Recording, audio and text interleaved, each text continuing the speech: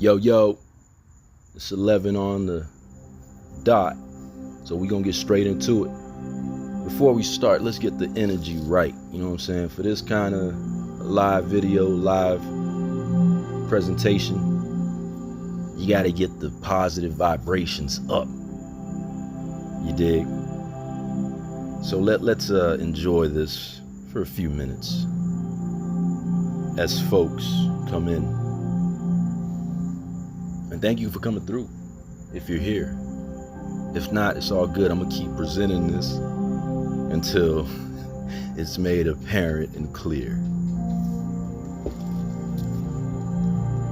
We'll give it about 5 minutes.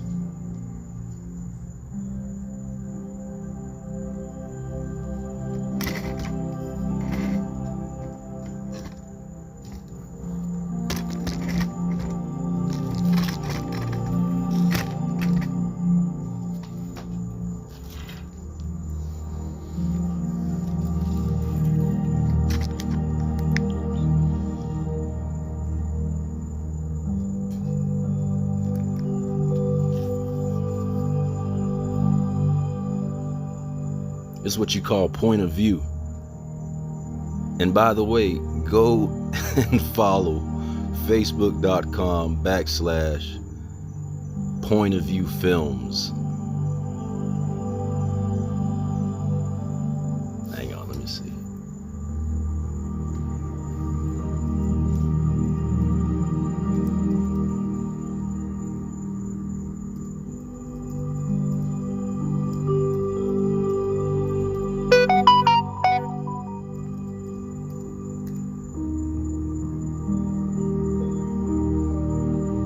Nah, that ain't me. That ain't mine. Let me see what mine at. Y'all get a chance to see all my profiles, yo. I'm an open book. Yeah, World Point of View Films. World POV Films. Let's see.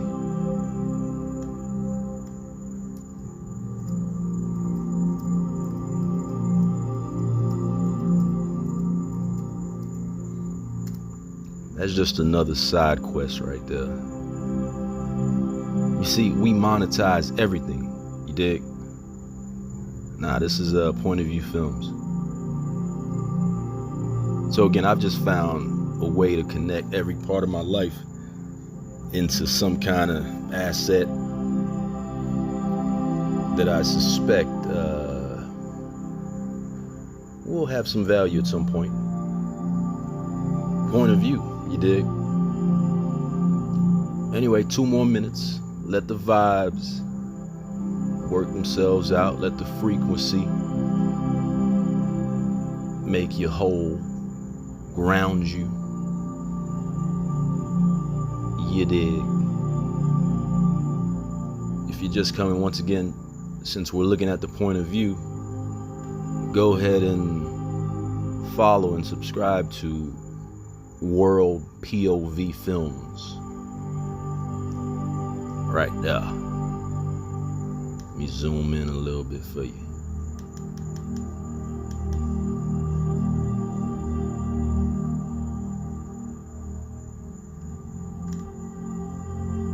Right there.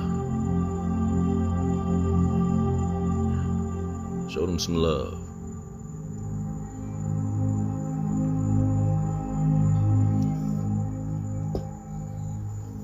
Hey, salute to you, Max, on YouTube. Thank you for liking and subscribing. Oh, this is fair use, by the way. This is for educational purposes. 1 more minute and we'll get straight to it. And thank you for all my brothers and sisters checking us out from Korea, South Korea, and possibly North Korea.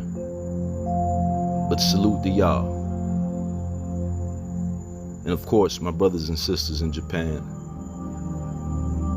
and my kinfolk in China, my brothers and sisters in Russia, Ukraine. We global, baby. Can't forget about India. Yeah, the whole India. And of course, the whole continent of Africa. All right, It's 11:05. Let's get to it. I'm not even gonna hold you. This one right here is gonna be straight up, clear, no holds bar. You dig? What are we here for? Let me pull up this picture, man. You can see what goes through my head on a daily basis, what I'm working on. You dig? But I feel it's important to make time for these kinds of things. As you can see right there, the hashtag Liberty7, frontline PBS, in the shadow of 9/11, reaction time.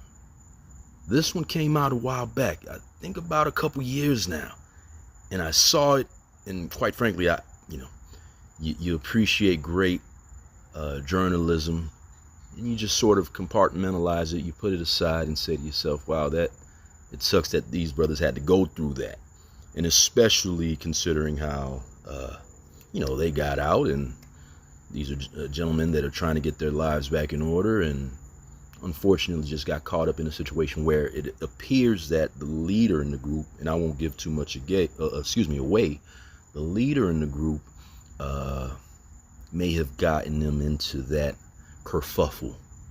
But no, and we'll see how it all plays out. But again, knowing what I know now personally about organized harassment, that concept, that idea, and again, we're going to get into what that kind of looks like, just an overview of it by looking at www.targetedjustice.com.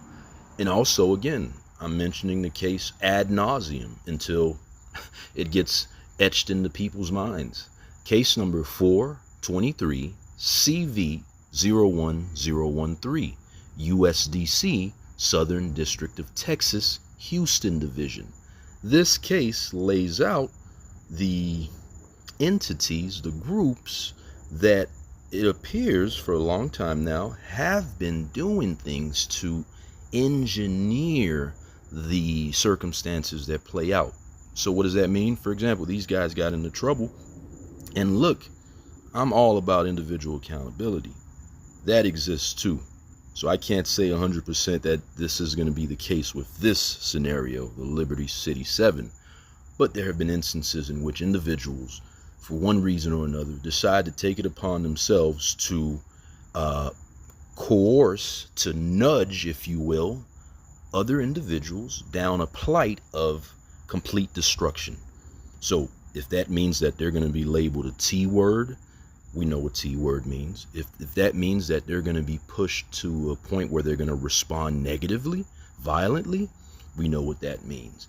But again, how perverse is that? There are individuals out there that it appears that their whole purpose is to accomplish that scenario, to have that scenario play out.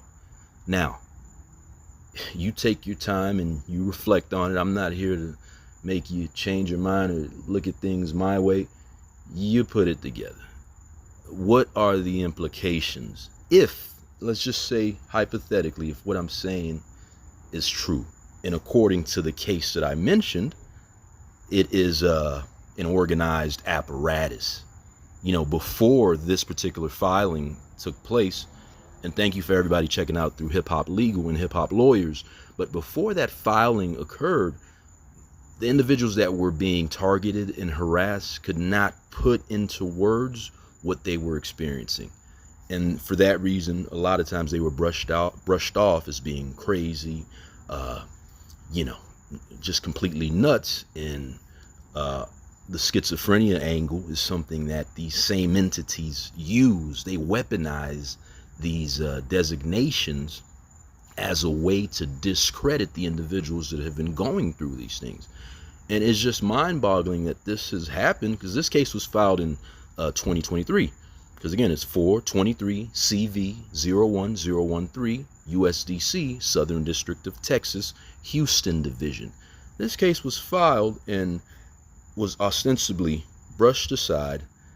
And again, when you take the case on its face and just look at the past scenarios in which these individuals have made these allegations, at the very least, it substantiates their allegations. It makes sense of it. It may not be true. You may say, well, no, that can't be, for whatever reason, right? But now it is presented in a concise manner, and you see the various entities starting from the federal level trickling down to the local level that are involved in organized harassment as a means to engineer sometimes complete negativity, sometimes the worst atrocities that you could think of. So that's that, right? And that's why we're here. And again, thank you for coming through. We're gonna get straight into it. Let me see if we're good on Facebook. Let me back this joint up. Looks like we still streaming. We good on Facebook. But nah, let me get straight into the story. And this is going to be based off Wikipedia, okay? I'm going to make this big so we can all read along and see what this bebop. That's how we say it in Miami. What is bebop? I'm going to tell you right now. All right, check it out. So the Liberty City 7. The Liberty City 7 were construction workers and members of a small Miami, Florida-based religious group who called themselves the Universal Divine Saviors. Described as a bizarre cult, quote unquote, the 7 were arrested and charged with terrorism-related offenses in 2006 by a Federal Bureau of Investigation sting investigation, although their actual cooperation, that is, capability was extremely low and their intentions were unclear. The members of the group operated out of a small warehouse in the Miami neighborhood of Liberty City. Indicted in federal court, and after all 7 had refused to take a plea deal, 3 trials of the Liberty City 7 defendants took place. One defendant was acquitted in the first trial, but the jury deadlocked on the other 6 defendants, leading to a mistrial. The second trial also resulted in a deadlocked jury and a mistrial. On the third trial of the remaining 6 defendants, 5 were convicted on some of the counts, including the group's leader, Narcille Batiste, the only defendant to be convicted on all 4 charges. One more defendant, that is, was acquitted of all charges in the third trial. The FBI first became aware of the group in October 2005. Interesting. As a result of a tip given to Miami FBI Special Agent Anthony Velasquez, one of my colleagues comes in and says, quote, "Look, I have some information from an informant that there's a group of guys in Liberty City that are conducting military training that are interested in overthrowing the U.S. government. And that wanna be Al-Qaeda." Close quote. A sting operation was conducted. Ultimately, the charges centered on the FBI's belief that the group was seeking money in order to commit a terrorist act. The informant posed as someone from Yemen who was willing to help their mission in Liberty City, provided they supported the Al-Qaeda jihad.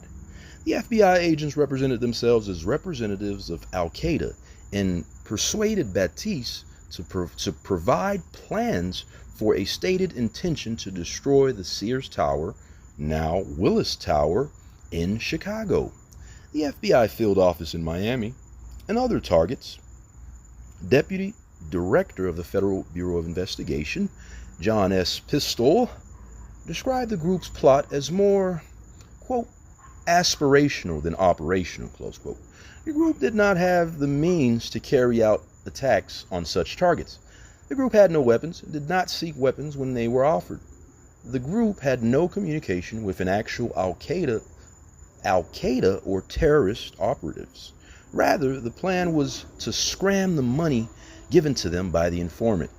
Up to $50,000 US dollars was offered, and use it to save their fledgling construction business, never considering that the ruse was on them in order to get the money. The FBI proceeded to bait the group into saying that the money was for a violent terrorist attack, thereby leading to their ultimate arrest. views and beliefs. The groups held syncretic views. Syncretic views, pardon me. Juan Cole wrote that. It seems pretty obvious that they were just a local African American cult mixed with Judaism, Christianity, and a little bit of Islam. It seemed to be a vague offshoot of the Moors group founded by Dwight York. I heard on CNN that one of them talked of being Moors, and Baptiste, the leader, called whites quote-unquote devils, in the tradition of the original Nation of Islam and York's Moors. Now CNN is saying one member said they practice witchcraft, likely meaning Haitian voodoo or perhaps Santeria-like rituals. One former member is called Levi L., suggesting he might be associated with the Black Hebrew movement or an offshoot. Now, a relative of one of the members, Fenor, said that they wore black uniforms with a Star of David arm patch and considered themselves of the Order of Melchizedek. The Sea of David group primarily seems to have been studying the Bible. The mother of one insisted that he is Catholic. Then there is all the Jewish symbology and terminology, even in their names. Pardon me. Islam was nothing more for them but a set of symbols they could pull into the syncretic local culture. The group drew on Haitian immigrants and local indigent African American youth. If this were the 1960s, they'd have been Black Panthers or communists.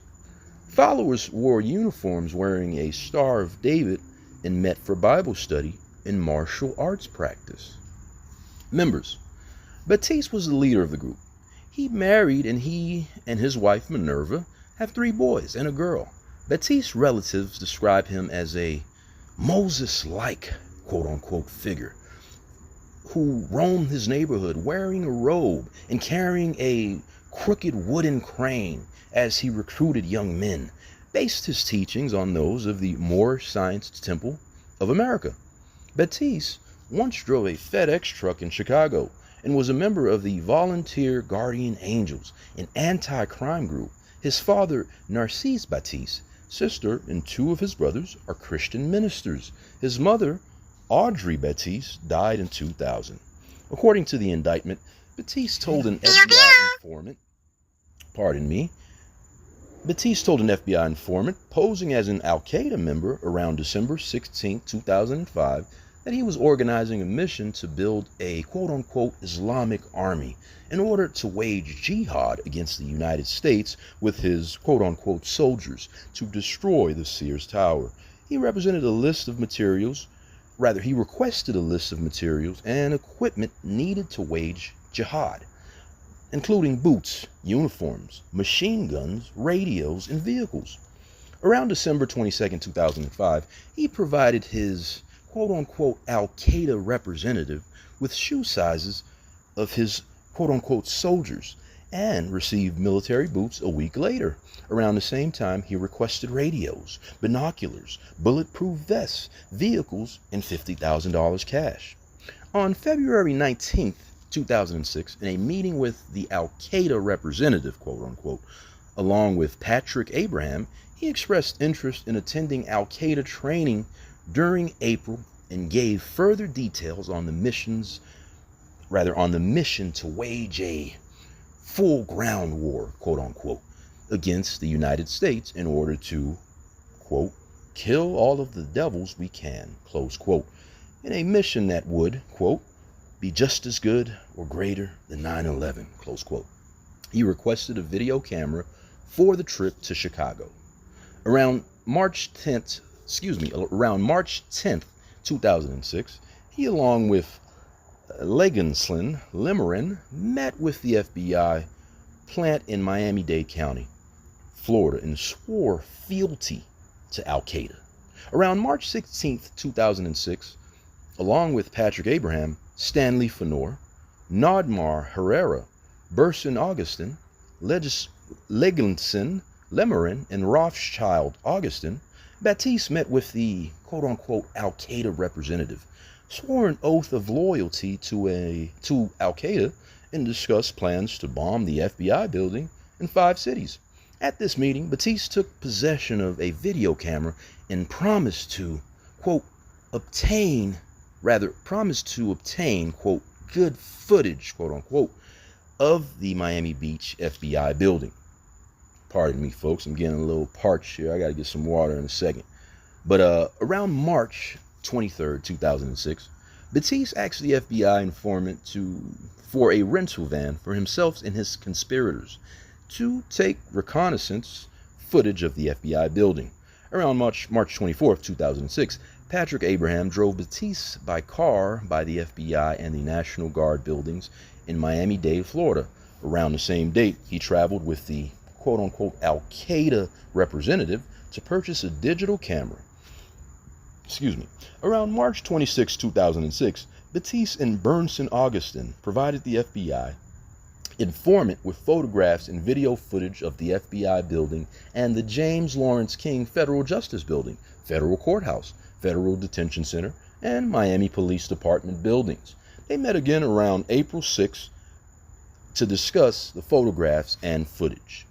Around May 24, 2006, Batiste told the quote-unquote Al-Qaeda representative that he was experiencing delays because of the various problems within his organization, but that he wanted to continue his mission and maintain his relationship with Al-Qaeda.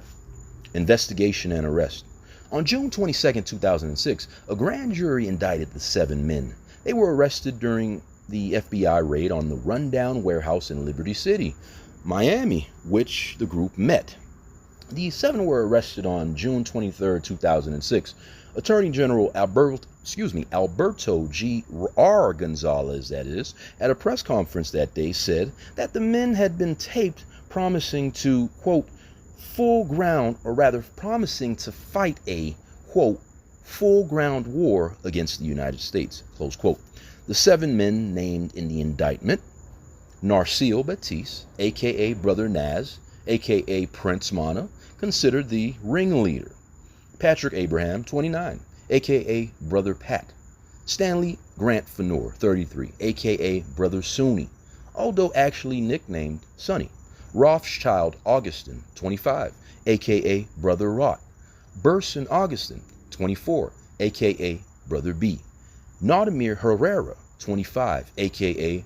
Brother Naughty; Leglinson Lemerin, 33, a.k.a. Brother Levi, a.k.a. Brother Levi L.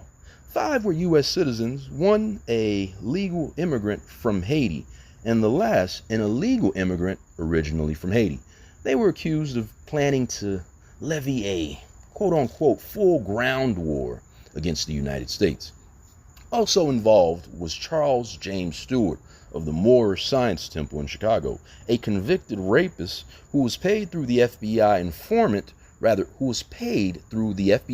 to join the group in April.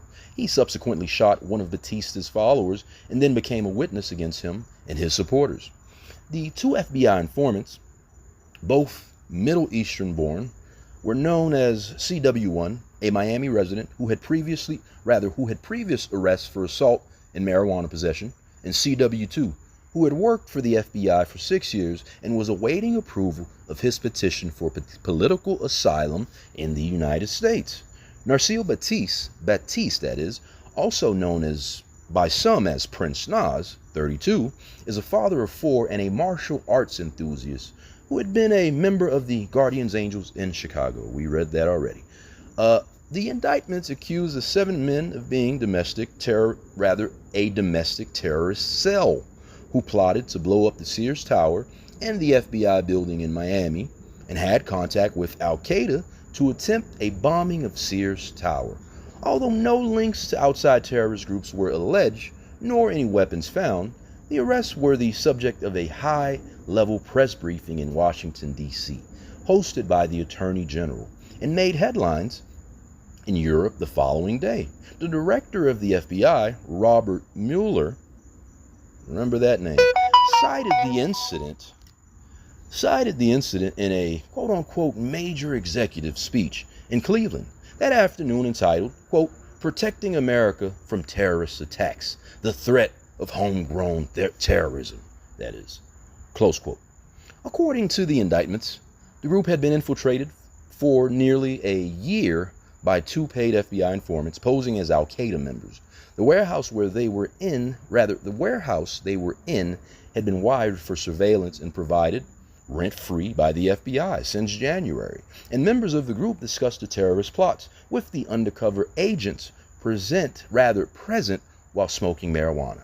Differences had broken out in April between the leaders, causing one to be arrested for shooting a follower of the other. Trials.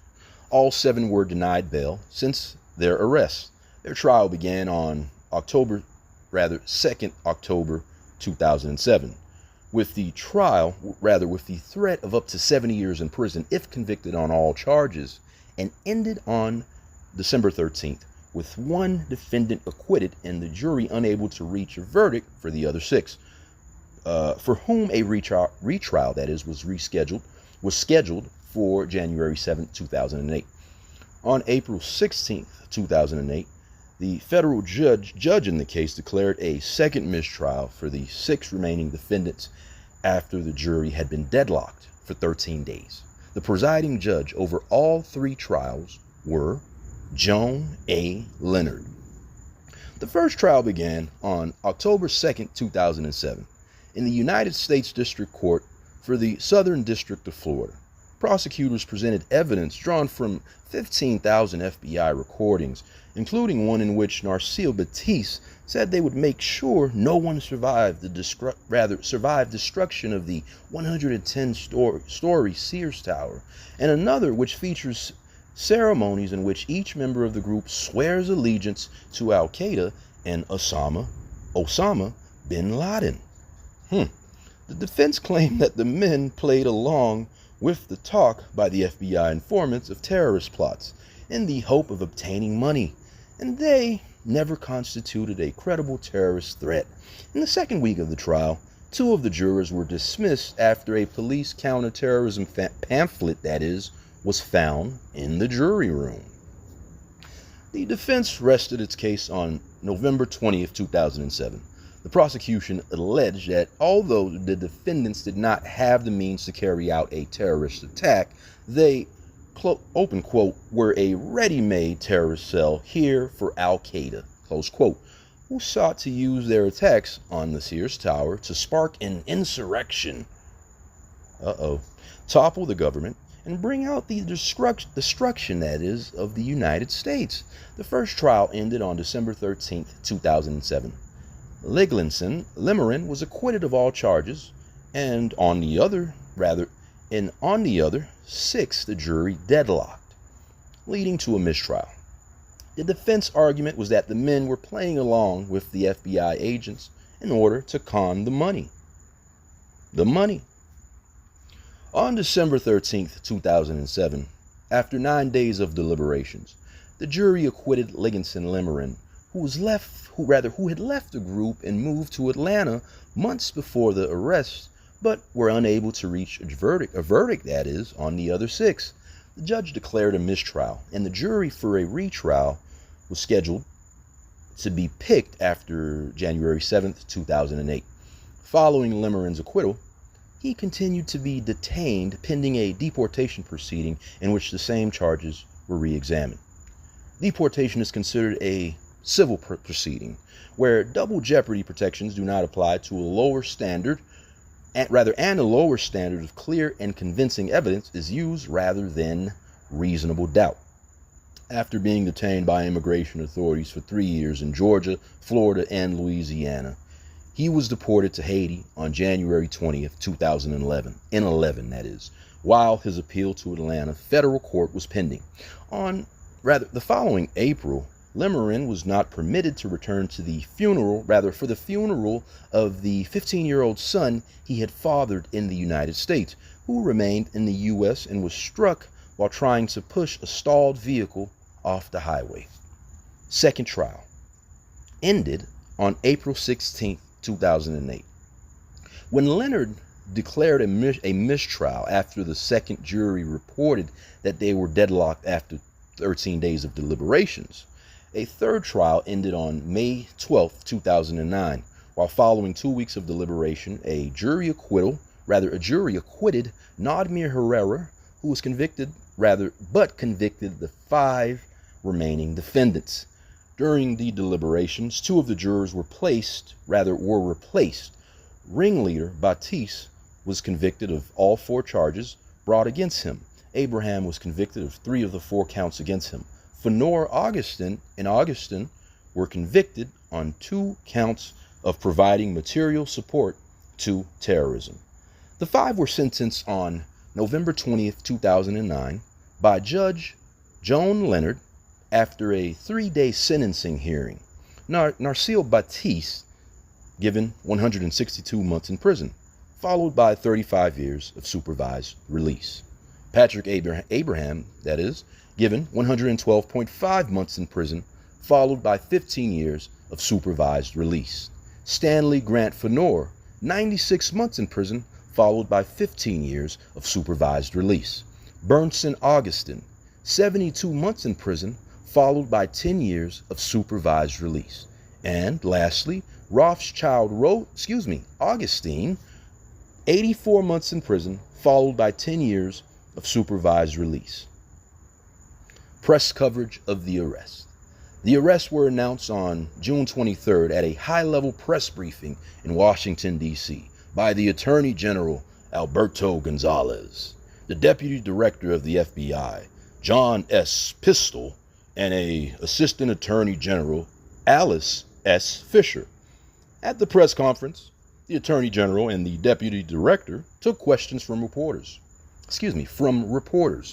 Question: did any of the men have any actual contact with any member of Al-Qaeda that you know of? Attorney General: the answer is, quote, no. Question: did they have any means to carry out this plot? I mean, did you find any explosives, weapons? Attorney General: you raise a good point. We took action when we had enough evidence. Question: was there anything against the Sears Tower other than this one apparent, just kind of mention of the Sears Tower? It doesn't look like they ever took pictures or... Deputy Director of the FBI: one of the individuals was familiar with the Sears Tower and worked in Chicago and was familiar with the tower.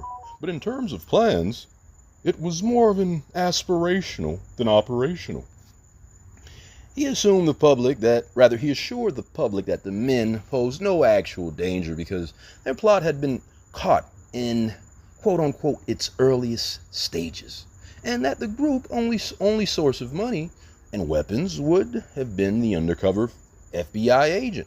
The following week, the incident was featured on The Daily Show, where Jon Stewart quipped, quote, "Now, I am not a general.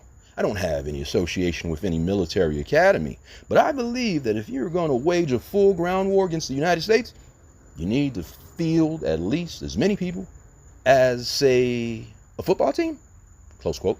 Democracy Now! Interviewed 2 community activists in Miami on June 26, who summed up the local reaction of the indictments. A lot of show has been made about the militaristic boots that they had. It turns out the FBI brought them the boots. If you look at the indictment, the biggest piece of evidence is that the group may have taken pictures of a bunch of targets in South Florida. But the guys couldn't afford their own cameras, so the federal government bought them cameras. The federal government rented them the cars that they needed to get downtown in order to take the pictures. In addition, the men provided the FBI informant with a list of things they needed in order to blow up these buildings. But in the list, they didn't include any explosives that is, or materials which could be used to make explosives. So now everyone in Liberty City is joking that the guys were going to kick down the FBI building with their new boots because they didn't have any devices which could have been used to explode. In his afternoon speech, that is, the director of the FBI, Robert Mueller, or Mueller, however you'd like to pronounce it, cited the case, to illustrate how his department policies were working. He also made reference to the case of Kevin James, Toledo terror plot, and the 2006 Toronto terrorism case. FBI payments. The first informant, CW1, received $10,500 for his services and $8,815 in expenses. The second informant, CW2, received $17,000 and approval of his petition for political asylum in the United States. Expenses for Charles James Stewart and his wife to travel from Chicago to Miami came to $3,500. Rent paid on the warehouse used for training from January to June. The trial information revised these figures. First informant, Abbas al-Saidi, received $40,000. Second informant, LLE+Ask, received $8,000. Media. The case was one of a type that inspired Chris Morris into making the 2019 film, The Day Shall Come. Take some time to let that soak in. And while you're doing that, check out this website right here. I'm gonna list this lawsuit, you dig? Let's look at the lawsuit first. And there's no connection. Right now, we're just presenting information. We look at it, we assess it, we make note, we peep game, and it is what it is. That's it for the most part. But bear with me, peep this joint right here, and then we'll get into the specifics in a second.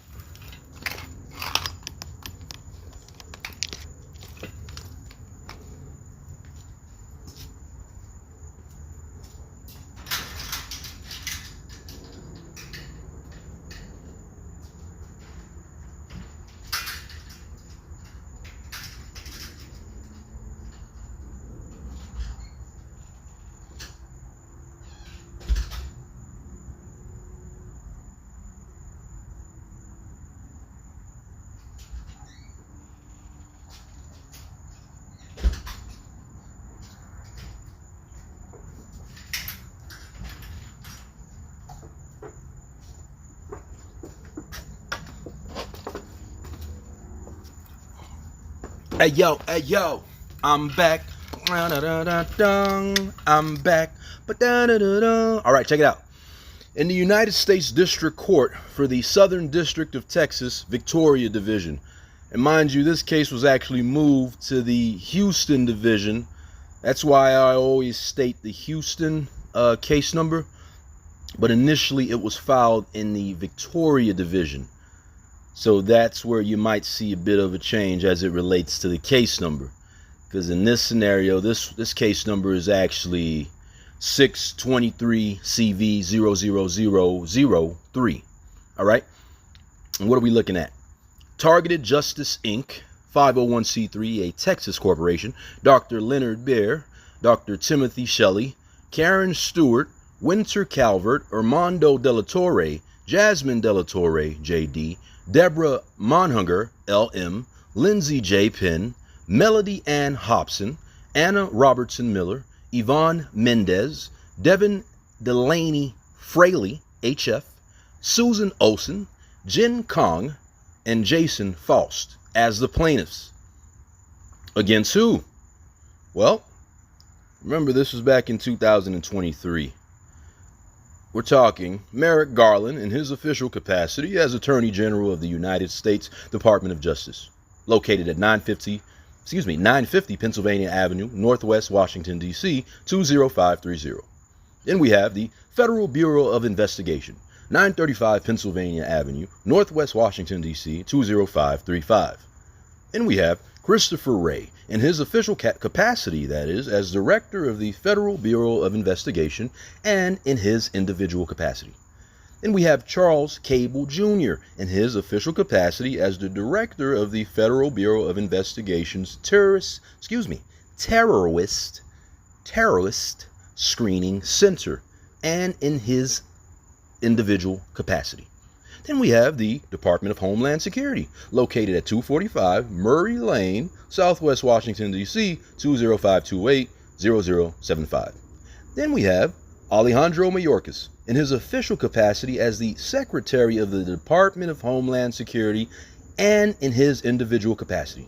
Then we have, lastly, Kenneth L. Weinstein, in his official capacity as the Department of Homeland Security's Under Security for Intelligence and Analysis in his individual capacity. These are the defendants, folks, okay? This was the second amended complaint for declaratory and injunctive relief, memandus, and damages to the Honorable Court. And this is it's 125 pages. So we're here for the great documentary that was made by PBS Frontline. So I'm not gonna read the whole thing, but as you can see, there are some interesting defendants listed in this case. If you care about the law, or even if you don't, this will be a fun read. Because again, what we're gonna see after this helps you understand a few things. I'll just leave it at that. It helps you understand a few things that may have not made sense prior to this filing. Okay? Before this filing, the things that we're going to see after this might seem kooky or crazy, ridiculous, whatever it is you want to call it. But this lends some credibility to the things that we're about to see after this. All right? So now come the plaintiffs. Targeted Justice Inc., Leonard Bear, Timothy Shelley, Karen Stewart, Winter Calvert, Armando de la Torre, Bertha Jasmine de la Torre, for themselves and on behalf of the minor daughter, J.D. Deborah Moniger, on her own behalf and on behalf of her minor. Got to charge up the joint here right on time, too. It's always interesting how this joint loses power. It needs to be charged at particular times, but that's okay. We got the solution. So, okay, Anna Robertson Miller, Melody A. Hobson, Devin Delaney Fraley, and on her own behalf, and on behalf of her minor daughter, H.F. Yvonne Mendez, Susan Olson, Jen Kang, and Jason Frost, through their undersigned counsel, and respectfully allege and pray. Number 1, introduction. Under the guise of national security, agencies of the United States government for decades maintain hidden from the public cruel, illegal, covert human experimentation projects that they subsequently admitted to have carried out on unsuspecting American citizens. I'm going to read that again. Under the guise of national security, agencies of the United States government have for decades maintained hidden from the public cruel, illegal, covert human experimentation projects that they subsequently admitted to have carried out on unsuspecting American citizens. Number 2, from 1953 to 1966, the Central Intelligence Agency, CIA, sponsored the MK Ultra program to control human behavior. CIA versus Sims, 471 U.S. 159, 1985. The program's stated purpose was that of developing brainwashing and interrogation techniques. Orlikow versus United States, 682, Supplement 77, DDC, 1988. Unsuspecting subjects underwent long-lasting, cruel experimentation without their knowledge or consent. I'm going to take my time and let it soak in, man. Number 3, during 1975 through 1976, Congress carried out an investigation of the MK Ultra program. The quote-unquote Church Committee, under the direction of the late Senator Frank Church, held hearings that resulted in the apparent shutdown of the program. Number 4, upon concluding his investigation, Senator Church tried to rein in the corrupted intelligence agencies when he publicly warned everyone that, quote, the National Security Agency's capability at any time could be turned around on the American people. And no, America would and no American would have any privacy left, such as the capability to monitor everything. Telephone conversations, telegrams, it doesn't matter. There would be no place to hide. If a dictator ever took over, the NSA would enable it to impose total tyranny, and there would be no way to fight back. Close quote. Number 5. Likewise, defendant Federal Bureau of Investigation, FBI, COINTELPRO program that started in the 30s was designed to crush political opposition using illegal surveillance and persecution tactics. In Puerto Rico, its effects were particularly devastating as the program known as, quote, Las Carpetas, close quote, the dossiers, quote unquote, in English, was used to imprison people, ruin their careers, fire them from their jobs, terminate their education, and permanently discredit over 74,000 of them.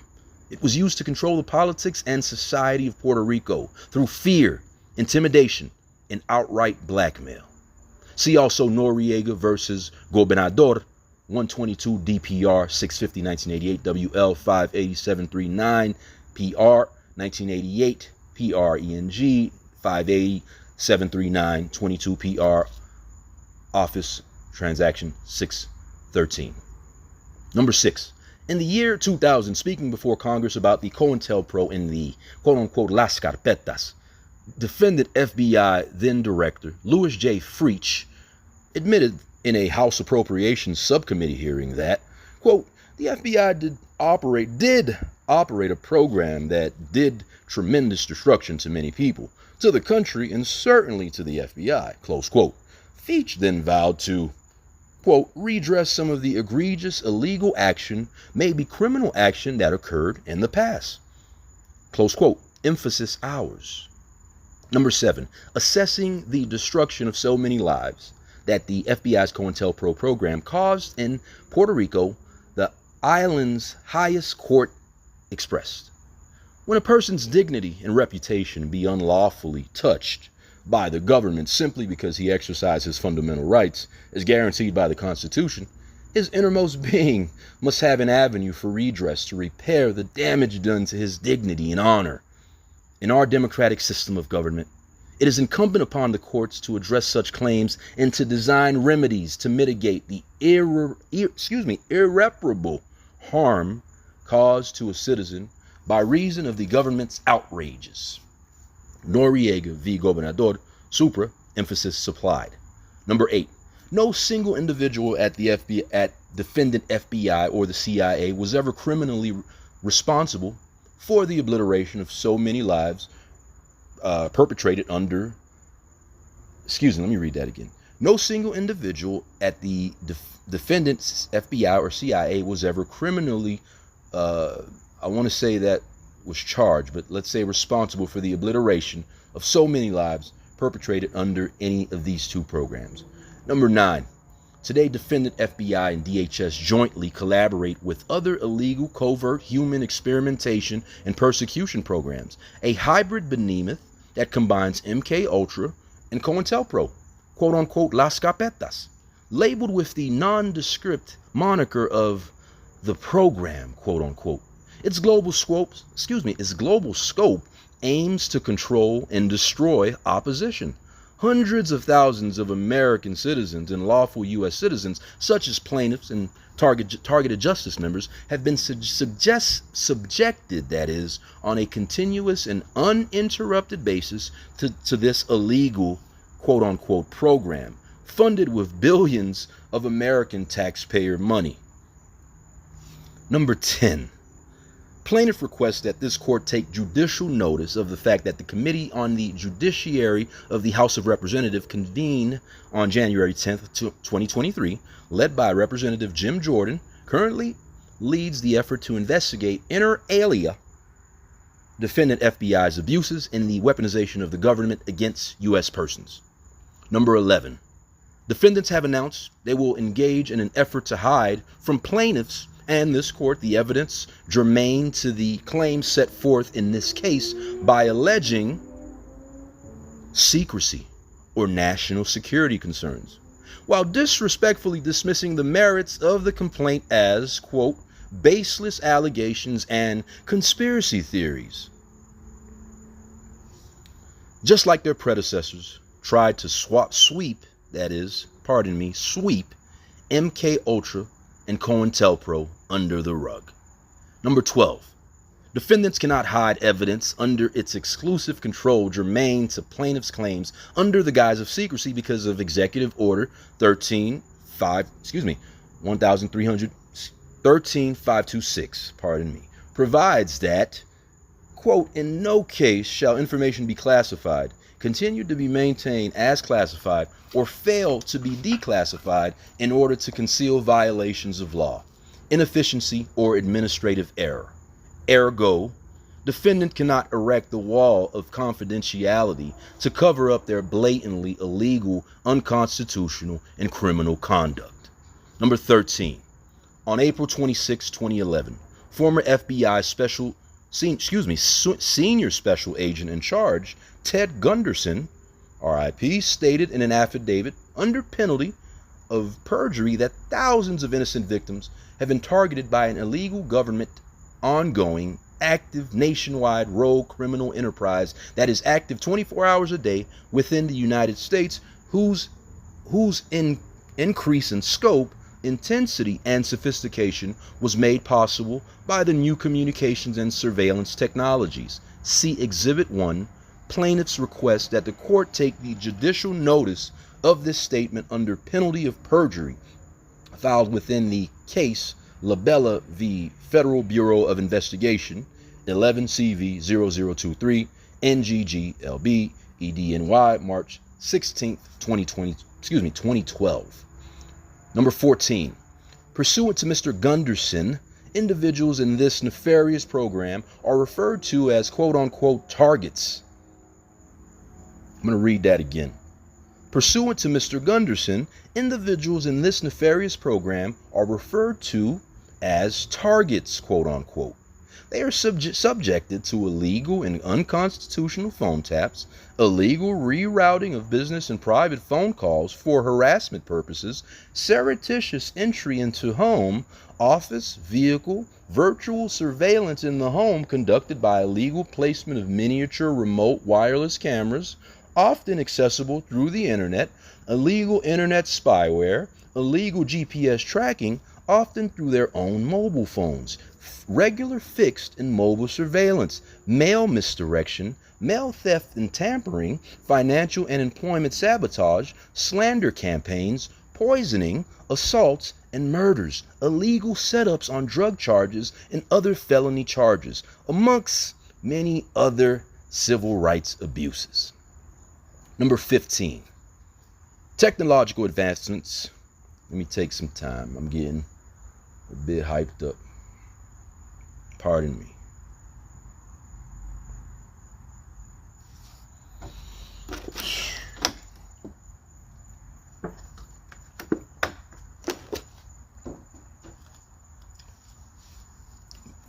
Number 15.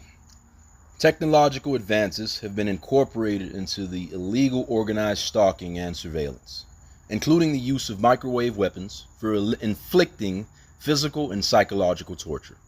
That ends up causing them the conditions known as Havana syndrome, remote neural monitoring, and voice-to-skull auditory symptoms, as well as microwave burns.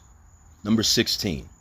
For decades, an impenetrable wall of plausible deniability, quote-unquote, camouflage perpetrators' continuous crimes against targets. The program's sophistication prevented victims from identifying with clarity the abuses and tortures perpetrated against them, and from articulating the mechanisms by which these abuses and tortures were being deployed and executed. Any target who identified or attempted to report the abuses and torture was accused of being mentally ill. Rather than commencing investigations into these serious crimes and prosecuting the perpetrators for their criminal conduct, federal, state, and tribal law agencies, enforcement agencies that is, colluded to institutionalize its victims and declare them mentally ill or incompetent.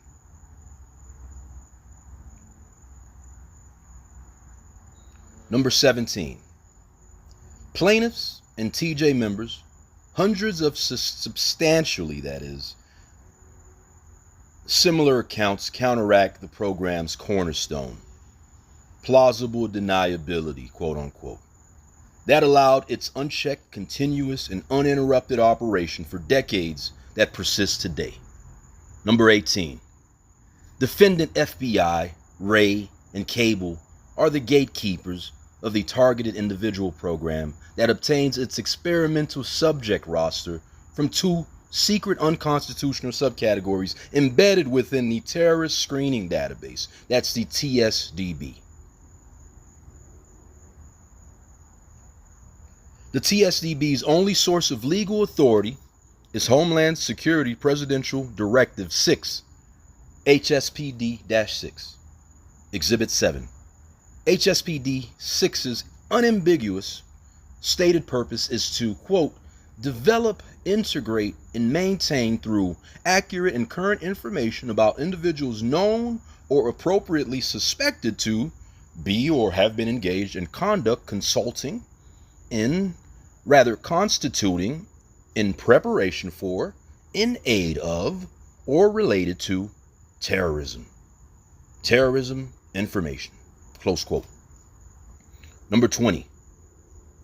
HSPD-6 expressly mandated strict compliance with the provisions of the Constitution and applicable laws, including those protecting the rights of American citizens. Number 21. HSPD-6 did not give authority to any official or agency in the United States to include in the TSDB the names of people that don't meet the terrorist criteria.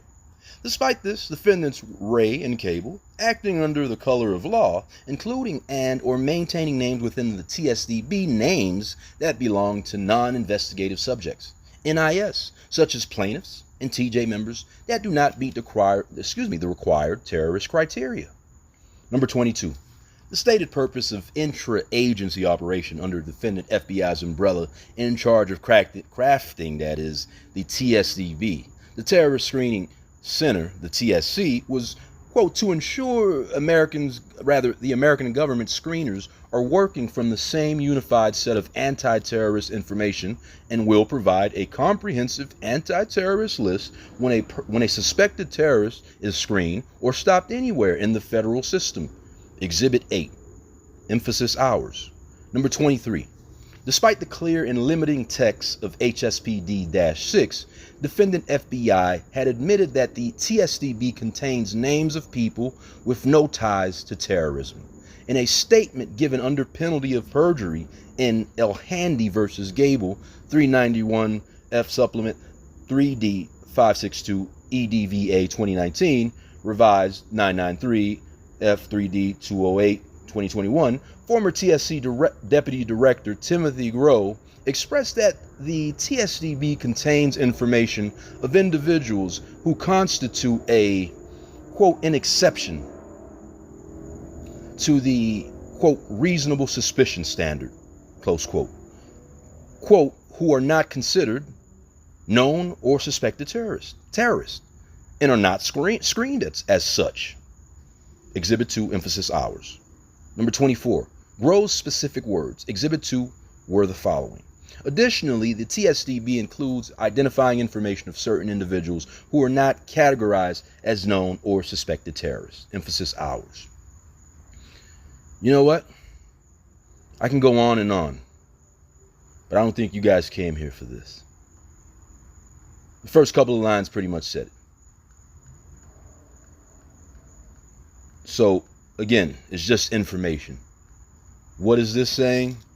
That there is one group or several groups that use MK Ultra-like tactics on unsuspecting American citizens. Let's just put that aside, right? And again, I think I have I do have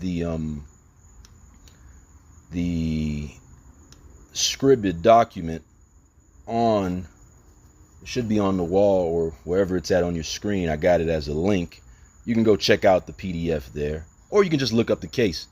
But where you should go to, where I would suggest you go to get all the information, is www.targetedjustice.com. And here we have Give.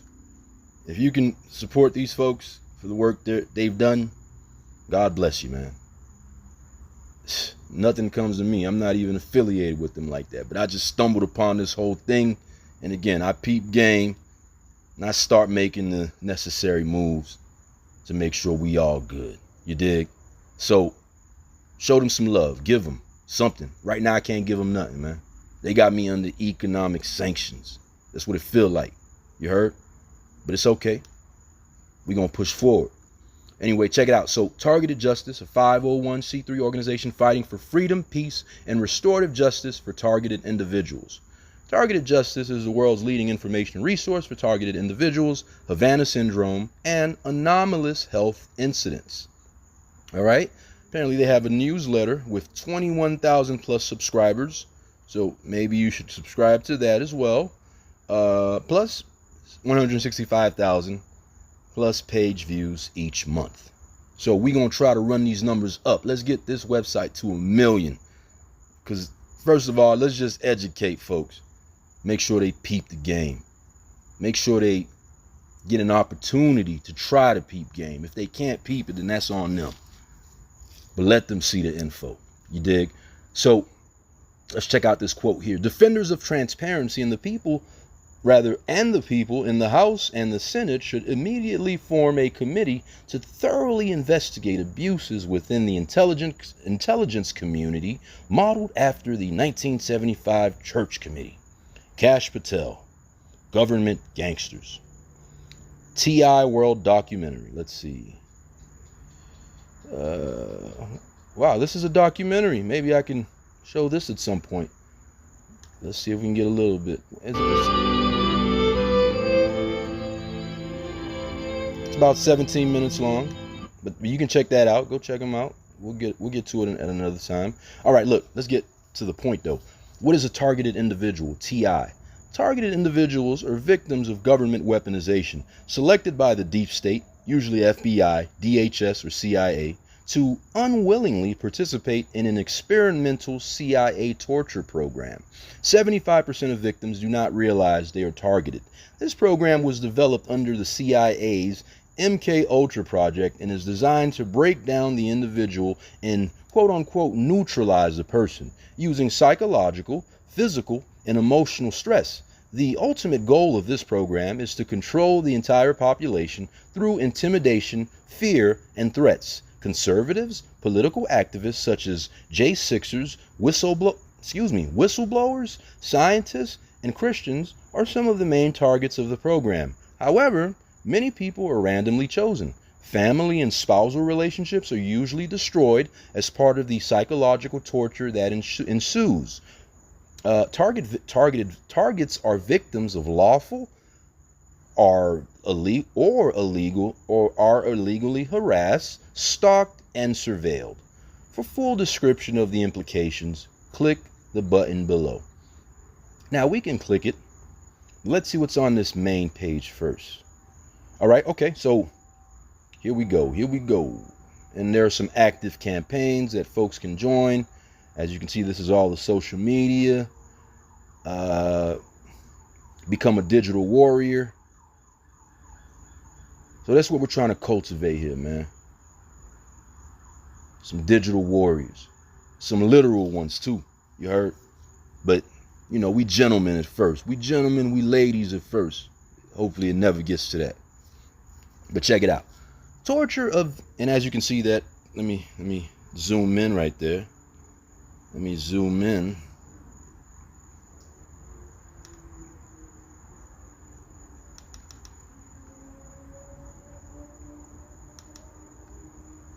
Let me zoom in right there. That's someone's face. This poor lady here. And this is torture of civilians is present. It's prevalent, that is. Okay? Let me back up a little bit. And pardon me for the grotesque nature, but this is real. And these are part of microwave burns, okay? But torture of civilians is prevalent. Number one, more than 300,000 targeted individuals in the U.S. are being tracked and attacked with high-powered microwave. Let me bag it up. You can see the whole joint. High-powered microwave. High-powered microwave weapons. No, HPM weapons from satellites and cell towers 24/7. These weapons are controlled from Shriver Air Force Base in Colorado. See our tab on microwave burns. As proof, 75% of those tracked and attacked with DEW do not know it. Okay? This is the same weapon system used on the U.S. diplomats in Cuba, resulting in Havana syndrome. Well-known people are targeted individuals. J6ers, Ed Snowden, Julian Assange, and William Biney, Roseanne Barr, oh, I didn't know that, Cardi B, Joni Mitchell, Van Morrison, Senator Ron Johnson, Tulsi Gabbard, Stephen Greer, MD, Randy Quaid, whoa, Dennis Kucinich, Brian Wilson from the Beach Boys, Billy Koch, former Oakland A's pitcher, John Frusciante from the Red Hot Chili Peppers, Scott Stapp from Creed, and John McAfee, deceased. They are hit with microwave attacks, or Morgellons, or voice to skull, V2K, every day. Lockheed Boeing GPS are used to track you. Most people in the world are being precisely tracked by microwave. And you know what? I'm not going to get into all the minutia because this takes us down an interesting hole that we can get into all this information. But you got everything from Lockheed Boeing satellites, how they're used to track folks, and we have all the intricacies. I love this site because, again, these are all, if you look at some of the folks that were in the lawsuit, we're talking about some that have JDs, some folks have PhDs, some folks are even former FBI, CIA. Anyone can get it, you dig? And you don't really start to realize how deep this goes until you're in that predicament. And then you start doing the research, you're like, oh shoot, this stuff is possible. It's not like completely out of the realm of possibility. They might frame it that way so that, you know, you keep on moving on with your life and don't decide to start really holding folks accountable for doing this. Because again, they do it to kids, yo. They do this stuff to kids, you dig? So imagine that. You heard me? What kind of job that would make you feel like this is cool, something that you could do to kids? What kind of person you got to be like that? Let's think on that for a second, yo. But it's good. It's all good because, shoot, if we made to handle the burden, we're going to handle it and deal with it accordingly. But again, everything from the NSA, CIA targeting program is carried out from Shriver Air Force Base, Shriver that is. Contact us, help our cause. So they got so many great things on this website. And, you know, if you go at the top, you'll see the resources, new TIs, gang stalking. Let's look at this notion of gang stalking, what that entails. Spread disinformation, spurn fairness, or even violate their oaths of office for political and personal gain, all at the expense of equal justice and American national security. Kash Patel, quote unquote. Targeted justice in the news. Okay. All right, so organized harassment, gang stalking. FBI and DHS, sponsors and coordinators of gang stalking. What is gang stalking? These are definitions provided by a large language model. Okay, that's good. So it should be impartial. What is gang stalking? Gang stalking refers to the coordinated effort by a group of individuals to systematically harass, intimidate, and damage the reputation of a target. This can involve spreading false rumors, isolating the person from their community, and manipulating, that is, others to turn against them. Workplace mobbing is a more specific term, often used when this kind of behavior happens in a professional setting.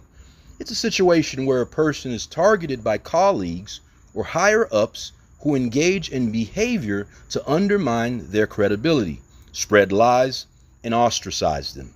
The term gang stalking, quote unquote, sometimes spelled as gang stacking, quote unquote, refers to a coordinated effort by a group of people to harass, intimidate, and psychologically destabilize an individual, often called the targeted individual, TI. Now, to my rap fans out there, when you hear TI, I just always found that funny, yo. And I wish I can show you what I have, but we already know what Mr. Harris has participated in. They can't hide that. Anyway, TI, all right? This behavior can take many forms, including spreading rumors, surveillance, and social isolation. It's essentially a collective, deliberate effort to undermine the person's life through various means, both public and in private spaces. Here's a more detailed breakdown of what gang stalking typically involves. Common tactics in gang stalking. Number 1, surveillance. The targeted individual is constantly watched or followed by the group, whether it's through physical presence, surveillance equipment, or other methods. Number 2, spreading false information. Rumors or lies are spread about the targeted individual to damage their reputation and make them appear unstable, untrustworthy, or dangerous to others. Number 3, social isolation. The targeted individual is isolated by making others distrust them. This can involve reaching out to the target's friends, family, co-workers, or neighbors to manipulate them into turning against this person. Number 4, let me read that one again, just for strong emphasis. Number 3, social isolation. The targeted individual is isolated by making others distrust them. This can involve reaching out to the target's friends, family, co-workers, or neighbors to manipulate them into turning against the person. Number 4, psychological manipulation. Harassment and mental tactics, such as gaslighting, making someone doubt their own reality, are employed to cause the target to question their own perception and sanity. Number 5, stalking and harassment. This could be direct, where the target is followed or confronted in person, or indirect, where the target's every move is subtly manipulated through subtle cues and hints. Number 6, public humiliation. The group may engage in actions that embarrass or shame the target, the individual, in public spaces. This can include making the target feel like they are constantly being watched or ridiculed, like walking by the subject, start laughing out loud, forcibly, or for no apparent reason. I'm going to read that one again, because if you notice it and you're not involved, call out we're not going to use any profanity. I don't know who's watching this, but call out the ones that's doing that. If you a real one, that's what's taking place. Right underneath your nose, yo. Straight up. Number 6, public humiliation. The group may engage in actions that embarrass or shame the individuals in public places. This can include making the target feel like they are constantly being watched or ridiculed, like people walking by the subject start laughing out loud, forcibly, for no apparent reason. Number 7, coercion or threats. The group may use threats or pressure tactics, such as implying harm could come to the target if they don't comply with certain demands or keep quiet. The psychological and social impact. The goal of gang stalking is often to create a sense of paranoia, fear, and distrust in the targeted individual, leading them to become socially and emotionally destabilized. The ultimate aim is to drive them to isolation, mental breakdown, or even self-destructive behavior, as they are led to believe that no one is on their side, or that everyone is conspiring against them. That's unfortunate there. But if I can just add, I think that's why it's important, and I don't know if you're going through this, but if you are, have that sense of self-worth.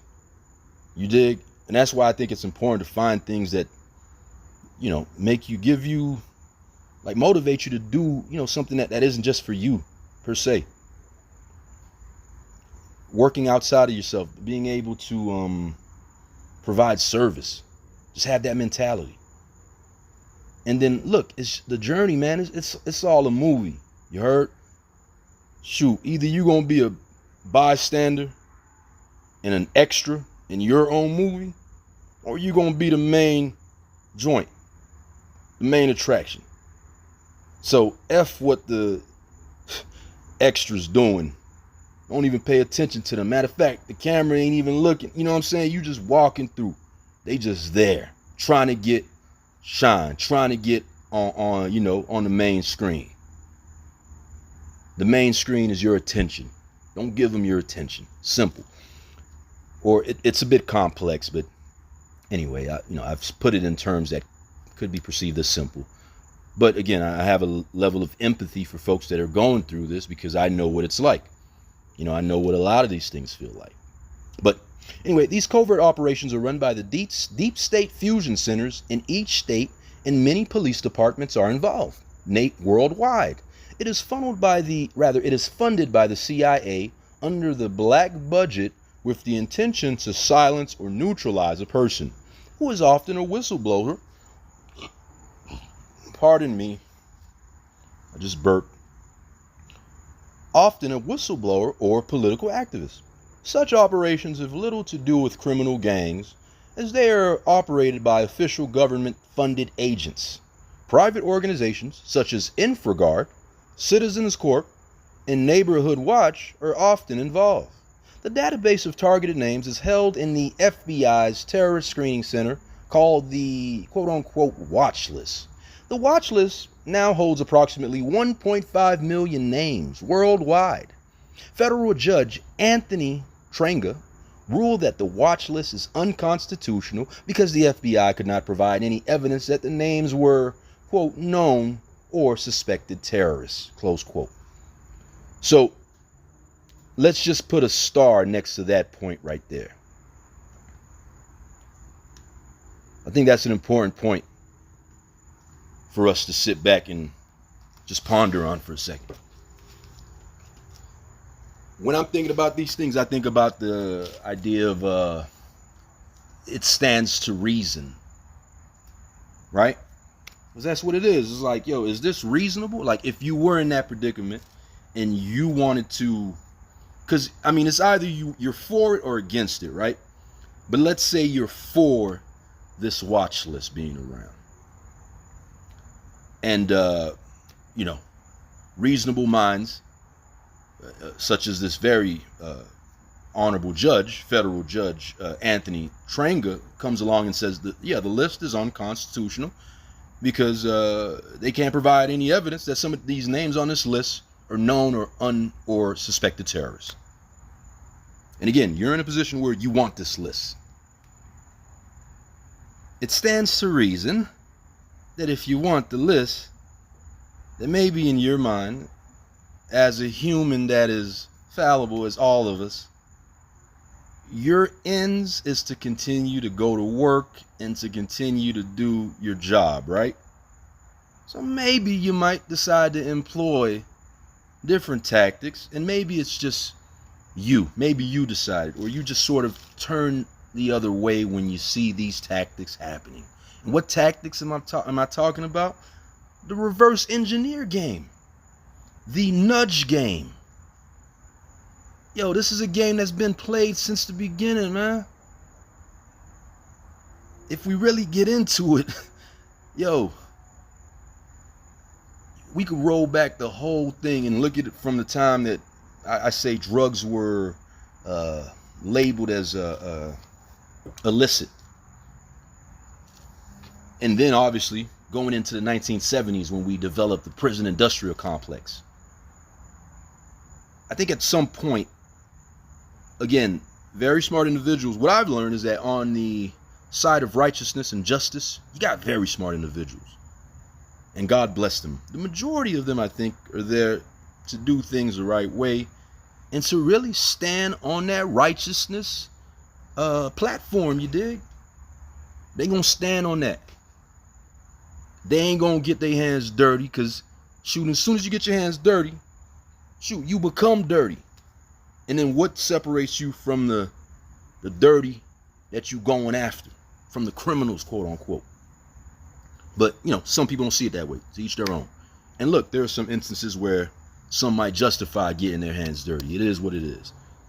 But specifically speaking to the majority, you can't have a system that allows these very smart people to put these ignorant folks, and I'm speaking from the standpoint of, let's say, the black community, you dig? Because we fell for the trap when it comes to the drug game and that loss. We lost. We took an L for about a generation, but it seems now the kids have peeped game and they ain't doing it that way. You see, that's interesting. When you give people opportunities and resources, for example, with the internet, they won't commit crimes. They won't do bad things. And hey, maybe that might impact your bottom line, but isn't that fair? Isn't that okay? Isn't that how it should be? Isn't that the way it should be? Isn't that the end that we should all be pursuing? No, but that's not the case. Some folks just want to have the joint moving in motion. You feel me? That revolving door, it's never gonna stop. And they've literally tied their very identity to that concept. So what I've learned is one way they do, or the system allows this to happen, is by this plausible deniability approach, this plausible deniability mindset. You feel me? It's something that, anybody can hide under it. Like, man, I don't know. But you know, and you knew. And then it comes back. And this is the interesting thing about the universe. Again, there are many instances before this lawsuit that was filed that I mentioned before, the targeted justice lawsuit. There were many incidents that took place that, if you're being, let's just throw it out there, conspiratorial to a certain extent, even though I don't even believe in that word, that was a word they just made up to kind of box people in that at peep game, you dig?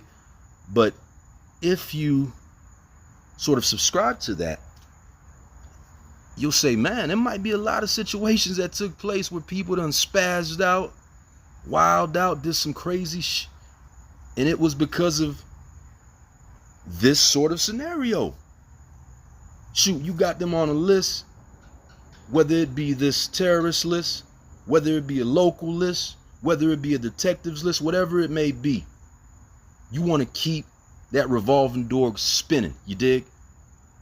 You want to keep it going. You want to keep racking up your hours, getting your overtime, because after all, that's all it really comes down to, right? The money. And shoot, in a capitalistic society, it's dog eat dog. So screw the criminals, right? No, because this is telling you that there are kids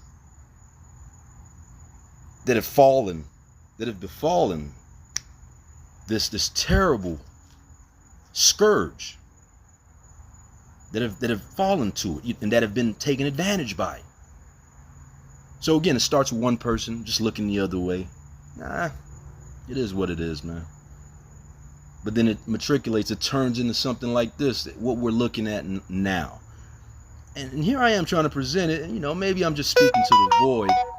But what's interesting for me is there's no level of distraction, and I see the various entities at play. Most people can recognize this. It's like, why are they so hell-bent on creating other things that ostensibly should be important to us, And again, with the internet now, you can determine what, what your algorithm shapes out to be, but they're really trying to, do a number here when it comes to getting everyone on the same page as far as information is concerned. And I don't get it. Well, I do get it, because once you get a populace that's educated to the point where they can sort of recognize the BS, you don't have that gray area where you can take advantage of the ignorant or their ignorance. And really, historically, that's how capitalism has taken place. So we're here at a fork in the road, it would appear, where again, you got the folks that, again, maybe they're just brutes and they want to keep knocking heads and forcing folks to comply. That's just their way. But then you have the other segment, and I think within the tech bro milieu, you got some guys that can understand this concept, and really it benefits their business model to have a populace that pursues things that are good for the universe or good for society, and pursue things on their own, at their own discretion, right? We don't need to steer people down any particular direction. And I suppose there are ways to always do it, but shoot, if someone doesn't comply, do you then get rid of them? That's how we've done it historically, right? So I'm hoping that is not going to continue to happen as we all collectively become more enlightened. But you got the folks that are the brutes that are knocking heads, that want to continue playing with this criminal prison industrial complex. And I get it. Listen, a lot of our finances in terms of Wall Street, it's tied with the prison industrial complex. That's one mistake we made, but there are ways to fix that, right? It would just take that level of transition, and acceptance, and also coming together. But you got that. Then you have the folks that are on the good side. You can call them the good guys.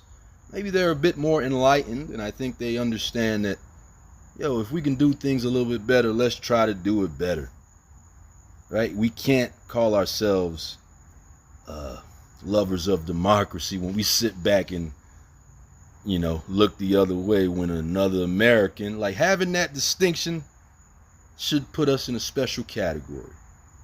It's almost like being untouchable to a certain extent, you know what I'm saying? At least as far as the Constitution is concerned. Like, that's your covering right there. That's what you got to put over your shoulders. You know what I'm saying? Like, once you sort of go through the process of accepting,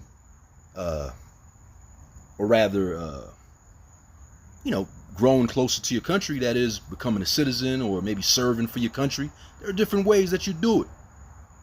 But once we under that umbrella, right? And to think that there are people out there turning folks into terrorists, reverse engineering situations to make seemingly, harmless people become monsters, yo. Straight up. But that's why I highlighted this right here, because again, it's going to take the educated, the enlightened of the good guys to say, we can't do this. And as far as the bad guys, this is what's in front of you. You may not be caught up in the loop just yet, but the thing about capitalism is dog eat dog. So it's just a matter of timing and numbers. At some point, the long hand of the law will inevitably grab you, and shoot, it might grab you by the cojones, or it might gently nudge you and push you along and tell you to comply with something like this, or it might actually just torture you straight up. But in that scenario, I would say the best thing to do is not be involved with crime in any way, shape, or form. But again, now it's much easier with all the opportunities out there. Why would anyone decide to commit a crime in this day and age is beyond me. Cameras everywhere. These sort of apparatuses out there like wolves, salivating, waiting to find their next victims. So you get it. But anyway, this tells you what TIs are encouraged to do. The deep state is real, no longer a conspiracy theory. So that's where we're at. And again, look, this is the targeted individual program. In a nutshell. Let's see. Hey God. So this is for the folks that may not know, but this is what's happening around you, yo. You got, I wish I could blow it up. The document, that is, just to be clear. Let me see. So, all right. So, okay. The targeted individual diagram. Here you have, this is actually through righthouse.com, Rev 4, revision 4.2, October 2019, figure D-2. Again, fair use. I'm just presenting this for educational purposes. But here you have a standard nomination form by FBI, CIA, DHS, or government agency. Now, as you can see here, this is a person. And then here you have the arrow pointing towards the DOJ and FBI, and also a swastika placed over that logo. Now, they took the artistic lead and perspective in adding that, but again, you got that. And then beneath that, you have an arrow pointing to the watch list. So placed on watch list as non-investigative subject, NIS. And once again, shout out to targetedjustice.com. But then the arrow points over to the Fusion Center. Here's the Fusion Center. And underneath you have an arrow that's going down that has gang stalking, house break-ins, chemical attacks, poisoning. And also you have family relations destroyed, isolation. So that's all a byproduct of that initial process of the standard nomination form. Okay? On top of the DHS and FBI building, you have the NSA hacks and phones, hacks phones and electronics. So that's taken place. And on top of that, you have the CIA Denver provides funding and PSYOPs. Right there, you have the arrow pointing to the DHS and FBI fusion centers. And moving forward here, you have the Shriver Air Force Base. That's the United States Air Force. And again, on top of the CIA Denver provides funding, you got the sign. And look, every sign has the swastika on it. Every emblem. Shout out to whoever created this joint right here. But check it out. So, okay, Lockheed GPS satellite tracking. Now, listen, it's all about hertz and megahertz, yo. That's why I say frequency, baby. Try to get that frequency or try to stay on that frequency that has you at peace. And I'm learning about it myself. But that's really what it comes down to. And that's really how they try to tap into your algorithm, so to speak. They try to figure out your frequency. But if you're in a peaceful frequency, then by osmosis, it's just naturally going to emanate out of you and exist all around you. You dig? So look, they say between 3600 and 3750 megahertz. That's the Lockheed GPS satellite tracking. Then you got the CFR.org, the CFR.org directs program connecting to the CIA. Then you got the Council on Foreign Relations. And then you have the poor schmuck here who is the victim. And here you can see the V2K, that's voice to skull, implants, which also happens through remote neural monitoring. And as you can see here, the cell tower attacks, digital beam forming at 2300 and 2900 megahertz. Okay? And as far as the Vicator attacks, that is between 3920 and 3935 megahertz. And then you got this component. This is where I seem to find myself now. Let me move it over. The block legal help component.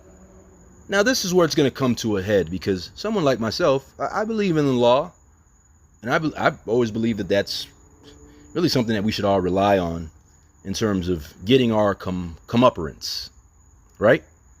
You know, we don't have to get violent. Let's use our educational abilities, our knowledge, and also the Constitution. Remember that Constitution I talked about that you wrap yourself with? Let's use that to find some answers. But here's what they block legal help. Wouldn't you know it? Well, I don't think they'll be blocking mine, I'll say that. Block medical help. So this happens through firstnet.com and AT&T. And I don't know if I mentioned this. Yeah, I did mention the cell phone tower attacks. And then, let's see, I think we got it all covered here. But that's the targeted individual diagram. FBI received nominations from private individuals, criminals, and sheriff's offices. They nominate enemies, whistleblowers, business adversaries, people that denounce drug operations, ex-spouses, J6ers, parents that protested school board meetings, and the like. Once the FBI places a person on the terrorist screening database, the first stage is that of stalking, harassment, and surveillance to learn the victim's patterns and habits and work on isolating him or her from friends, family, and society. Okay? Now, this is the overview of the targeted individual program. This stuff is spot on, yo. We're past the point of BS designations as conspiracy theorists. Listen, man, you don't believe me? Run it through a large language model, an AI, and find out who's lying. Just frame it from the standpoint of, if you had to represent one side, how would you go about it? And if you had to represent the other side, how would you go about it? And like that, you'll get to the truth. I've developed a mechanism that actually would be able to be used in courts, that uses individuals' algorithms on a personal level to figure out if they're lying or not. So we're effectively in a pre-crime scenario, if you ask me. If it's up to me, based off of what I've gone through, we're in a pre-crime scenario moving forward. And what does that mean? On every side, we're going to find out who's honest and who's lying.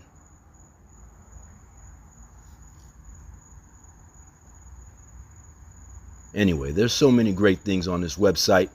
But ladies and gentlemen, I say all of that to say this. And thank you for your patience if you're still here. But again, I'm going to keep doing this until my point gets across.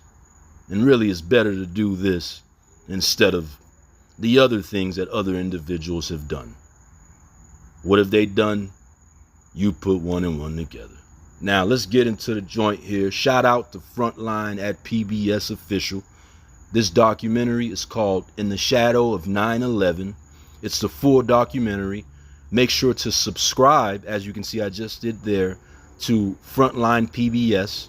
Go ahead and support them, support great journalism. But this documentary is what we're going to look at. And everything I said beforehand was to preface what we going to peep right now. So I'm not even going to do all that talking. I ran my mouth a lot. When this joint, as it plays, the moments when the stuff sounds fishy, I'm going to just pause it, maybe say or some kind of grunt, and I'm going to keep it moving. You heard? But let's let it ride. I was never good at being no type of scammer. This is the first time in life I'm ever trying to be a scammer. They got convicted on not what they were able to do, but what they were able to say. The question is, are they willing to commit these acts? My mind can't see that it's the feds that's pulling the string. They gave who they thought to be an Al-Qaeda operative exactly what he had asked for. They had no money, they had no weapons, they weren't even Islamic extremists. Now on Frontline, In the Shadow of 9/11. What time is it? 6:48.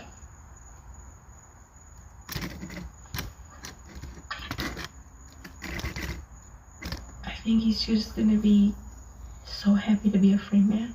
So happy to see his children. Oh, man. Damn, boy. I see fuck, bitch. Man. 13 years ago, my face was all over the news media. The FBI told me I was on Larry King Live the day I was arrested. I'll give one more run for everybody. Now I'm just the average person walking down the street. This what took place because of bad choices of words that he made. And that's all he ever did was say, speak, talk. Nonsense. Batiste intended to recruit and supervise individuals to organize and train for a mission of war against the United States. Now, Seal, he had good intentions, but he is also good cunning. And when the two run afoul, this is what you get, mayhem. Federal authorities just Mayhem. Engineered mayhem.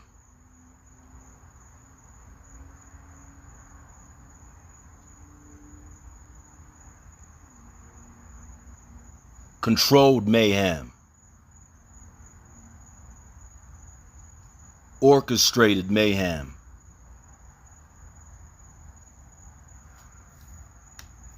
described the group as radical black Muslims. Their goal was simple: to commit attacks against America. This is like the gang that couldn't shoot straight. They got convicted on not what they were able to do, but what they were able to say. 6 to 8 people are now in federal custody after allegedly plotting to attack well-known U.S. cities. The federal government is calling this bust a major victory on the domestic front in this shadowy war. Next to being a pedophile, a terrorist is the next worst thing you can be. Our seal. And by the way, again, these folks reverse engineer those kind of scenarios too. I'm not standing up for any sort of anything that was just mentioned there, but these boys play that game. These boys and girls play that game. God forbid you run into this wall, this problem that exists in society, but they play that game on God. Deal Batiste claimed his soldiers would, quote, kill all the devils we can. An FBI informant promised them $50,000 if they pledged allegiance to Al-Qaeda.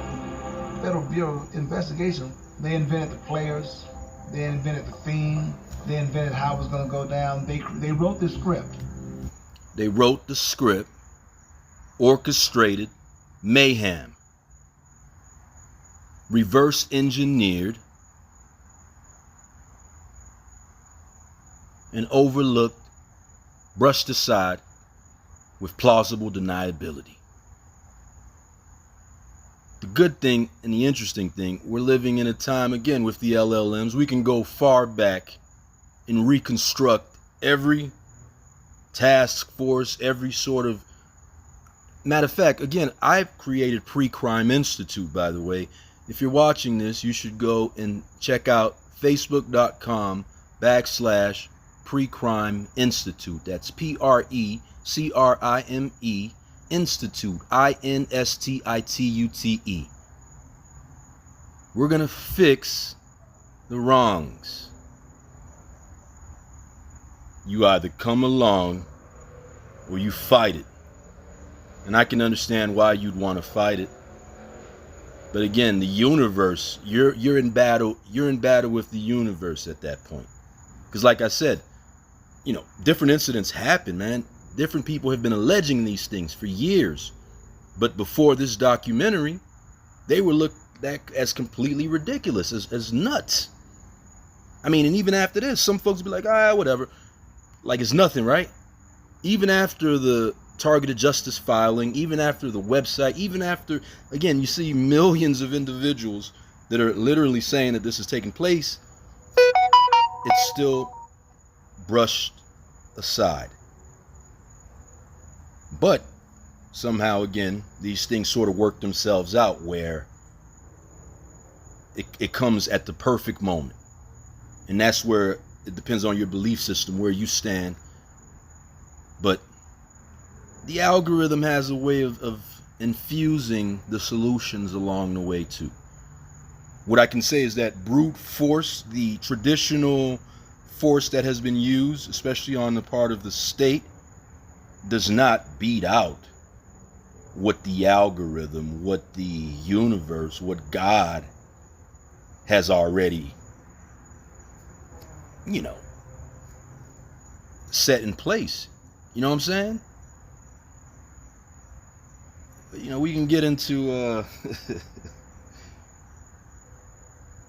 metaphysical, quantum.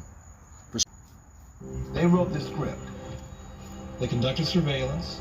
They conspired to murder countless Americans through attacks that would be, in their words, quote, just as good or greater than 9/11. Just as good, greater than 9/11. This is not the case that they want America to see. There are some serious terrorists out there that America need to be concentrating on. This right here was just, it's almost like let's do a dry run. Now look, he said something interesting. There are more serious terrorists out there. Yo, I know there was a little run, but even with that, man, I think, this is my opinion, by the way, that the neoconservatives conspired with George W. to get him to use Bin Laden, Osama, and I say that for a particular reason. At one point they was calling him Osama, and then all of a sudden they called him Osama. But no, I just find that funny. There might be nothing to that. But nah, they conspired to set up the whole scenario. If these boys got their hands, on some puppet master type vibe, just imagine to what extent they be playing them games, yo. Imagine to what extent. What else they be reverse engineering out here? You heard? And I'm here, like, I'm at a point where whatever it is that is doing that, I want to see it. It might be the last thing I see, but I want to see it. And I'm working my way to get straight up in front of it, because I ain't backing down. No matter what level of intimidation or, you letdowns, what have you. This is life. It's all good, man. This journey has been really fascinating. And I'm still loving it and enjoying it, even on my own. You know what I mean? So, again, we'll figure it out. But, yeah, that's the hand. When they talk about that puppet master, that's how them boys be playing, man. They be playing like that with people's lives on a micro level too. You heard? I always thought it was like on some, like, yo, I'm in a position of power. Maybe I sign this bill, this thing or whatever, and it might impact a group of people. Like, I don't really know, right? That's one thing. But it's another thing to look like, all right, this money is trickling down here. This is how we can get this money. DHS, whatever entity that's out there. A lot of these folks have to be straight up either sociopaths or psychopaths. Again, and for them, it's just about, justifying their existence, right? And the fact that they're the good guys, so to speak. But they're there, and they are steering money in a particular direction. And then again, it starts with that list. So imagine the people that decide to write names on that list. Imagine them. And I could tell you, down in South Florida, I think I know a couple of them. You feel me?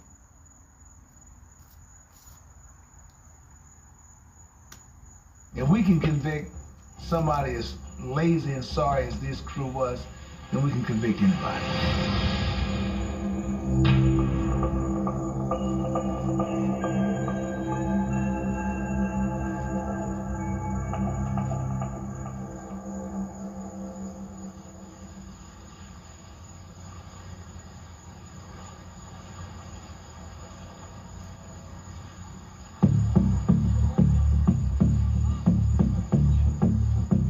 In 2005, I was the acting supervisory special agent with the FBI in Miami, the domestic Al-Qaeda squad.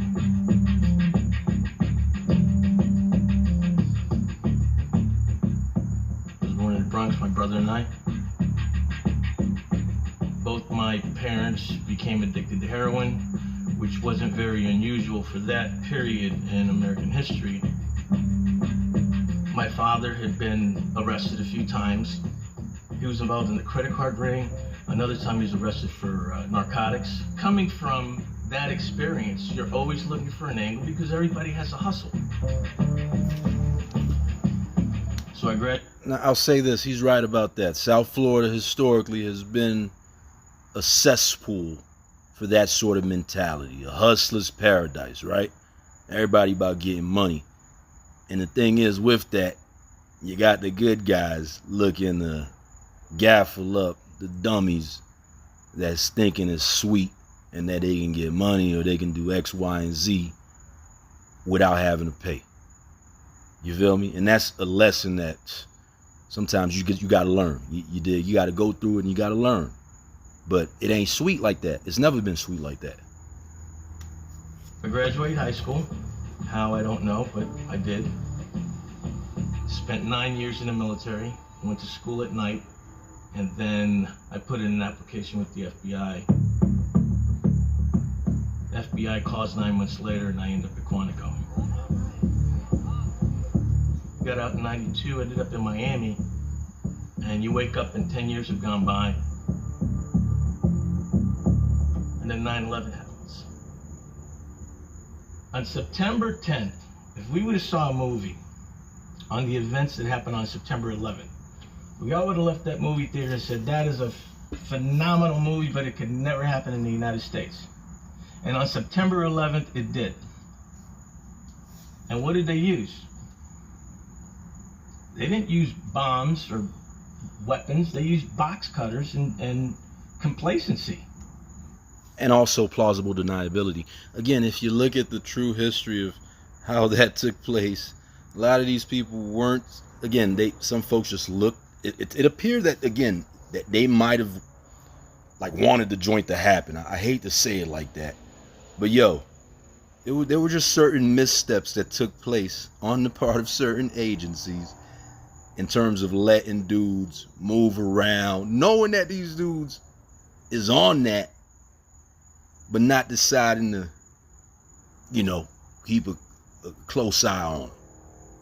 You feel me? And then obviously, again, if you look at the 1.2 or 1.3 trillion or 2.3 trillion, is it, that couldn't be accounted for, that was mentioned on September 10th. These are all interesting ideas, and I'm wondering if even till today, if that money was ever accounted for. In fact, I'll ask a large language model at some point. We're going to get to the bottom of all these things. But if folks did have their hands in allowing this to happen, God bless this gentleman. But obviously, there's just levels to the game. He was an agent doing his thing, and this is his purview as a good American. I could dig that, and I'm all for that. But unfortunately, again, when you're running with the wolves, or when you know the wolves are out there, you know how they operate. And you got to get to that mental space where you say to yourself, yo, they would do it in this manner. You got to at least allow yourself to have that space of possibility. Because that's how you really stay on point. That's the best way to be on point. Take it all the way to that extreme. Like, yo, if they were to do it, how would they do it? Why would they do it? And if you could find enough things that would substantiate them doing it, then, again, maybe they did it. We got sucker punched. On September the 11th, enemies of freedom committed an act of war against our country. The evidence we have gathered all points to a collection of loosely affiliated terrorist organizations known as Al-Qaeda. Director Robert Mueller had been the director of the FBI for 1 week prior to 9/11. He went to brief President Bush within a minute of telling the president, vice president, others about the 19 hijackers that we'd already learned about and everything. President Bush cut him off and said, that's all well and good, Mr. Director, but I want to know what the FBI is doing to prevent the next attack. Director Mueller's job was then to take that mission, to take the FBI from that reactive crime-solving agency to a preventative national security agency. Mr. Pistole, with respect to preventing 9/11, obviously you get a failing grade. So the concern within the FBI immediately after 9/11 that there were other either sleeper cells or there were other terrorist operatives in the U.S. And check it out. Look, my level of empathy extends to this dude. I get it, you dig? Because everybody has been in a position where you at a job and then your boss looking over your shoulder like, yo, what's next? He trying to protect whatever it is he trying to work on, and he already putting pressure. The dude pulled up and said, yo, man, hey, we had the list of 19 people. He's providing information about what took place in the past. And then all of a sudden, W is talking about what else you got for the next one. And again, it's that predatory mentality. Out of that, I think, comes the nudge that could make a good, quote unquote, person decide to push it to the limit and get involved in a torture exercise that will make this person become X, Y, and Z. It's that pressure, yo. And who else did they have positioned to commit a second attack, and how that attack might manifest itself? We didn't know, because there was a gap in the intelligence about what attacks might be taking place. We realized there were huge gaps that we didn't know the answers to. One of the good things about the FBI's history was the ability to identify and develop cooperating witnesses and informants. So Now, I want to get to the bottom of something. And again, I don't want to disrespect anybody, but wasn't it true that J. Edgar Hoover developed the FBI? Initially, one of the tactics was to follow black people around.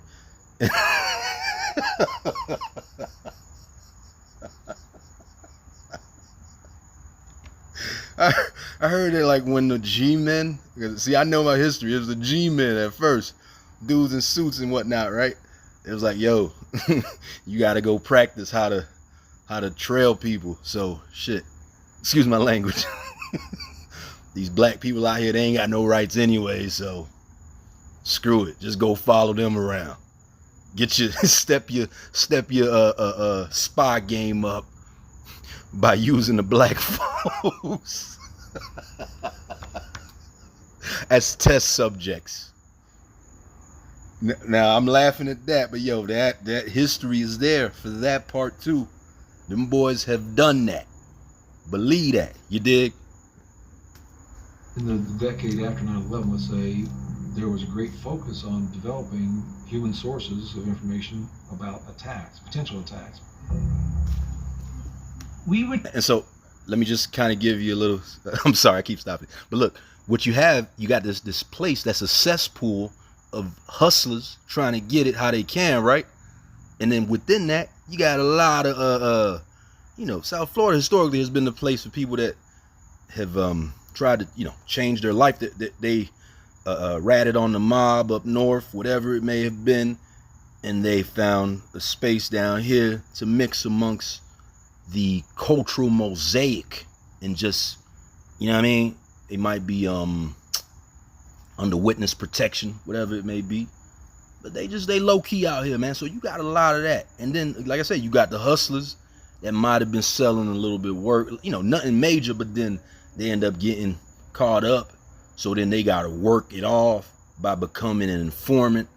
You got all of this in this cesspool, matriculating, working itself around, mixing. You dig? We would get a tremendous amount of intelligence in the form of leads. Now it's post 9/11, so each one of these has to be shaken out.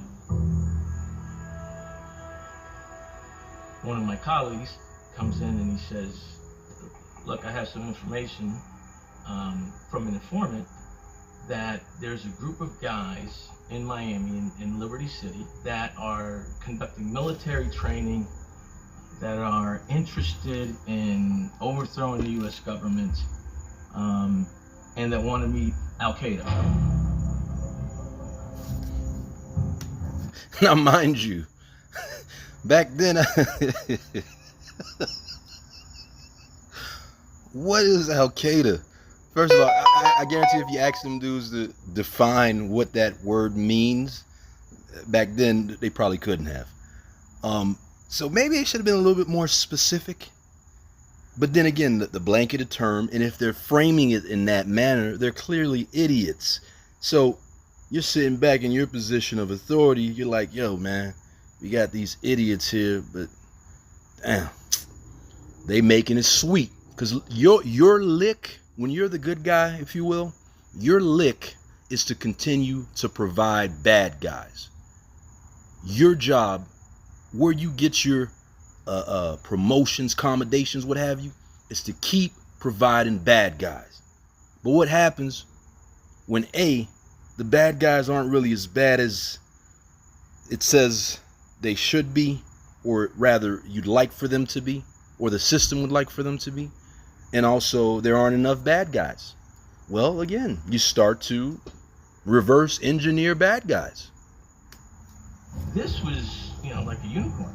How does Al Qaeda pop up in Liberty City?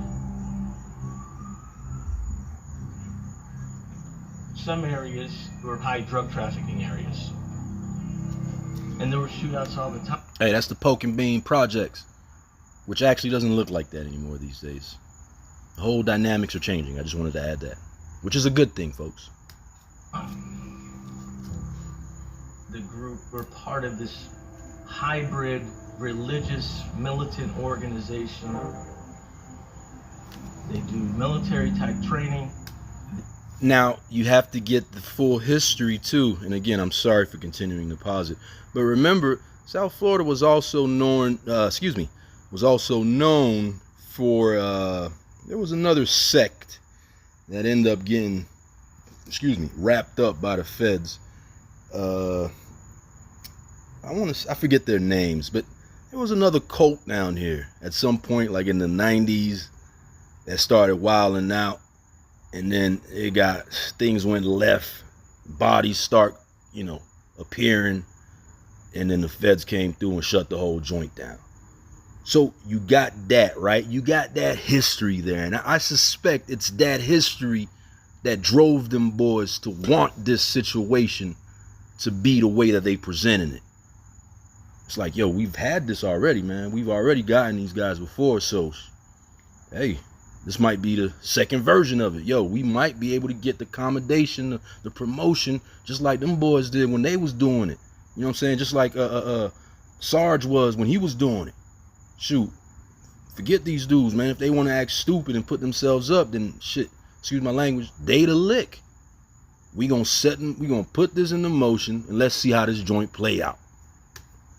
They do not believe in the laws of the United States. They were basically anti-government. So at this point, we're assessing the veracity of the informant's information. The person he was referring to was Narcille Batiste. Batiste was the leader. We're still trying to determine what his motive is. What is he really up to?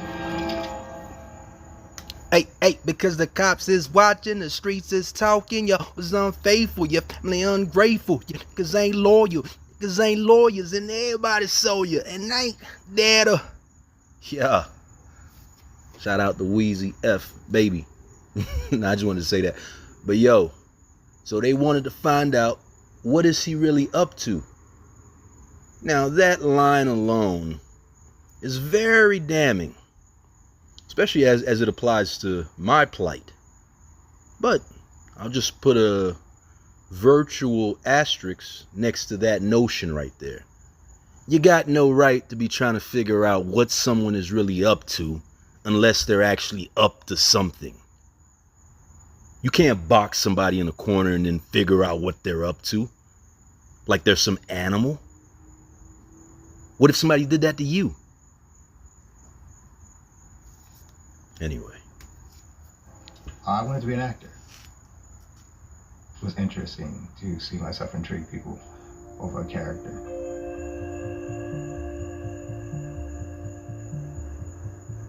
I went to modeling school. I had a big interest in modeling and in acting at the time. I always loved martial arts. That's just come from watching Shaolin Temple Kung Fu Master movies, you know. Narsil was the baby. He was the last one. My mother had just had Narsil. She came home from the hospital and put him in my bed and told me it was my baby. That she don't change diapers and she don't fix bottled milks. And for me to take care of him. My mom and dad, they did Baptist preaching. They was ordained Baptists. At that time, my parents were very wealthy from my dad's construction company. My dad was doing government jobs, like building post offices, colleges, prisons. So he really blew up in his construction business. What changed in Narsil's life, he met this... The dad was building prisons. Huh. The universe is interesting sometimes. All the time. man that wore these diapers on his head and carried a cane. And his name was GGG something, Thina. I said, no, my brother is not Jesus. Then the next thing I know, my brother started changing. He started wearing diapers on his head and carrying a staff. Well, I created my own style of religion. You know what I mean? My robes and what I wore was very unique. Nobody else on the street wore what I wore. Hey, look, check it out. Dear Summer, I know you gonna miss me. Before we been together like Nike Airs and crisp tees, S dots with polo fleeces, purple label with the logo secret. Give me a couple years, I might just sneak in a couple words and like peaches and herb. We'll be reunited if it feels so hood. Had a whole world saying, how you still so good? Well, I do this in my slumber, Summer. I ain't none of these half newcomers. You know what I do, Summer. I drop heat when you bring the sun up. The karma make Zack up. I pick a gun up. It's back up. They know I'm not no fronter. I don't talk I just flip it on ya. Sorry, Lance, I'm just trying to advance my quotes. I ain't making you the butt of my jokes. But let's not stray from what I came to say to my beloved. Think we need some time away. They say if you love it, you should let it out its cage. And fuck it, if it comes back, you know it's there to stay. It's tugging at my heart, but this time apart is needed from the public who should have gave me the pullets. Instead, they gave me the ass to kiss. But you know me thugging like till the casket dips. But still shine light down on all my peers. I know they weird. Some I still want them to share in all the success I receive. I know you can't believe I still love them, but they don't love me. They like the drunk uncle in your family. You know lame, you feel ashamed, but you love them the same. It's like when niggas make subliminal records. If it ain't directed directly at me, I don't respect it. You don't really want it with Herb. For the record, I put a couple careers on the curb. You might be next, kid. Keep entering the danger zone. You gonna make that boy Herb put your name in a song. If you that hungry for fame, motherfucker, come on, say when. Take 10 paces and sin. But on another note, I'm about to take another vacate on another boat. God, and my motherfucker rode his way out the hood. And I pray that I stay out for good. But any day you know a nigga could try and play like he should. Then I gotta play like Dutch Schultz. You pass the Dutchie, I blast you, trust me. Niggas can't f with me. I'm in a good mood. You lucky. I got a good groove. And I ain't trying to my thing up. But I will lay down a couple green bucks. Get you clinked up. Non-Pope fiction. Cofo fiffin', young nigga that blasphemy, no religion.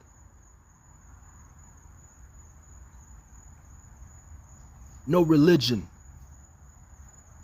That's what I've learned, man. You can't play with religion, yo. You might have your internal things that you're working on, but I think maybe it's a level of narcissism or narcissistic personality disorder. But then also the notion of trying to share what you have. If it's beautiful and it truly means a lot, let it come out of your pores. Let it sort of exist within you to the extent that people can see it and they'll say, man, I want what that person has. But to then try to go around and recruit and do all of that, that's where it gets dangerous. Historically, especially in Babylon, this place here. They don't want that, and you're just making yourself an obvious target. But anyway, who am I to say anything? But yeah, no religion, yo. Much respect to Jay-Z. Those bars weren't mine. You know, I got mad love for Jay. That was Jay-Z, Dear Summer. lifestyle. I had something like much more of a martial arts Egyptian type of mixture outfit. I wore a lot of velvet and Indian cotton, sage rope, a staff, and my hand on a rod. That's what I look like. An ancient type of holy man, look like I stepped out of the Bible. That's beautiful, brother. Beautiful, brother. You see, like he fell out of heaven. You know, he had that innocent quality to him. You see, and you got this good guy here, and I love people that are just pure. For someone to just say that about another human, he's just a pure dude, man.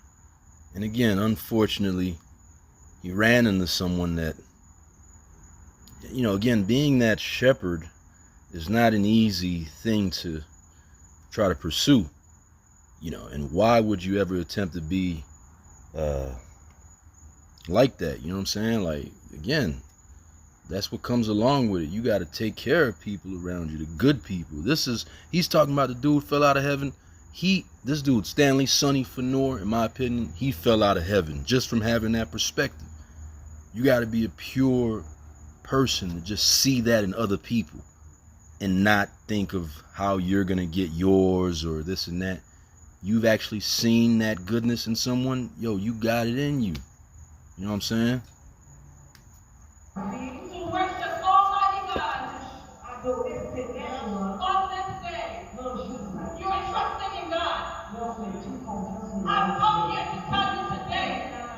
I was born here in the United States, but my mom and dad from Haiti. 17, 18, I got baptized. When I got baptized, I was feeling it. You know, it was just something on me. I was feeling it. And by that time in my life, I knew things wasn't fair. When we talk about leaders and who we look up to, you know, we looked up to Nas because Nas knew the Bible. Now, here's the thing about that notion. Again, I don't want to get too woke on you. But yo, they've been trying to do research on like various ways to infiltrate or get into a particular group, right?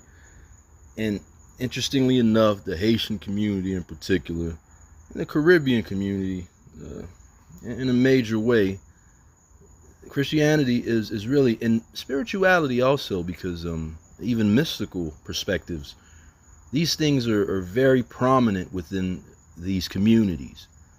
So there are higher level, if you will, programs that are meant to, I have proof, to infiltrate, to get information, to figure out how to sort of use these mechanisms and control different groups, but also for other forms of warfare, especially in the age of digital warfare.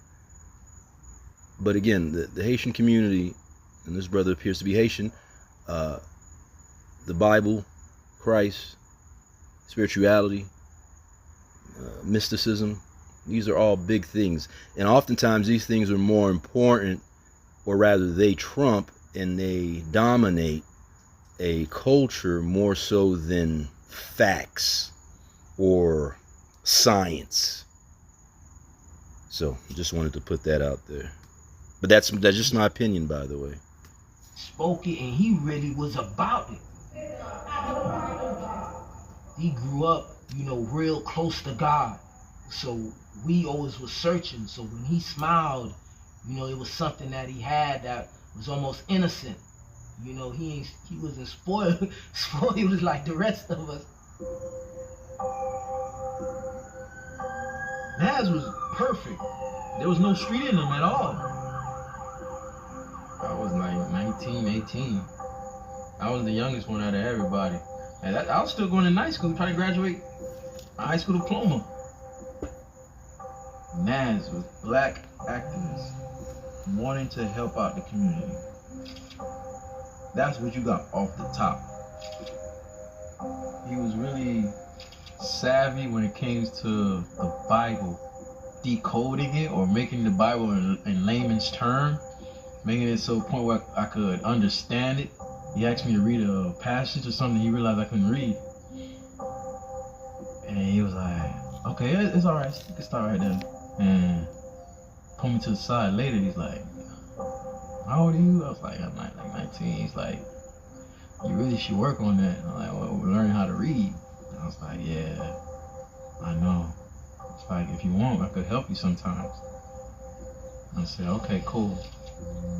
I done introduced Nas to Nadi.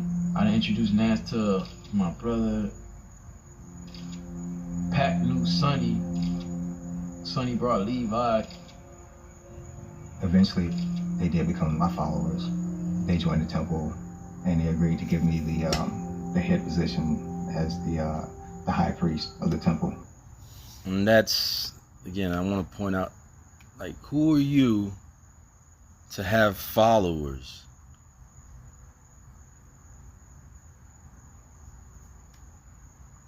Again, maybe the Lord or the universe, whatever, just made you feel like that, but why would anyone ever want that? Yo, you gotta lead adults in something so, man, like spirituality is very personal.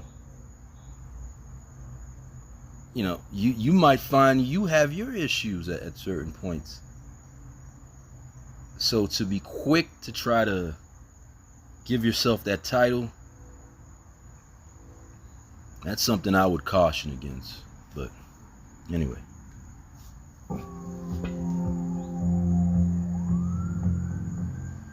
The actual temple was right across the street from our projects that they call the Pork and Beans projects.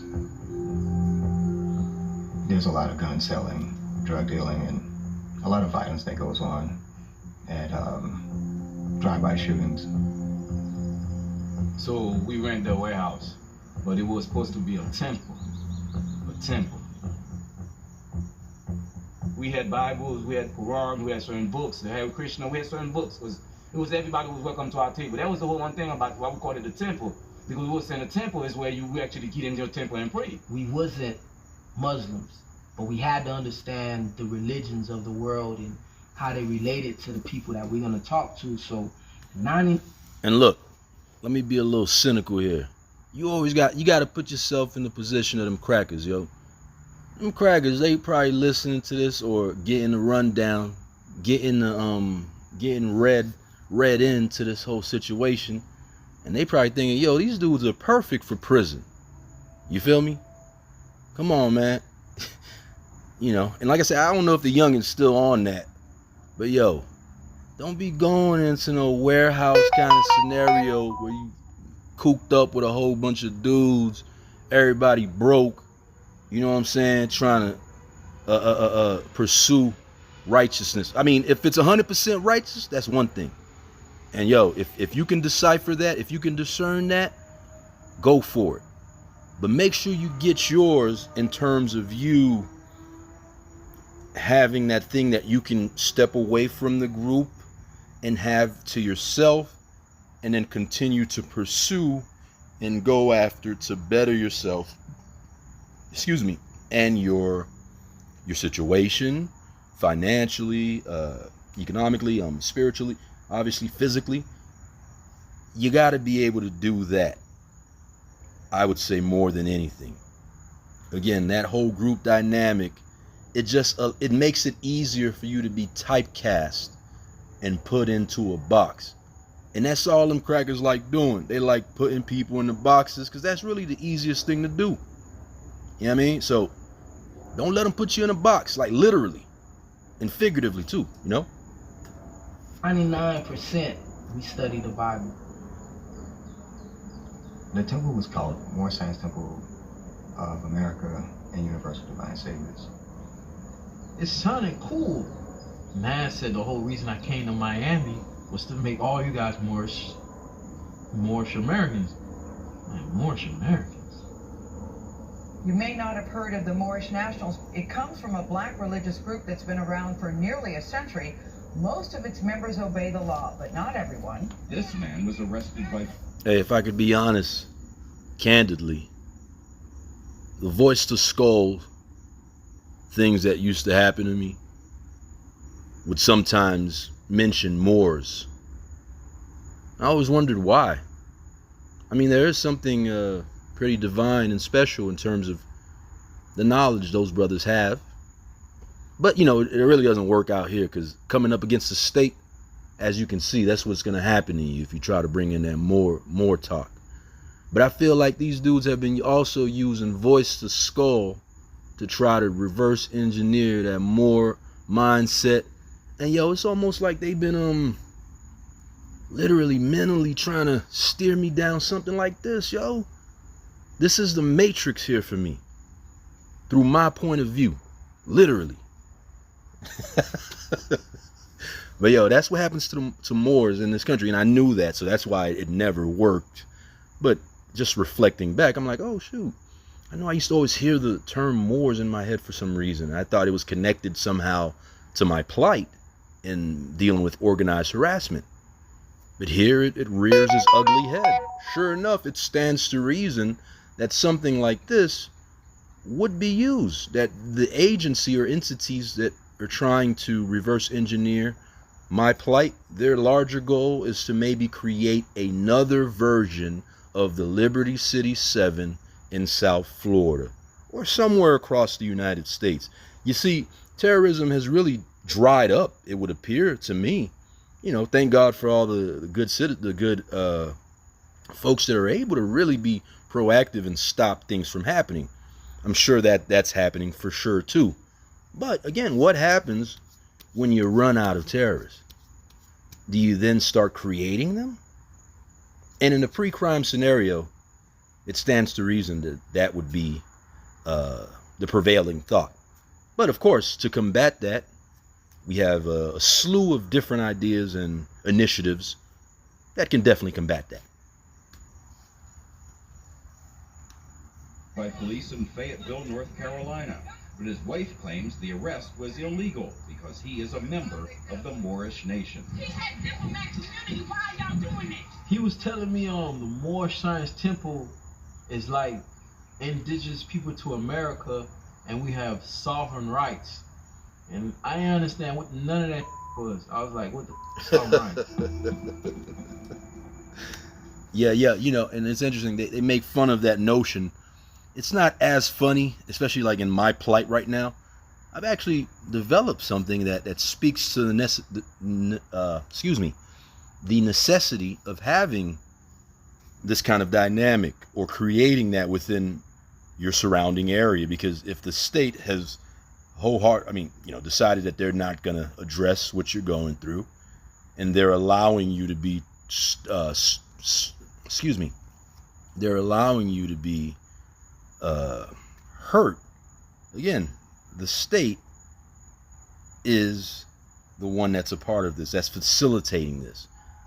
In every angle that you attempt to try to find legal relief, judicial relief, you get met with the wall. So what's the response at that point? You become sovereign. You mention your sovereign rights, and that's the baseline that you create to say, well, because you weren't here to step in, this is what it has to be. That's your natural response to this sort of condition. And if you really think about it, maybe it's the natural response to the condition of all black people in America. But that's another conversation for another time. What snatch you up is when they tell you you didn't come over here just on no slave ship. In the Moorish Science Temple, it mixed Christianity, Judaism, and Islamism all in one. They are geared to help the black community.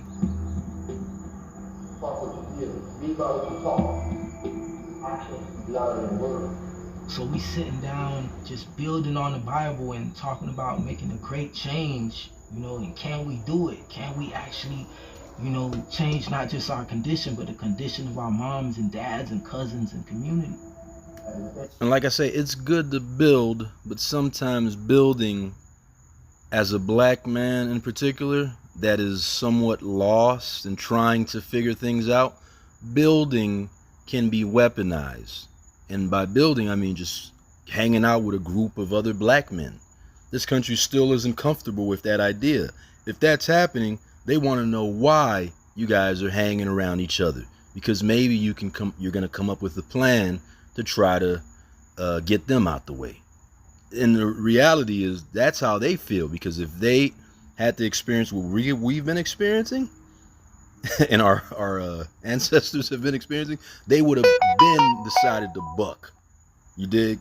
So they know deep down, yo, man, we got to make sure we keep an eye on these people, because at any point they might decide they tired of this, yo. We would have been decided we was tired of this, so they probably almost there. Black people, that is, you know what I'm saying?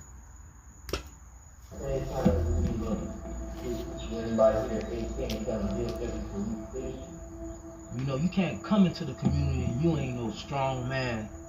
So we came across like, yo, we are soldiers. You know, we soldiers for God.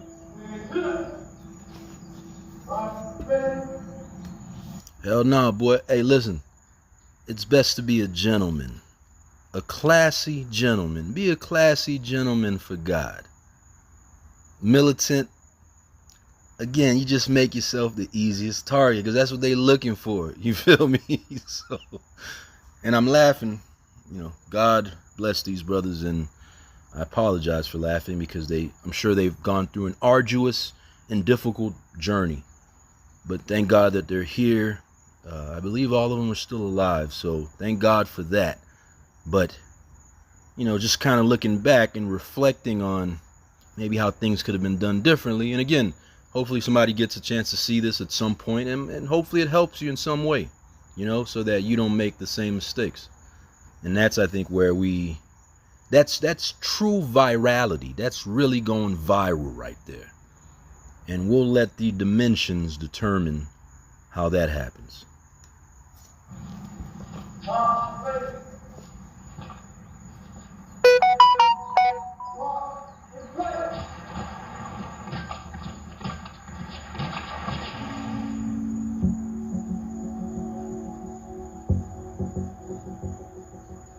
They had uniforms that they will wear, paramilitary uniforms, khaki type shirt, and they will wear the same type of pants. Hey, shout out to Rod Vereen.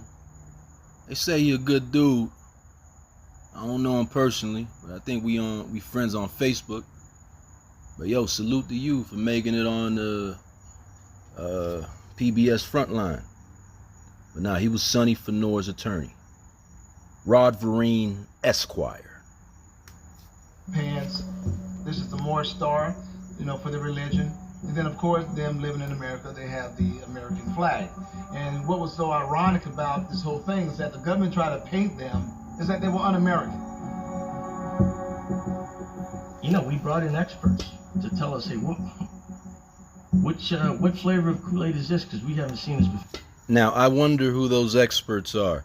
And that's where we get into the technical analysis as we reflect back on this. Again, maybe looking up the entity or the group that did the expert analysis and what incentivized them. Again, it's usually money. And if it's money, you know, if you need me to tell you that this thing right here is, you know, like this is a basketball. If that's going to give me money if I say this is a basketball, yeah, it's a basketball, okay? Before. Something is not making sense. You had a group of guys that were in Liberty City that wanted to meet somebody from Al Qaeda. Everything had to be followed up because some of the things that fell through the gap that allowed 9/11 to happen, we could not allow for anything like that to fall through a gap. That's a great justification. But again, the things that fell through the gap, and at some point we can watch this together, but there's a great documentary. Being that I'm in my position right now, I know that I'm not a terrorist, so I'm going to explore everything that is in that sort of direction.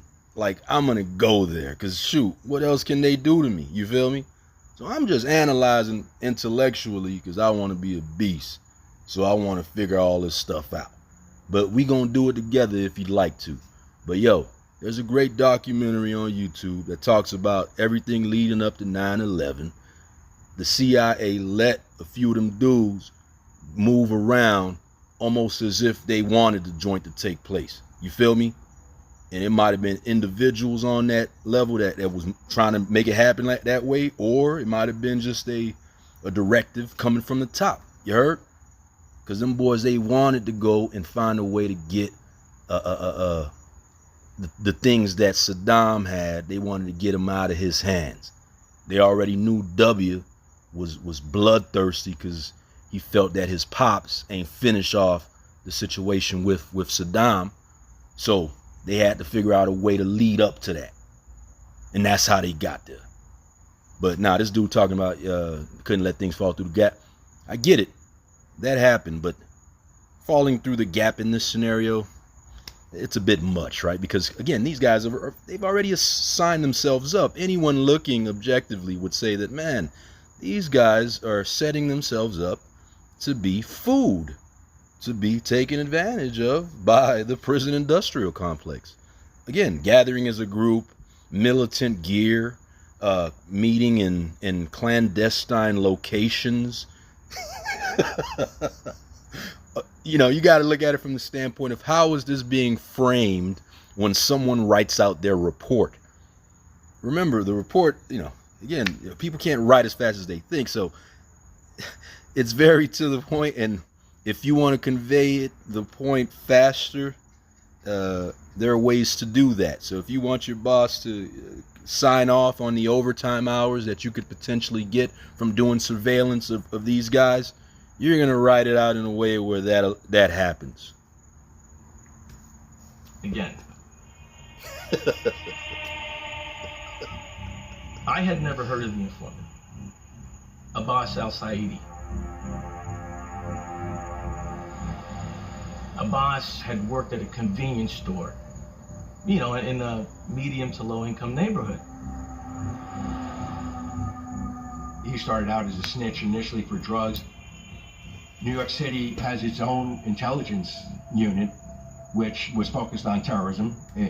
Now, here's the thing that I wanted to add about that. Apparently, New York City's intelligence unit, at least from their approach, that mentality has trickled down to sunny South Florida. Because a lot of those guys, they just wanted to get up out the cold anyways. So again, what's the incentive to create a T word? Maybe you get to be in a sunny place and do your work as opposed to being in a cold place. That's how humans work, yo. So we got to keep it real, you know what I'm saying? But that shouldn't be an incentive. That shouldn't be a way that someone can or has to make a living. But again, maybe I'm living in a utopia sort of perspective where I want a utopia. But I think we can get there, man.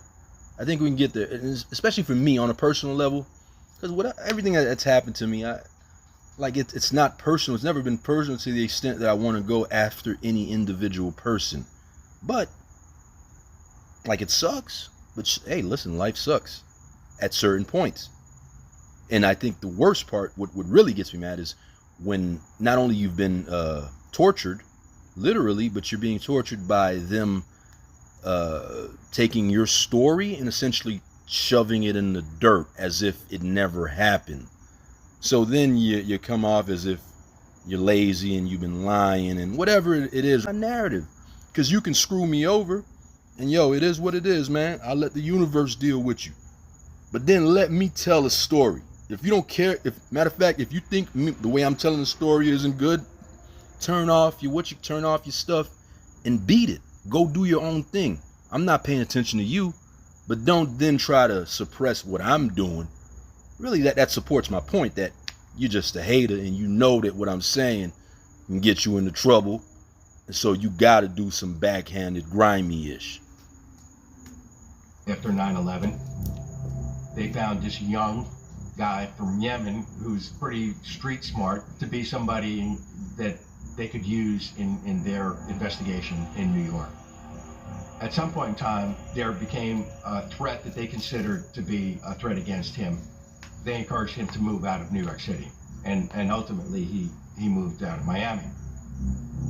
I was 18 years old at this time, going on. Hey, maybe they told Buddy to move to Miami. You feel me? Because they knew they can come down there and work him some more. 19. I just kind of was in love with him and did what he told me to do. And I trusted him. And that was one of my biggest mistakes. We had $3. Hey, yo, shout out to Love. And we got into a really physical argument. He beats the crap out of Stephanie. I was gonna say shout out to Love. You know what I'm saying? And yo, there be a lot of them white girls, big white girls out there that, yo, they hold you down. You know what I'm saying? So shout out to the big white girls that hold you down. Hey, y'all deserve more. Hopefully you get it. You know what I'm saying? Listen, I've never been discriminatory with how I give out love. You dig? Well, obviously only to the females. But there's just so many different flavors. So you have to appreciate the goodness. Sometimes all the time from an internal level. The level of love that the person is able to give you or show you. One day, ends up in jail. I had bite marks on my neck, bruises on my face. Even though it was his first domestic violence, he went to jail for a couple months. He kept calling the connections that he had in New York. What kind of ninja bites a person during an altercation?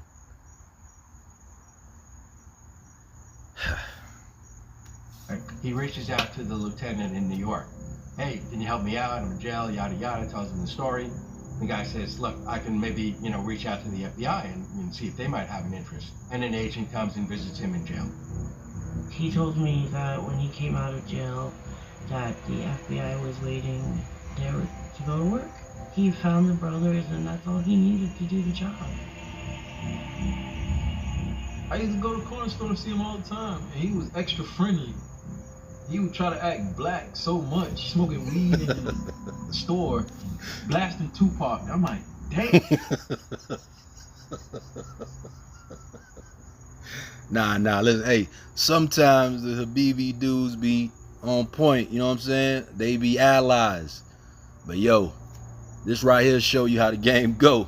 Some of them boys trying to work too, you know what I'm saying? So if they can turn you into the lick, they gonna turn you into the lick.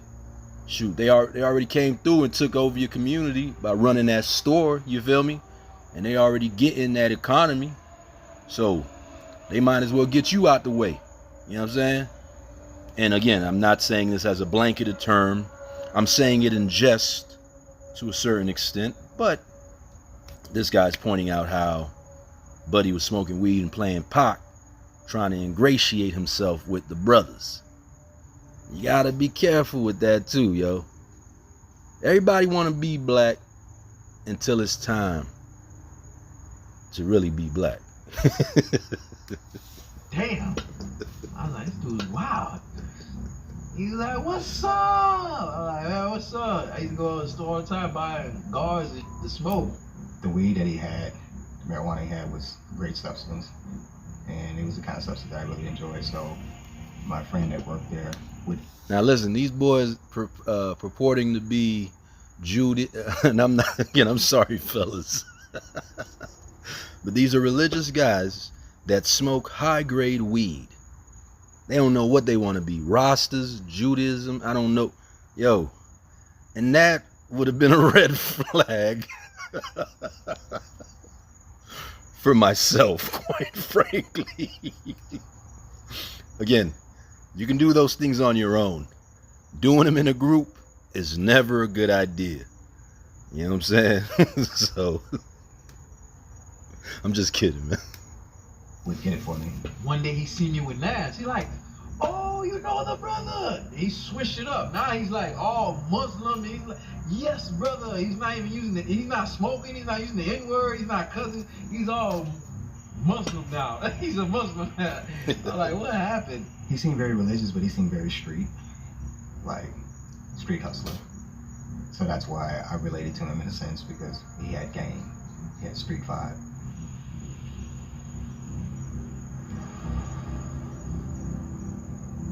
one day his cousin comes down. He like, man, y'all don't want to mess with my boss, man.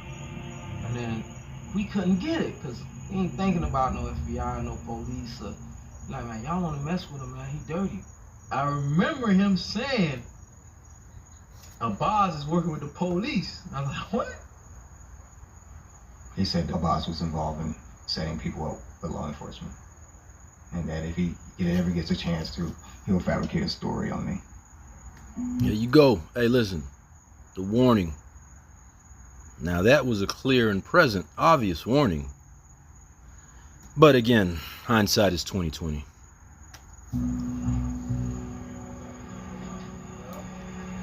That's why we met him. The government said that when I met Abbas, I went into his store asking him, can you hook me up with Osama bin Laden or a terrorist guy? That's what they were saying. And, no.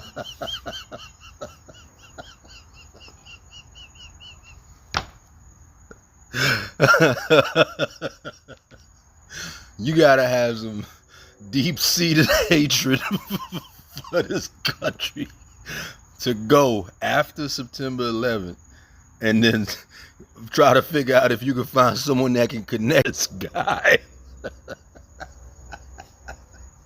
And you're asking individuals to potentially broker this relationship. That doesn't even make sense.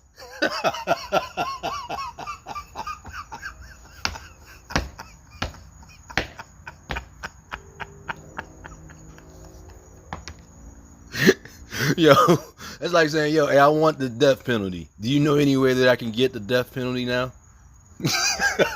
Please help me get the death penalty, because I want the dude that just committed this atrocious act, allegedly or ostensibly, let me get in contact with him. Let me make him my homeboy. That's who I want to vibe with.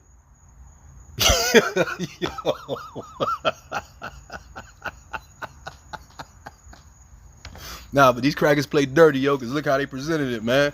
You feel me? And again, plausible deniability and looking the other way. Any smart person that's hearing this would be like, nah, man, come on. From that point on, you know what I'm saying? It's fruit of a poisonous tree. But, you know, these boys kept biting at the apple, though. That's really where they messed up. Anyway. Never happened.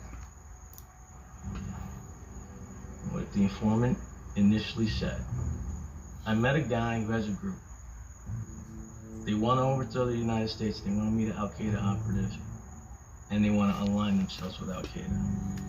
Yo, and I'll tell you this, man. I met a dude once when I was working at a rideshare, as a rideshare driver.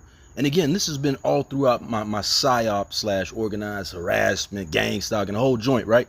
I met a dude once, and like, yo, this dude, we was talking about the stock market, and in fact, as you've seen, I've put my idea out there, the DABs, the digital asset-backed securities. But I was beginning to really try to make sense of that idea at around that time. This was years ago, and we just kind of hit it off, man, on some intellectual vibe, and I mean, nothing weird. Just sit back, you know. I was just vibing with the dude when we was talking, man, and yo, it was almost as if he was either recording me, as if he had some recording situation set up around the joint, or it might have just been someone that was just trying to vibe and try to see what I was on. But nah, we connected, but it just seemed kind of weird. And he kept talking about governance, so it might have been real. But I can't help but think that because some of the questions, the way and you can tell, this is what's interesting about some people, at least I can, and hopefully you can too. You should be able to tell when someone is probing to try to get an understanding of your mindset. And then again, if it's just for the sake of becoming acquaintances, friends, what have you, you can keep it real, but I would say always be careful, because that allows that person to put you in a box. And I think that's the key in anything. Never allow them to put you in a box unless they're like your family or your children. I mean, it has to be that close, right, where they know you 100%. But to sit back and just be talking to someone and letting them line you up, it's just it goes against the culture. Hip hop culture taught us that from day one. Never let them line you up. So you could ask whatever you want. You could be trying to develop whatever profile you developing. Who knows? I'm just gonna say whatever. I mean, I feel like saying at that moment, really, because who are you? Like, what does it matter that I didn't say something that you wanted to be genuine? And again, maybe there's a time and place for that. We can grow to that place, but you can't then get mad. And this is what I sort of get out of the whole experience of like profilers. I know they're out there, and maybe this is what I've gone through. So again, this is very cathartic for me, so I'm just talking here. But if that's what I've experienced, it feels as if, again, at certain points, people that I've interacted with, they get mad because I'm just elusive, and not for any negative reason. I like being elusive because, shoot, that's just what that's what I was learned. That's what I was taught, man. You know what I mean? That's just how we move through this world. Stay elusive. Cause shoot, you don't even know yourself, really. You just trying to learn yourself. So how you gonna let somebody learn you? How you gonna let somebody learn you? Why would you let somebody learn you? And then they can, you know what I'm saying, figure out what your next move is gonna be? Nah, man, we can't have that. One of the critical capabilities that a terrorist organization such as Al-Qaeda needs is resources here in the States. If they could acquire the capability of a U.S. citizen or a group of U.S. citizens that are... Now, mind you, this guy here, he's starting to get on my nerves a little bit, unless he doesn't know history. Listen, there's someone called Jeff Fort. This play has been ran several times over. Jeff Fort bit the apple when it came to being tricked out of his position. It was Gaddafi back then. You know, they tried to set up a situation where he needed some bread. So he thought he could be slick and cute and team up with Gaddafi on some, nah, I'm gonna do this for you. Just send the money over. He played that game. That boy's sitting up in 80X. You feel me? But this dude right here talking about they need resources. Listen, man, these dudes already had people in place. Osama bin Laden was the son of a billionaire, if I remember correctly, or, you know, his dad was very wealthy, and he had a lot of money. So these dudes had positioned themselves through their organizations, and when you get to a point where you're as hot as something as like September 11th happening, you don't then go out to recruit again. For a lot of these groups, they look at the black culture as, yo, we just in the hip hop and whatnot. They ain't looking to recruit and vibe and link up with no black people to accomplish, unless they sending you to crash out. So that might have been the case, but yo, Jeff Fort was real, and it's real. So this dude can't act like, yo, well, they need it. Nah, man, this is a setup, man. That are completely off the radar. Well, that's a pretty formidable threat. So at the time, I'm thinking maybe something was miscommunicated, misunderstood. You know, one of the ways we resolve that is reconstitute the conversation and capture it on audio. Now, that's the point I'm trying to make. I feel at some point, these guys reconstituted conversation and captured it on audio for me. And if they didn't, this is my way of doing it. You see, through this whole experience, it's also my attempt at re-engineering what they've done to me, or what they're attempting to do to me. So I'm making it clear here. I'm not a terrorist. I don't support anything that has to do with violence. I'm just like any human. I suppose if you ever get to that point, you get to that point, right? But in the interim, I'd like to actually be more creative with my intellect and my artistic skills in terms of speaking truth to power. And clearly I've done that, whether it be from hip hop legal to the tech industrialist to to the Real Wealth Gallery, art, music. It's run the gamut. And unfortunately, all these things I've done, we're living in a time where, listen, it's not being appreciated at this moment, and that's okay. You know, maybe it might be appreciated 100 years or 200 years after I'm gone. But in the interim, I did it. And I tried to do it the most productive way possible. But no, this issue of reconstituting the conversation and capturing it on audio, I am aware of this. This is Special Agent John Stewart, Federal Bureau of Investigation for Miami Division. Today's date, October 3rd, 2005. The time, 2:45 p.m.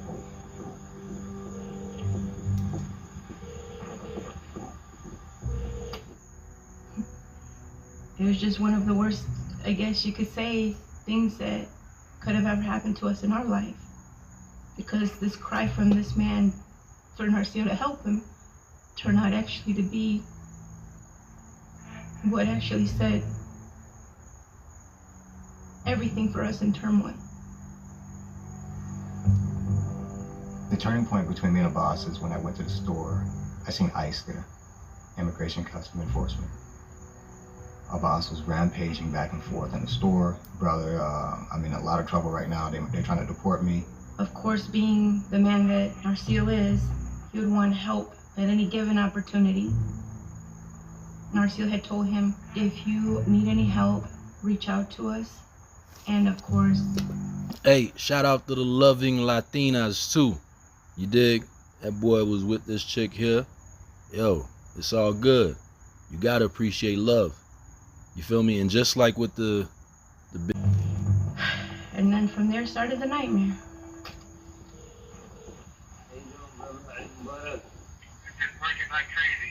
What time exactly you gonna be at December?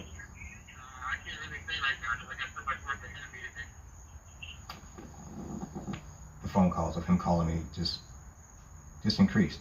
Instead of being like every 2 weeks, he'll call me, see how I'm doing. It was like every day. I don't know if you want me to come over or if you wanna come over. And let me say this, I feel like society has kind of positioned us to all be like valley girls. You know, now I see that people, they share locations, it's FaceTime, it's call. Listen, man, I'm from the old school, you dig? You can't have access to me like that, and I ain't trying to have access to you like that. Straight up. Some folks have really, because that's when you get caught up in the mix. You don't know, like, yo, you can't avail yourself, or you shouldn't avail yourself to anyone, really. Family, to a certain extent, I suppose, but even then, you got to have boundaries. But for a random stranger to be calling you every day to see how you're doing, yo, how am I doing? I'm on this grind, yo. Click. You dig? I ain't got no time to be pontificating. Really, I do, and I'm good at doing that. But my thing is, I'll talk to someone for several hours, and we'll get everything out there, and then it'll be good. We won't have to talk maybe for another year. So that's what you can expect from me. But this is, again, another protection mechanism that I implore my young brothers and sisters, especially black folks, to have that mentality. You dig? You can't be out here. Don't set yourself up to be fooled. You dig? Don't let them have access to you. If you tell them you here, but you really there, just move like that for your safety and their safety. Because God forbid, let's say they are trying to line you up and you find that out, you could still move out the way instead of having to respond, you know what I'm saying, in kind. Having to respond, you know what I mean, in a way where you let them know that you ain't playing like that. The way that you let people know you ain't playing like that is off rip from Jump Street. You can't establish that after they've already crossed certain lines. That's what I've learned. And I'm still learning, by the way, but I'm just sharing what I've learned here. Come over, I'm free for right now. They just told me on the job, and I have to go look at a job at the airport, so I'm going to be leaving in about an hour. He's saying he needs to meet me right away. And what was your response? As soon as I get a chance to, because I was very busy with work with the construction company. Thank you for calling. You reached the Stucco, Stucco and Masonry and Acme Organizations Incorporated. Please leave your name and number, and someone will return your call as soon as possible.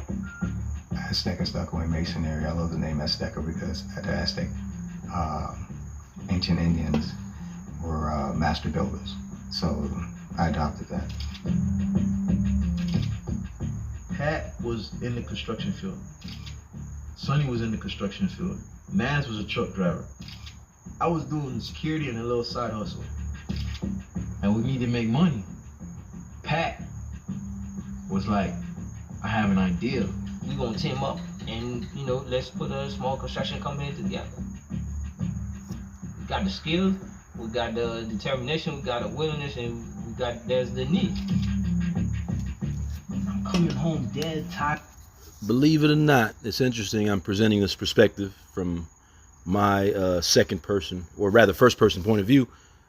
I think I can sense how the matrix works out. It provides opportunities, and it's interesting because some of the opportunities aren't like I'm making the connection now, man. Like, they're kind of like setups that you can either respond to in one way or another. And especially now when literally all I need is funding to be able to take off and do my pursuits the way that I'd like to.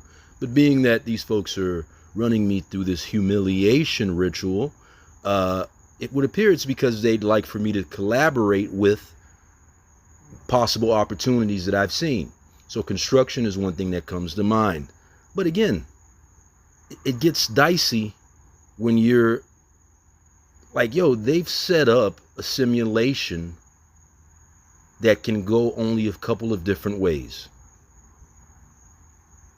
That's what I suspect has taken place with me.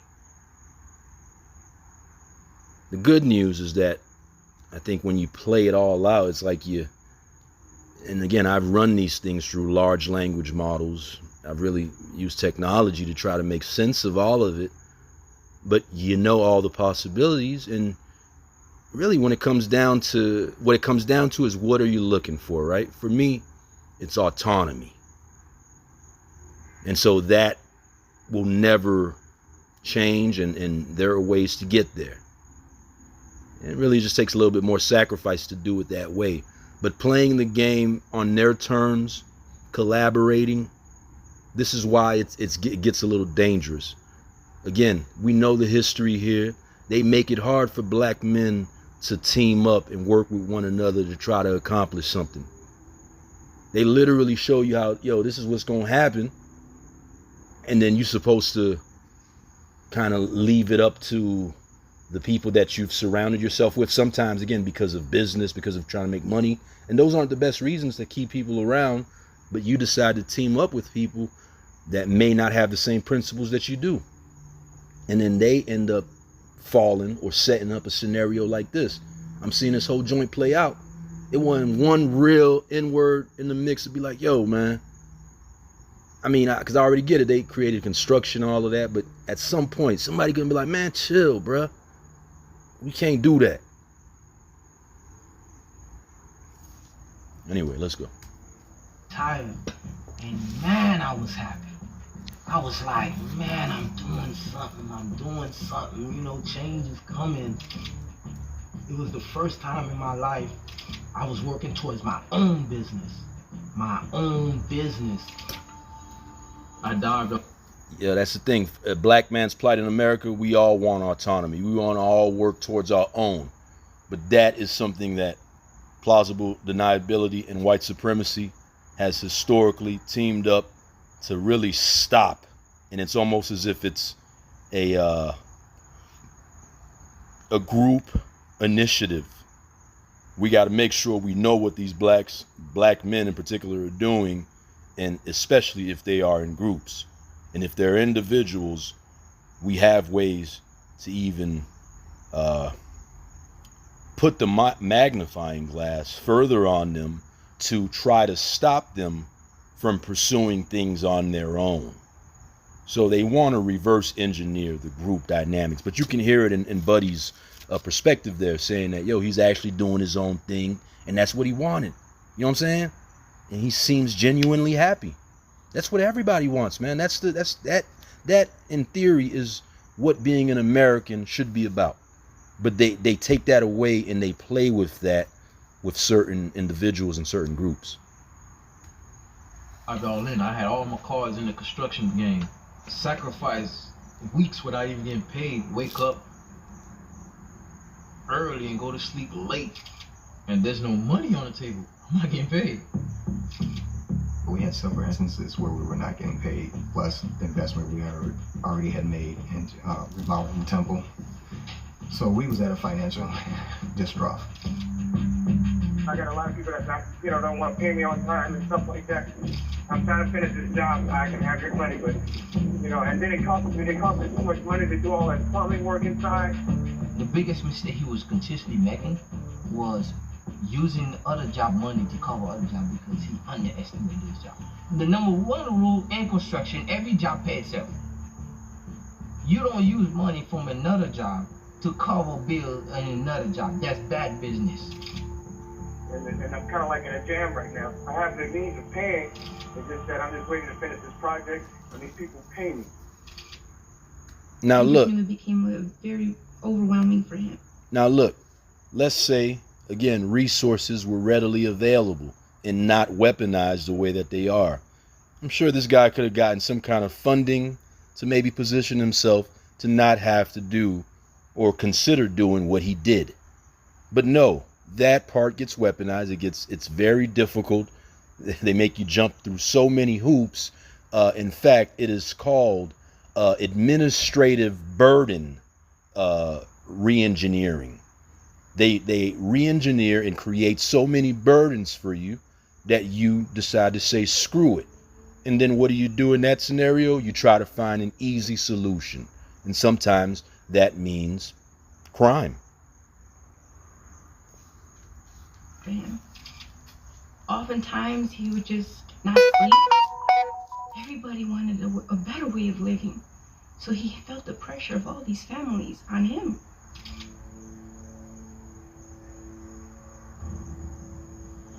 This is bad. Today's date is 11/21/2005. Time is 1:38 p.m. This recorder includes AKA brother.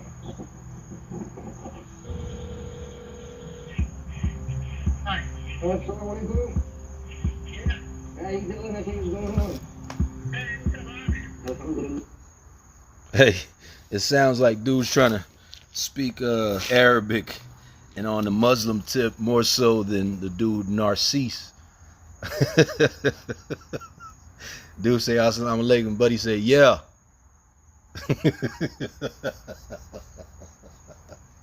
That's a telltale sign right there too. I would have, as an attorney, if I was an attorney, I'd mention that. Like, listen, you got one guy that's really trying to hit this point home that this is on some Muslim Arabic kind of stuff. But then you got the black guy responding, yeah. Everybody knows when someone says assalamu alaikum, you're supposed to say wa alaikum assalam. Arahmatullahi wa barakatuh. There's different things you can say, right? And if you're not saying it, then that means that that's not that important to you. Case closed.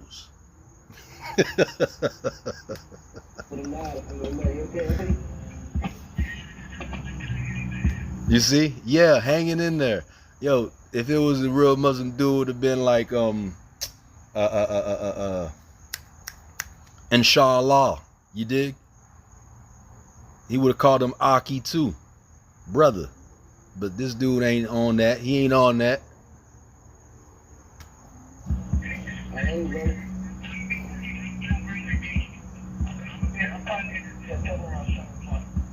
Okay, so you want me to meet you at the temple at 7 o'clock, or you want to come over there to your house? I mean, I'm in my house. It's more safe, over there it's quiet. Okay, I'll be here at 7 o'clock then. All right, brother. Thank you very much, man. Notice bro ain't even say you're welcome or all right, you too, man. So it sounds like he ain't really want to talk to this dude, but Boss kept begging and begging and begging. He just kept promising. You just don't realize the opportunity that I can have for you. You know, we're gonna do something really, really, really great together financially. Anybody that come talking like that, straight up fronting. Yo, ain't no opportunity that a person that wants to emphasize that there's a great opportunity that hasn't taken that opportunity for themselves to advance themselves and then maybe say, hey, I had this opportunity, let me share it with you. Look at what I got. That would be the way that, as far as human nature is concerned, that's how it should be. But if someone's trying to play games, run game on you, yo, they gonna always say we gonna do it together. And look, maybe it can happen, but that has to be more organic. It can't be someone that's trying to push it like that.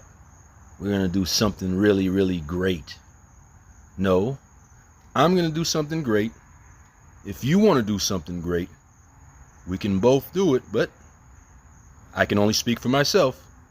That's called individual accountability. I can really help you guys if you just trust me just a little bit, just to come by and talk. So it wasn't, let's see how we could build a mousetrap, put a big piece of cheese on there. Listen, I don't even know if this is a mouse. And if it is a mouse, I don't even know if this mouse wants any cheese. So we looked at Batiste and said, he doesn't look like, I don't know, he's saying these things that a mouse would say, but let's give him another shot.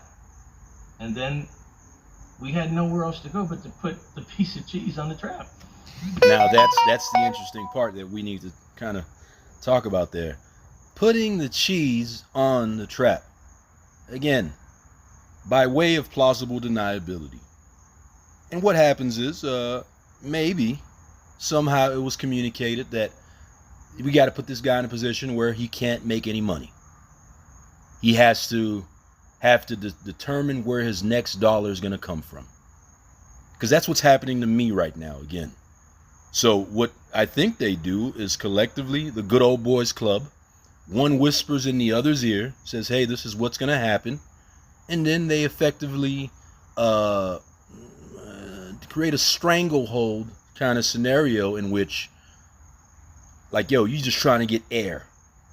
So that's when you got to get creative, right? And it's through that creativity that a lot of black men have lost their freedom, have lost their lives, and have effectively been food for this prison industrial complex and all the tentacles that are effectively tied to it, that are connected to it. You dig? And it's like one's doing this, the other, but no, come on, man. No one's stupid here. If the dude got funding, then he wouldn't have been a mouse. There wouldn't have been a need to put the cheese. And in fact, if you're telling me that there was cheese, so you're telling me that the system has money in place, but because it's allocated to trap this person or get them caught up, then that's how it's going to be allocated. But why couldn't it have been allocated to give him a business loan? Why couldn't it have been allocated to give him some funding, some financing? Why couldn't it have been allocated to get him a few jobs to get him caught up with the construction work he was doing? Isn't that the way to determine whether he's a rat or not? If you were in that position, would you be a rat? Would you take the cheese?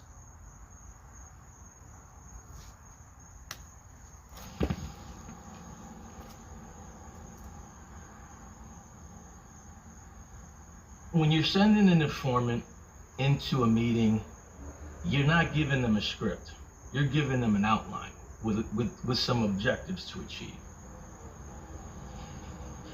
Revisit this conversation. Let Batiste explain in his own words what it is that he was asking Boss for assistance in.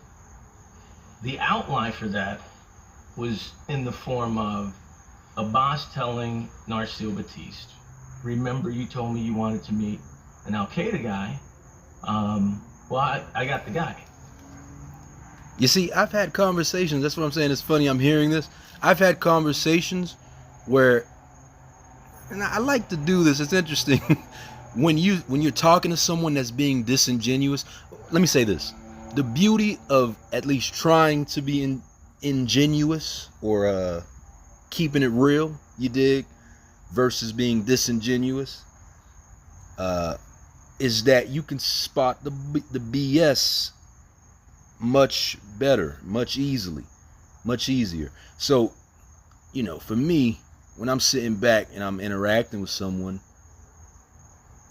I always get that sense like, yo, man, you're either wearing a wire or you're probing for some strange reason in a way that you shouldn't. So if that's your game, then, well, let's just let's do this back and forth.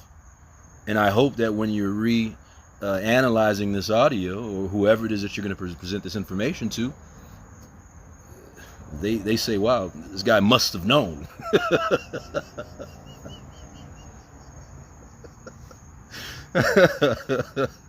Keeping it real is always beneficial because, yo, you can spot the BS. You dig? You stay out the way. Now, yo, this is talking from a dude that's made mistakes. I've been BS'd before, you dig? So don't get me wrong, but it's through those lessons you say to yourself, yo, I got to become an expert at knowing people and how people communicate in interpersonal relationships, intrapersonal dynamics, psychology, sociology, what have you. My boss has a friend of his that he wants me to meet, who's a financial guy, a rich guy, this, that, and the other, and that he would help back us up whenever we needed. But we need to follow his direction in this. Okay, so he wants us to make sure that we're... I tell you what, hey, and a boss is lucky because there are some dudes in the hood that might have taken this as an opportunity to try to kidnap the rich guy that was coming around to try to throw his money around to, you know, try to get them to do what he says. This has happened too in the hood. So it's interesting how it played out. These guys were a little bit nicer, I suppose, by not trying to really extort the guy. But I suppose once he said, yo, I got a rich friend, maybe then it became a scenario of like, all right, well, let's see what we can do with this. And again, this is very predatory. And like I said, sometimes you have to put yourself in their position. You know you're not that way, but you got to know that that exists so that you can maneuver around it. You dig? And yo, but best believe it's out there. We're really good Muslims. He's like, yeah, you gotta be really good Muslim men. I know Christianity, so go buy some Qurans. I'm like, Abbas told Naz he has a uncle coming down who's a philanthropist, and he loves people who's helping the community. That's what Abbas must have repeated 1,000 times. Man, my uncle likes to help people who help people. Don't worry about nothing. That's what he do. I'm gonna talk to my uncle. His uncle liked to help people. Why he ain't help him? I thought he said he has some difficulties. You feel me? Why he ain't give him the bread to get a good lawyer and try to fight that ICE case? That's what you gotta ask yourself, yo. Uncle going to help you. You know, you're gonna get some money, and we all gonna, you know, we're all gonna make some money. We wanted the money. We wanted the funds. Because we were not bad. Nobody had the knowledge of how to run a business. So we was up what we was doing. That's what I'm saying, man. Instead of that cheese, you feel me, which is a trap they was trying to set up for these boys, why didn't they give them some sort of mentorship and educational opportunity with the construction stuff to get them on point? That's cheese. They could have took that cheese. No. This is Baylor. Date is 11/21/2005. Time is 7:58 p.m.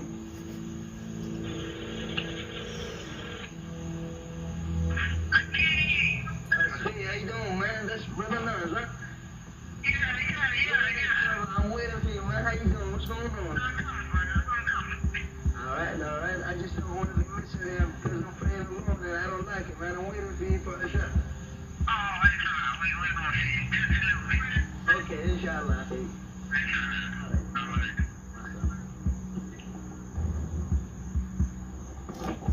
7:59 p.m. This recording is ended.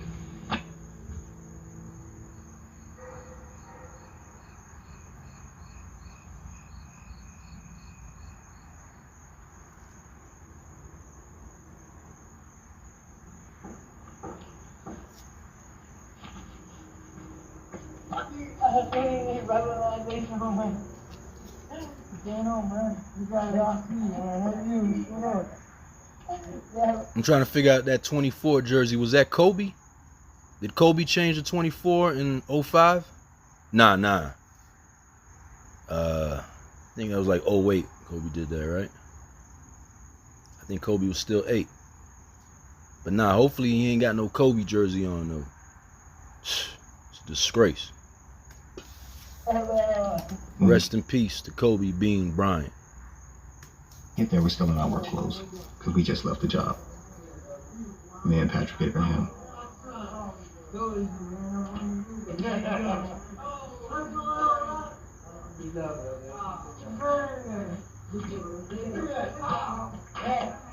We were just kind of like clowning around, just laughing and talking about the situation that our boss was talking to us about. So what happened to the temple? You fixed it up, brother?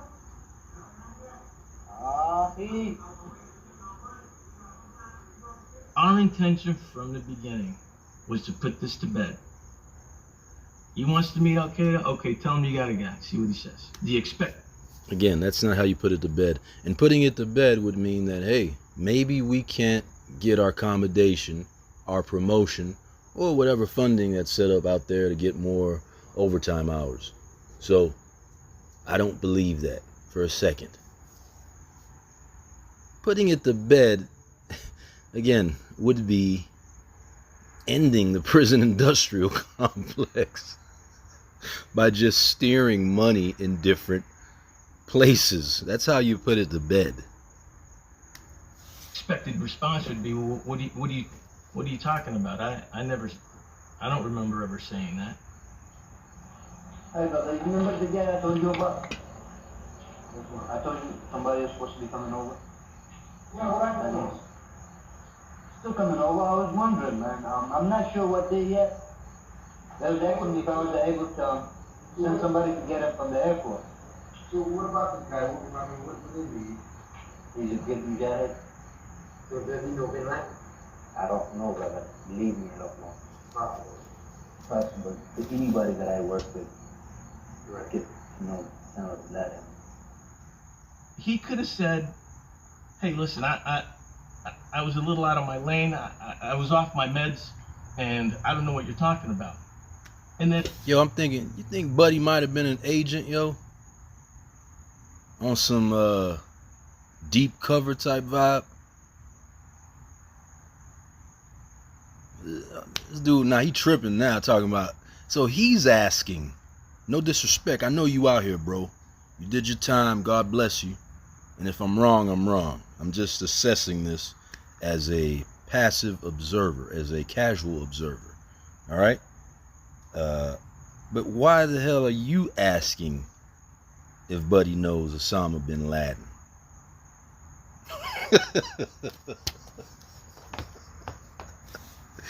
Man, this whole shit might be fake, man. They putting these niggas out front. This ain't, oh, now I'm using profanity. I'm sorry, guys. Well, if you're up this late or this early, maybe you're used to hearing profanity. And then we would have happily have closed that investigation because it wasn't like we were looking for work. Would you pick him up from the airport? I would. Alright, thanks. I'll let him know. So I thought our boss was an avenue to relinquish my financial difficulty. If I can just get the money, I can pay these immediate bills. That was the only thing that kept driving me.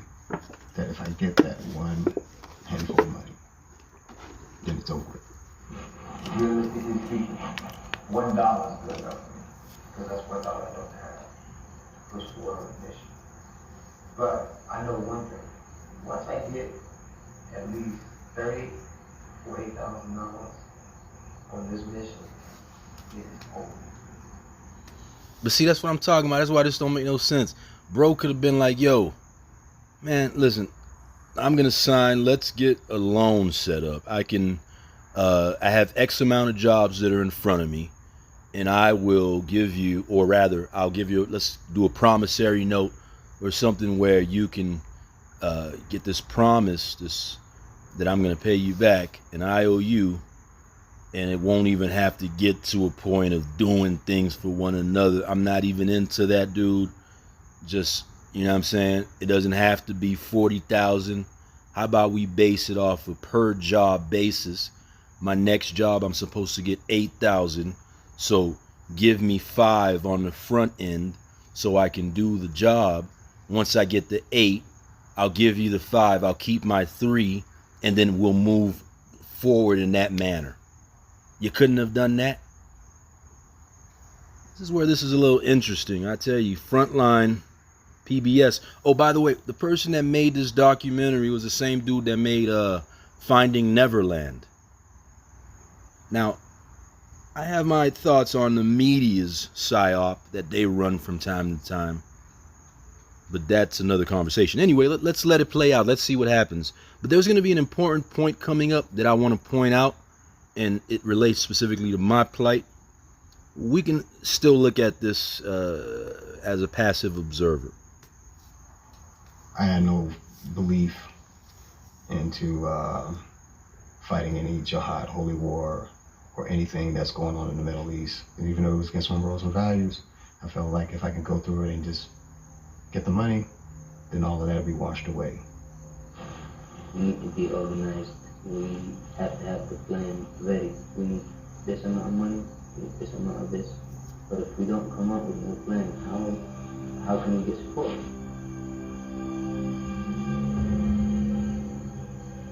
Well, Tony, we got the tape. Okay, so what are we doing? Well, he asked him, hey, you remember when you wanted to meet the... And he said, yeah. So what are we doing now? Okay, well, you're going to have to put somebody that's going to pretend to be al-Qaeda in front of him. My name is LLE+Ask, former undercover operative for United States government. We identified an informant that had been previously... Yo, I don't mean to be... I'm a crude, and crass sort of individual. I keep it a buck. But no, I was watching this thing where this dude made this joke. He was he was an informant, right? And he went to go meet with the FBI. And the agent told him, you come in here all the way from wherever desert you came from with sand coming out of your pants. And you come in here and you tell me what to do.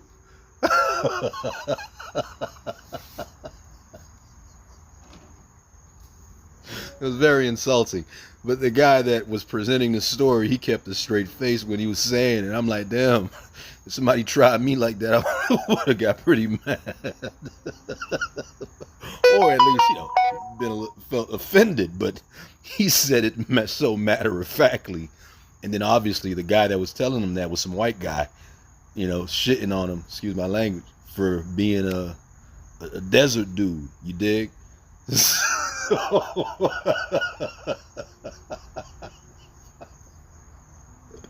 But now he said, you come in here from wherever you're coming from, whatever desert you're coming from, with sand coming out of your pants, and now you tell me what to do? Used in another FBI investigation in Miami. So they needed to get somebody else a little bit stronger, a little bit more forceful. So they bring in the closer. The closer is LLE+Ask. And LLE+Ask was a professional informant. He used to refer to himself, to his friends, as Tony Montana from the Scarface. Now listen, that notion is very interesting. Professional informants. There are many out there. And what I found interesting is they've tied themselves to hip-hop in a major way. I was watching, just as an aside, it was AZ Faison. That's the gentleman that's associated with Alpo, or rather, I should say paid in full. He's one of the gentlemen that was in the paid in full real life version of it, right up in Harlem. And he was just telling a story about how on what was it? Not America's Got Talent, but one of those star shows, the one with Simon back in the day. But anyway, he was saying that one of the dudes that got on that show and was acting a donkey, this old head that made this ridiculous song that had Randy Jackson laughing. Apparently that dude was a notorious informant, but he got the spotlight. Somehow he got the shine. So like I say, it's funny, man. All these boys, they all a part of the good old boys club, and they play these little games where they give the dudes like that, the clowns that's on some telling all day, you know what I'm saying, getting the nefarious aspects. And listen, look, to each their own. Maybe he felt like that's his purpose in his life, is to take advantage of the ignorant folks. The same way the cops got the whole joint set up where they take advantage of the ignorant criminals. It's ninjas out here that take advantage of the ignorant criminals in the sense that they continue to set them up. They're just like masters of setups. Excuse me. And what I've learned is that to orchestrate some of these setups, sometimes it wouldn't happen. It wouldn't be as potent if it weren't for that invisible hand. That's where you got black budgets at play. That's where you got relationships in Hollywood. They literally play around, continue to keep this carrot out, you know what I'm saying, with a stick for black people to chase after, for young black men in particular to chase after, not even knowing, they already got it set up where as soon as you get the carrot, they gonna take the stick and jam it down your throat. You heard? So notorious snitches, man. They out here, man. You know what I'm saying? That's why, crime is dead. Straight up. It's been dead. Ninjas just ain't knowing. They ain't know.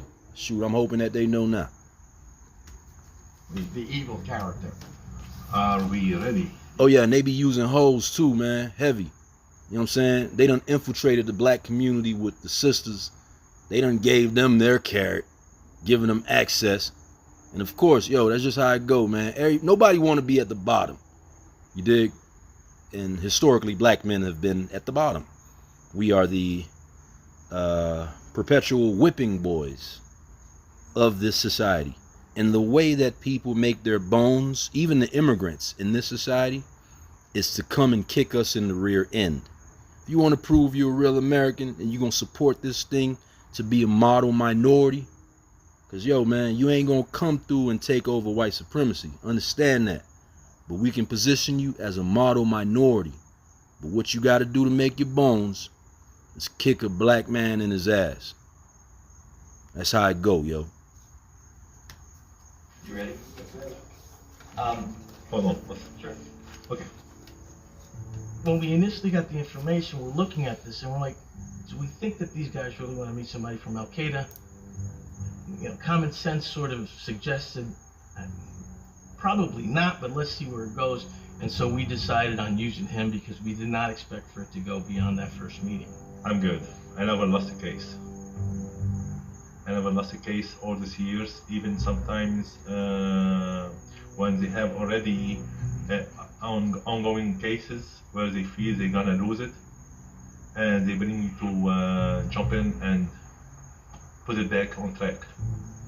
Abaz is talking about LLE+Ask, but he's using his name as Uncle. Yeah, that's his name. LLE+Ask. No good monk.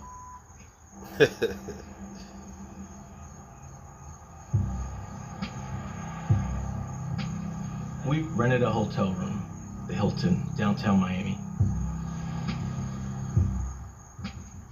Again, we set up surveillance so we could capture the meeting in video and audio. You know what's interesting about those kinds of scenes now that I reflect back on it? South Florida is almost like Agent City.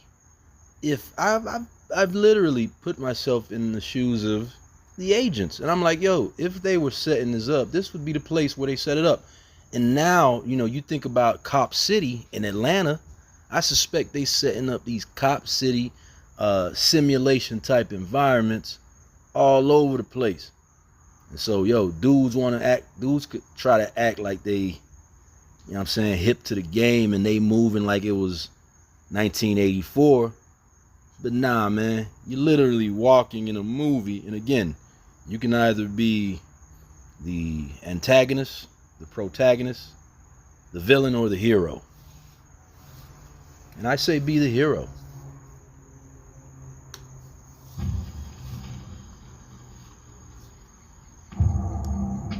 I'm in a room close by where we can monitor the meeting. We also have a surveillance unit outside of the hotel. Our boss continued to call us and call us until Ali Assad came and he called me all that day to go meet him. That hotel right there, you know, when you look at that scene, it's a very interesting scene because it's like wide open. And then when you see dudes pull up, let's say like guys that don't know South Florida, right? And they just probably heard of it. Maybe they down here, they got some new money. They a football player, basketball player, something, right? They pulling up. Again, if you're looking at it from afar, you're like, yo, they're setting up a simulation for that person. Or even like the dudes that, I guess, try to look like D-boys or whatever. A lot of times it'd be so fake. And again, it's like, yo, people really fall for this? Anyway. Well, yo, South Florida's the new Hollywood, by the way. Whoops. Well, he initially promised me like around 20 grand or whatever. He said, I'll have it for you. I just need you to meet him. The surveillance team says, you're not going to believe this, but your subject is walking down Biscayne Boulevard in a white robe and a cane that's 6 feet tall, looking like Moses. I got on the radio and I said, are you sure it's our subject? And they're like, it's your guy. I look at our team in the room and I'm like, what's going on? Room 612. Yeah, and I know, man, these bitch ass niggas had me walking through the streets in a similar manner too. But for me, it was just about getting my exercise in. And of course, I had my weighted vest. But it's funny, like I said, this situation that's being explained, it's fascinating how it's similar to my plight. And again, I think somehow that was re-engineered that way. But I wanted to say fuck you and suck my dick, bitch ass motherfuckers. Yeah, it's late now. Or early. So I'm gonna start using profanity. Well, I knocked on the door. No, I'm just playing. I apologize. Sorry for cursing. Sorry if you didn't expect that. I don't usually talk like that. Please forgive me. Assad opened up the door. And he says, go in, brother, let's talk. So I was at the airport there, and this I figured I could be slick enough to say what I had to say in there and just get that money and break off. Batiste doesn't blink? He could have said, listen, But yo, I thought this dude was trying to present himself as a Muslim. Why would he come in with the stick and the stuff on his head? This doesn't even make sense.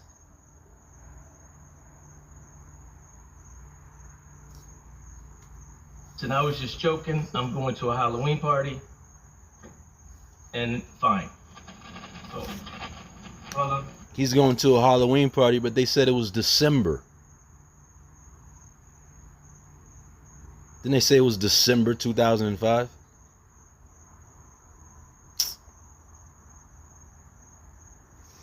And you telling me this dude right here is the guy that said he was the one that is the closer? It doesn't look like him. what? So, Nandro? Like go to your feet, right? She could fuck you. Let's go to Eli Assad, he had somewhat of an ego, if you will. Listen to me, and it's very important. You don't play with me. I don't play with nobody. No. It's like a bad movie, yo.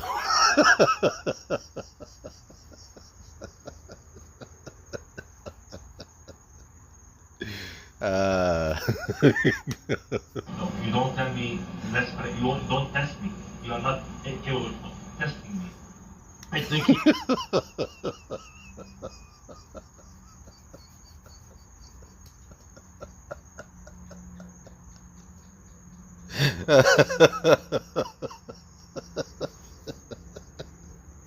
I'm sorry.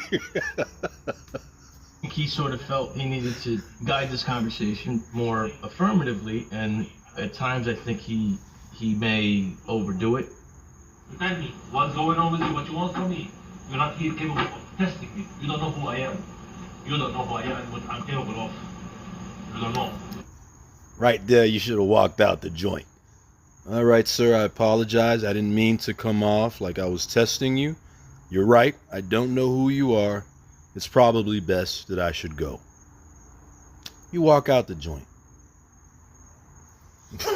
Before you have to hurt the dude. You dig? That boy talking to the other dude like he's straight pussy.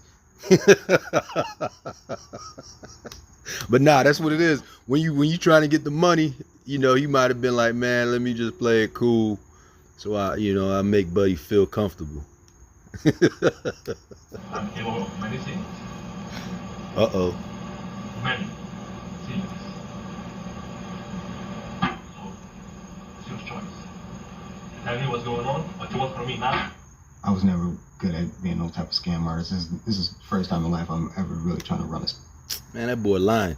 If you ain't about scams, you would have walked out of there, because that clearly is an uncomfortable situation.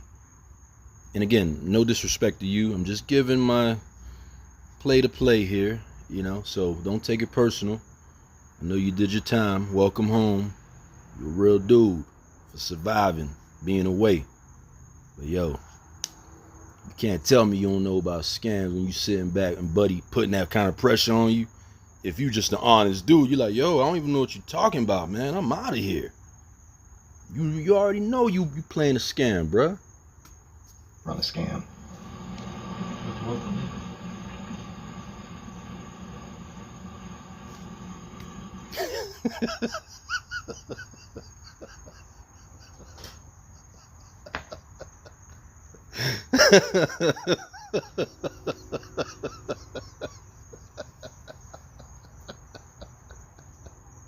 I just had to pause it there. There's a bit of an awkward silence, just looking at each other. What the hell? Yo, someone told me that you'd be able to provide me some kind of funding. If that's possible, I'd like it. If not, maybe we can set up a loan here. I can write you out an IOU. That way you'll feel comfortable and I'll get you the money by said date. Are you okay with that? That's when you're not running a scam. That's how you present it straight up. You feel me? You don't even give him room to try to throw in anything extra. No, I'm not going to do anything for you except give you your money back plus interest. I'm exhausted financially. Okay. And everything you're trying to do. We have nothing. And the little bit I have, I took it to fix the moms. And then we tried hard to get everything I did. But we don't have the boots.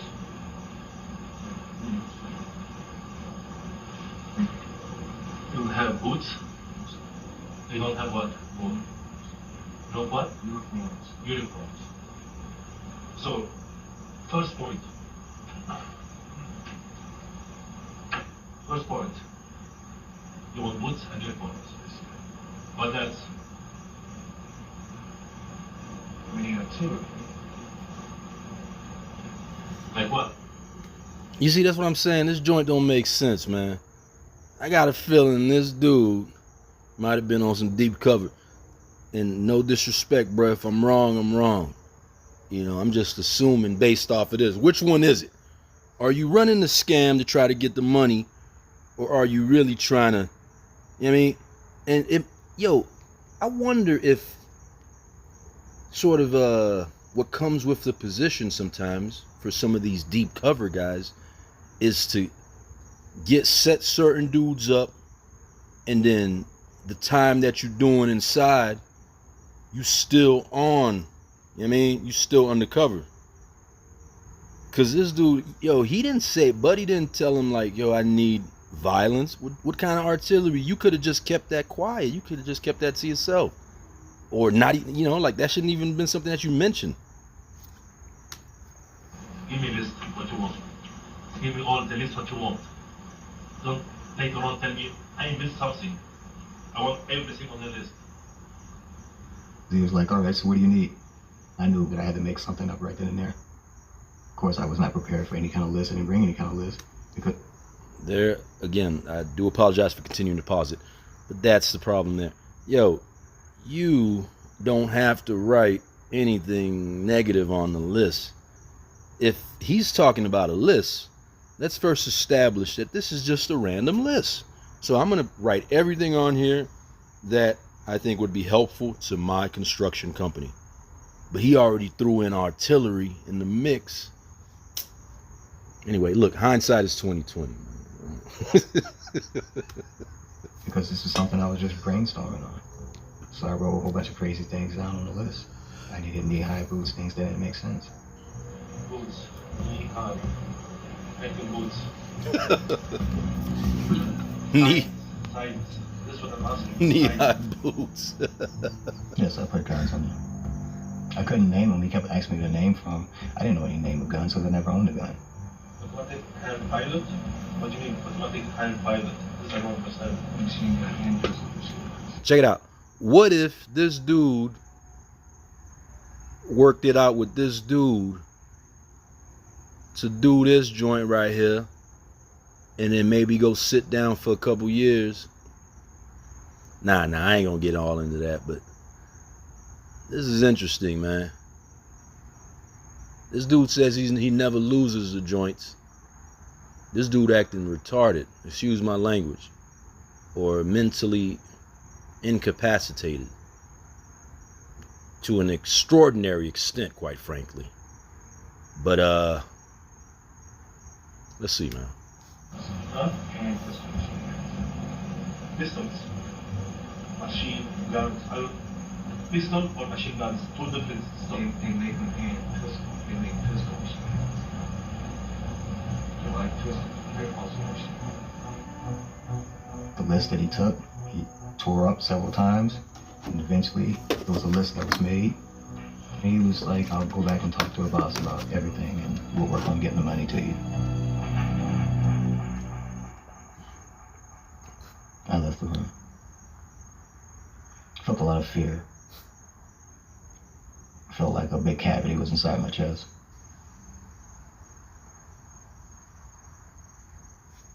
Empty. Now, see, that's the problem again. If you're afraid, you don't do business with people that make you afraid. Why would you even consider getting something from someone that has you that deathly of fear that you have an empty void inside of your chest? Anyway.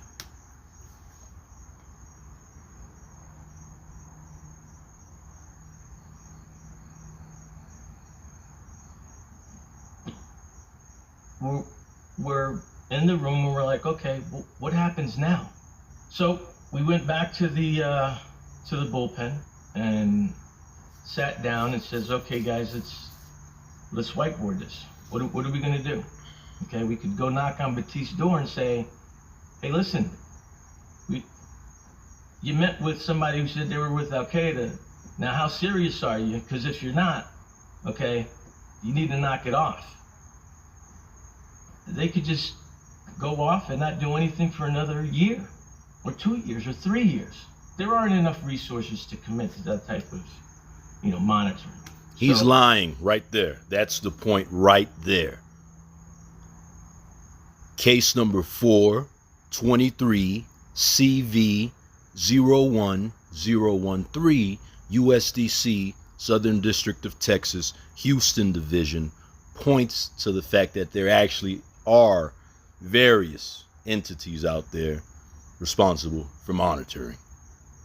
In fact, it's become almost like East Germany. The proliferation of the war industrial complex now has created tons of entities that are responsible for monitoring. I'm going to screenshot this joint, man. If you get anything from this video, it's that right there.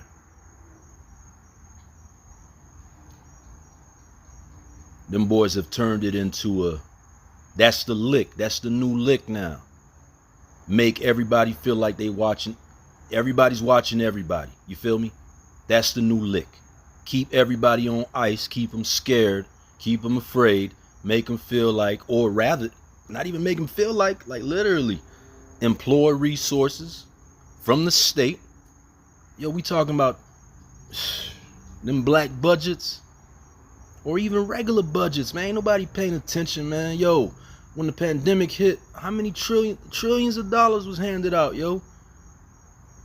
And most of it, if you think about when Biden got in, what he tried to do was position it in a way where he would give it to the states or incentivize the states, creating more various mechanisms that would support law enforcement initiatives.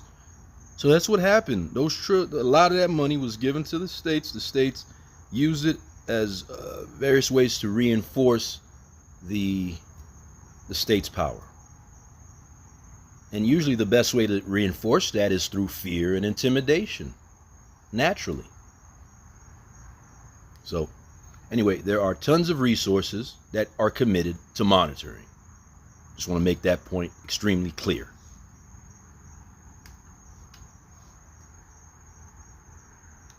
So we wanted to find out how committed Batiste was to what he had told Eli Assad. Believe me, brother, I'm not trying to show you your job. No, I'm open to everything. I'm just trying to help. This whole thing was way beyond me. The rhetoric and the talk and the relationship with a boss just went way out of control. It's a word that means everything. Well, trying to keep the bomb, I had to do push-ups at the same thing. So My hustle wasn't even talk about terrorists at the very beginning. I was slowly wielded into that with the boss. Nah, that nigga fronting. Yo, he's the one that told the dude artillery. Unless they switching up the audio here, why'd he tell the dude artillery? Why'd he put pistols on the list? It's hard to keep up with this joint, man. You know, who knows why he's lying or why they're lying, but there are clearly some inconsistencies here. whatever we listen, we speak about it now. You find it now. Find all the histories we need. Peoples, places, missions. He really set these guys up. There's really no other way for me to put it. Abbas saw from working in the store that these men didn't have a lot of money. And he also played on that, but they were poor. I'm trying to get you some money. Once you take it, even if it's probably change for a while, whatever you can do, whatever put in your hands, inshallah. I tell you what, for the neo-libs out there, there you go. Listen, or rather, the neocons. Being poor hurts society, and being black, male, and poor doubly hurts society, and can. And this is an example here. But let's think back to the last 50 years. You know, we could have avoided a lot of the harm that society experienced just based off of not being that greedy. You know, at least shifting the money. All you do is shift it around. There are ways to shift it to make it more of a productive means for society overall, you know.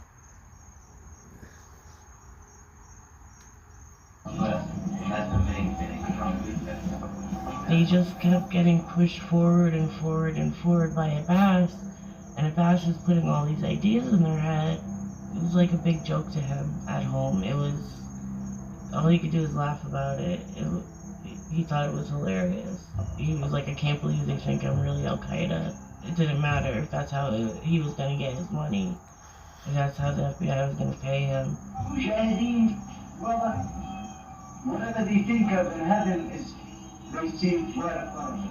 Whatever comes up to your mind, you see it right there. If you think about women, you see women. If you think about honey, you got rivers of honey. Alcohol, there's rivers of alcohol. In the informant world, are they paid? Of course they're paid. They got paid expenses.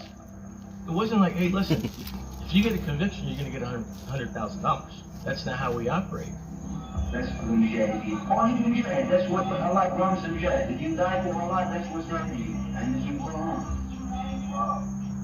I finally get a call from the boss telling me, look, Assad definitely wants to meet with you. He's got... So you got a boss that keeps trying to emphasize this whole Quran deal. This dude sitting back, don't know what he's talking about. Never once showing any sort of passion or connection to the fact that, hey, I'm going to be doing this for Allah. So again, that was, I think, a strong basis to be like, hey, this isn't any sort of connection to terrorism. But, you know, what are you going to do? Got the money, you just have to pick him up. He told me that if you're going to get the money, you got to make it sound for real. Talk big. Like you're going to blow something up. He said, if you say that, they're going to come through. I was high off marijuana one time. I was riding in the backseat of the car. And he whispered over to me, he said, you got anything in mind you can say big? Say you're from Chicago, you should better come up with something. And I thought in my mind, well, the Sears Tower, because I'd blow that up. Where that sound? And he cracked up laughing and he said, that would be great. Chicago has Sears Tower. I heard there's a tallest building in the world. Downtown Chicago can fall.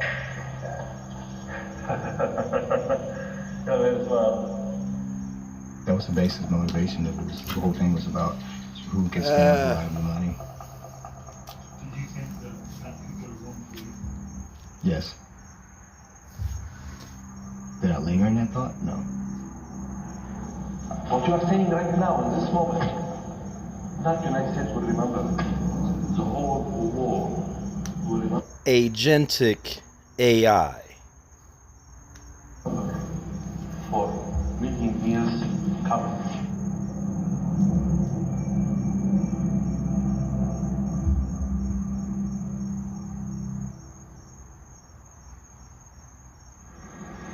I'm Al-Qaeda. You ever heard of Al-Qaeda? I hope you heard. Who's Al-Qaeda connected to? Directly. I told you I admire something. Now, the only thing, like I did from the very beginning, is ask you for your help. And it has to be financial. It has to be with money. To ask them for money, I need to give them something solid. Like I said, I don't know what it's going to take for you to get that first 50,000. Okay, well, let me tell you something. To let them approve the 50 grand, they have to see something solid. He's gonna give you money. What the you think the money's for? Terrorism. He wants you to do an act, just like a murder for hire. What's present in our mind is, when you give it to me, I'm not killing nobody. This is mine. What you gonna do?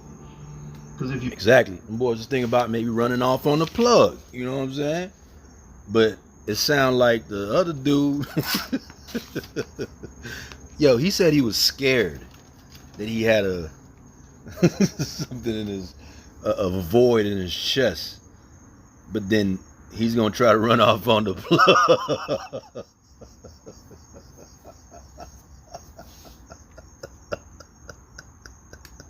Because if you're really that powerful, you would have had your own crew right here. You ain't. Yeah, you're gonna give the money to us, and then you're gonna disappear. Whoa. You see? Listen, man. I'm telling you, sometimes, like, it be scenarios that, this dude, thankfully, they didn't run into the wrong crew. But it's certain dudes back in the day, they would have recognized that, hey, this is he thinks we're food when actually he's food. It would have been that kind of scenario. But it's funny sometimes to see, and again, this is why, stay away, flee from negativity and doing harm and doing the wrong thing. Because look at what happens, if we're looking at it, and let me connect this to in a spiritual sense, or even in terms of just growing, right? You in different things that you read, you can get a good perspective from, reading different stories throughout history, whether it be biblically, in the Quran, in the Torah, or Chinese history, Japanese history, African history, you name it, even Slavic history, Icelandic history. But what happens when you look at these stories, you see how ridiculous people end up being when they're driven by the negative sins to try to take advantage. So you got one side that's trying to take advantage, the other that's trying to take advantage, and at some point it's going to come to a head. They're going to bump heads real hard, and one's going to beat out the other. But all of this could have been avoided by simply not, like just not trying to do anything negative. But anyway, let's get back to it. Whoa, man, it's like terrorism. It never popped in our mind like, yo, this is something serious. It's like these two fake guys playing some damn game. He's fighting for control over some damn donations. It all made me sick. I want to prove these guys didn't want to do this. I want to prove that this conversation that the informant may have misquoted didn't happen. And this is what it is. But that's not what happened. Every time I thought we were going to get off the highway, we hit another mile marker. Yeah. He left yesterday? He left yesterday? So, I was watching the basketball. Come on, I can't. What'd you do that? Get these dudes. Sorry. Man, you don't drink. You smoke marijuana? Marijuana? Yeah. You smoke? I smoke marijuana sometimes. Sometimes, yes. I was taking a lot of marijuana substance, at least an ounce every 2 days. And it had me living in a world of fear. And fear was pulling all of this into a detrimental path with myself. This doesn't make sense. Again, the way that he jumped on the couch, the way that he's happy and really talking to this dude like they tight, that's not fear. I'm sorry. I'm just, again, giving my perspective. Unless they've resynced this video incorrectly, what he's saying doesn't match up with what is happening in the video. But maybe he's just presenting it that way, I suppose. Listen, when you go to the feds, when you got to deal with the feds, it's good when you could say that you had a little bit of a drug problem, because you can get a year knocked off. You know what I'm saying? Get a year knocked off for the drug program. Sometimes a little bit more. But a lot of times that's your only consideration as far as giving back some of that time that they give you. All those darn months. You feel me? So, anyway, that's neither here nor there. As far as trusting my own judgment of what's right and wrong in terms of the scam, of going further or not. Our brother, 7-11, when he spoke about what you right said, and he learned one of the clans wasn't his best, was one of yours. Whenever I my attention fell on him, it was like, they talking crazy. And they're doing all of that just to convince a guy to give you some money. We're gonna launch a full ground war. What? We're gonna have a full ground war. Ground? Yeah. Ground war? What does it mean? That means that we're gonna kill all the devils we can.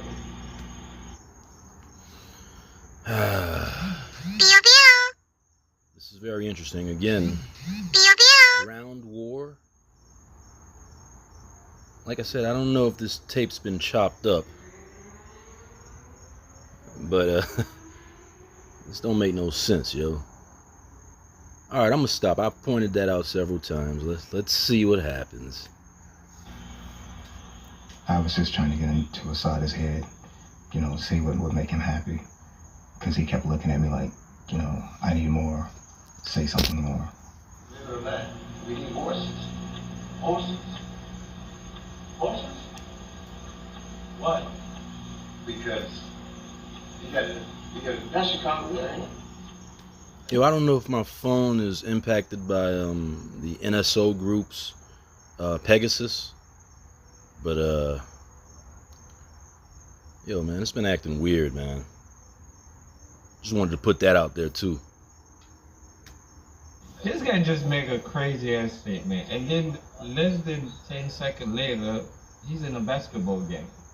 The TV faced us. So a lot of time you see me there, I'm watching the game. Let's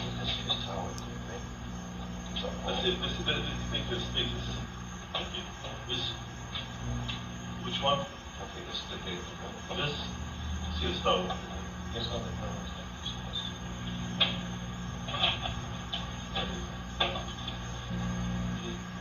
Is this, like this close? Now what I plan on is here. I think. So, but they're not taking here. It's close. I would have some in the center. Oh, you would have in the center and around it. Underground. So, what would happen? You will always hold it one time. I wasn't feeling good about what I was saying. But at the time, I felt like I had to make up this story one more time for this guy. So I was just constantly just flipping through different pictures in my mind that I seen on the media. Now, once this collapses, a water pushing through here like this is going to come over. I grabbed that from just in the world type of movies, because a lot of that was going on at the time, tidal waves type of movies. Because we will not be no survivors. No. We'll make sure that if we see them survivors, we'll shoot. I'm not gonna do anything. I'm just talking a whole bunch of crap here. And I'm high. So you're speaking about how many people? Like 100,000? 100,000? What's that mean? If Batiste is having these conversations with somebody he believes is from Al Qaeda, you know, Al Qaeda would say, okay, maybe we should target the Sears Tower. And by the way, you think we should, as the survivors run out, shoot him? We didn't even think of that. Write that down. I know that he just is great than nothing else. Because he's that would be tired. I just want enough money to do it. Dude, you really have to do all of that? You have to really doing all that back and forth with the guy? Yeah, he going here. You know, I'm gonna get the money. Whatever, man. I was sick of it. Matter of fact, I remember when I went home, I got sick somehow or another. I was doing a lot of vomiting. It's like, okay, let's say he is crazy. That's a dangerous dialogue. We never expected, again, to get to where we ended up, because we thought at some point he would say, look, this is all a charade. Now, I just thought about this. Unless they weren't read into the fact that maybe there's a psyops that was being run on the Narcisse dude from way back, since from Chicago, and they've been positioning him to be this fall guy kind of character, based off of using the organized harassment tactics. Maybe that's just why. And then also they might have been spiking the weed with, maybe they put LSD in the joint, you know what I mean? Or, I don't know. I'm just trying to make sense of why he's so matter-of-fact casual about being so ridiculous, man. I mean, even in hindsight, I'd be like, man, you gotta be honest with yourself. Like, yo, I shouldn't have said any of that. Like, no amount of weed should have made me approach it this way. But he doesn't have that in him. So maybe that's by design. Anyway, let's go. Director Mueller is being briefed daily, and we knew that this was included in his presidential briefs. That brief is, look, there's a group of kids in Miami-Dade that formed an organization and want to align themselves with Al-Qaeda to start a war in the United States. The prosecutors wanted more overt acts, so anytime there's a conspiracy involved, you have to have overt acts in furtherance of that conspiracy. There you go, right there. Overt acts. You dig? So again, you push for more overt acts. And that's where it gets tricky, because let's say that person is like just playing around. They ain't really overt about it. You gonna push them over the edge and make them commit overt acts, or you gonna, and if you don't do that, it's gonna be a waste of time. You know what I'm saying? And you ain't got nothing to bring back home to your boss. They're gonna be like, yo, you've been wasting all that time doing that, and you ain't even come back with anything. You ain't even get anything out of that. You know what I'm saying? We can't even put no drugs on the table, no guns on the table. We can't prove that we doing our jobs so that I can get my political position. All of this was in The Wire, by the way. Watch The Wire. Anything that a prosecutor could use as evidence to convince a judge or jury that these people were serious. A conversation is an act. So you don't need to pick up a gun or let off a bomb or make a bomb for it to be an overt act. I think the idea came from the FBI through CIA, and the idea was to have some sort of formal allegiance, some pledge to Al-Qaeda, to see if they went forward with it. The idea was introduced to further test their commitment to their interest in aligning with Al-Qaeda by saying, well, look, you have to take an oath of loyalty.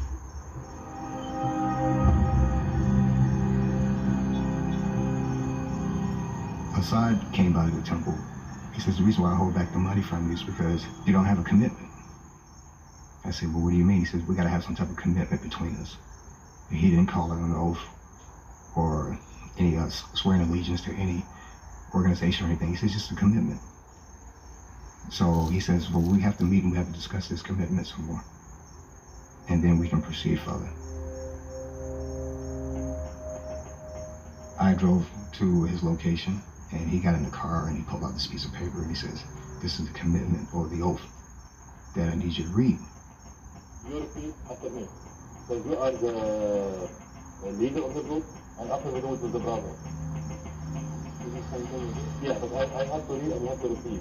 God pledge is upon. See, they played upon his, I don't want to say narcissistic personality disorder fully, and who am I to assess that? Man, I'm not a shrink.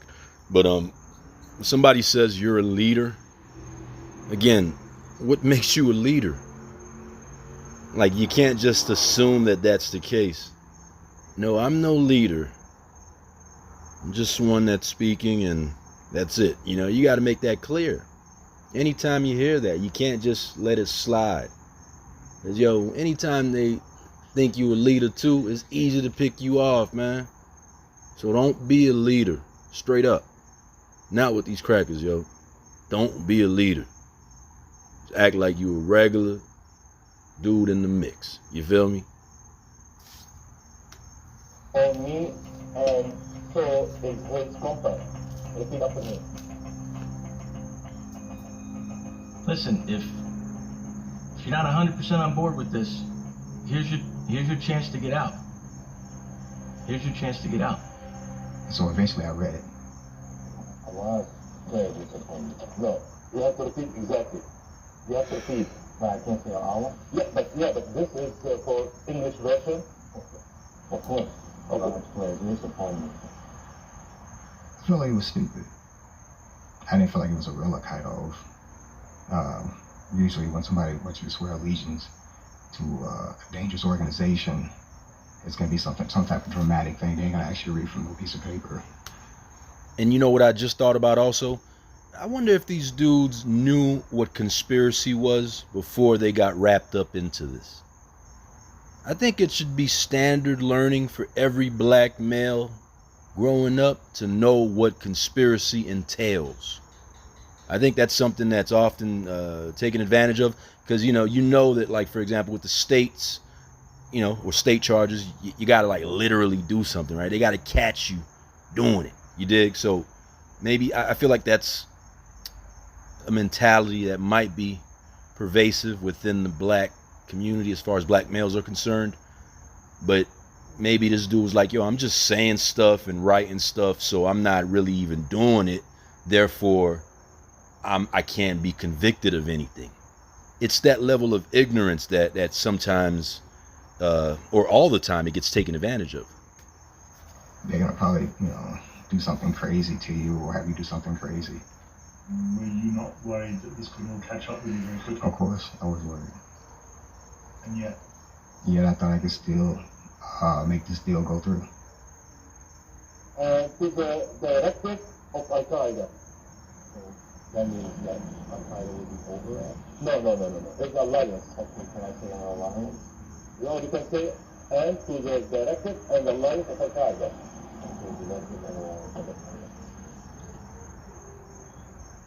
Okay. Welcome, brother Naj, to Al-Qaeda. The direction that was given was if Batiste takes the oath, then you tell him that all of the members of his organization have to take the oath. So this was already pre-planned. Let me pause that real quick. You see the cars driving by, they want the attention right now. So that's a part of the organized harassment apparatus that is functioning all throughout South Florida. But that should be some sort of cue to someone. I'm not sure who, but let's give them the floor.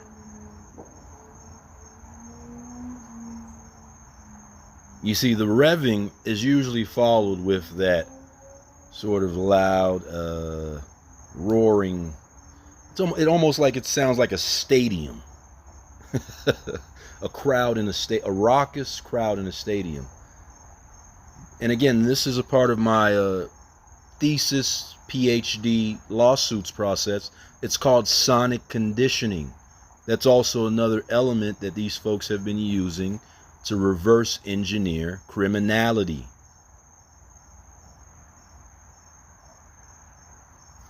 All right, I think we're good. So tomorrow with the brothers to present our commitment, our agreement. Yeah, well, let's go ahead and get it out the way. I felt like I was getting deeper into a trap. Then I might not be able to get myself out of this trap if I play this game even further.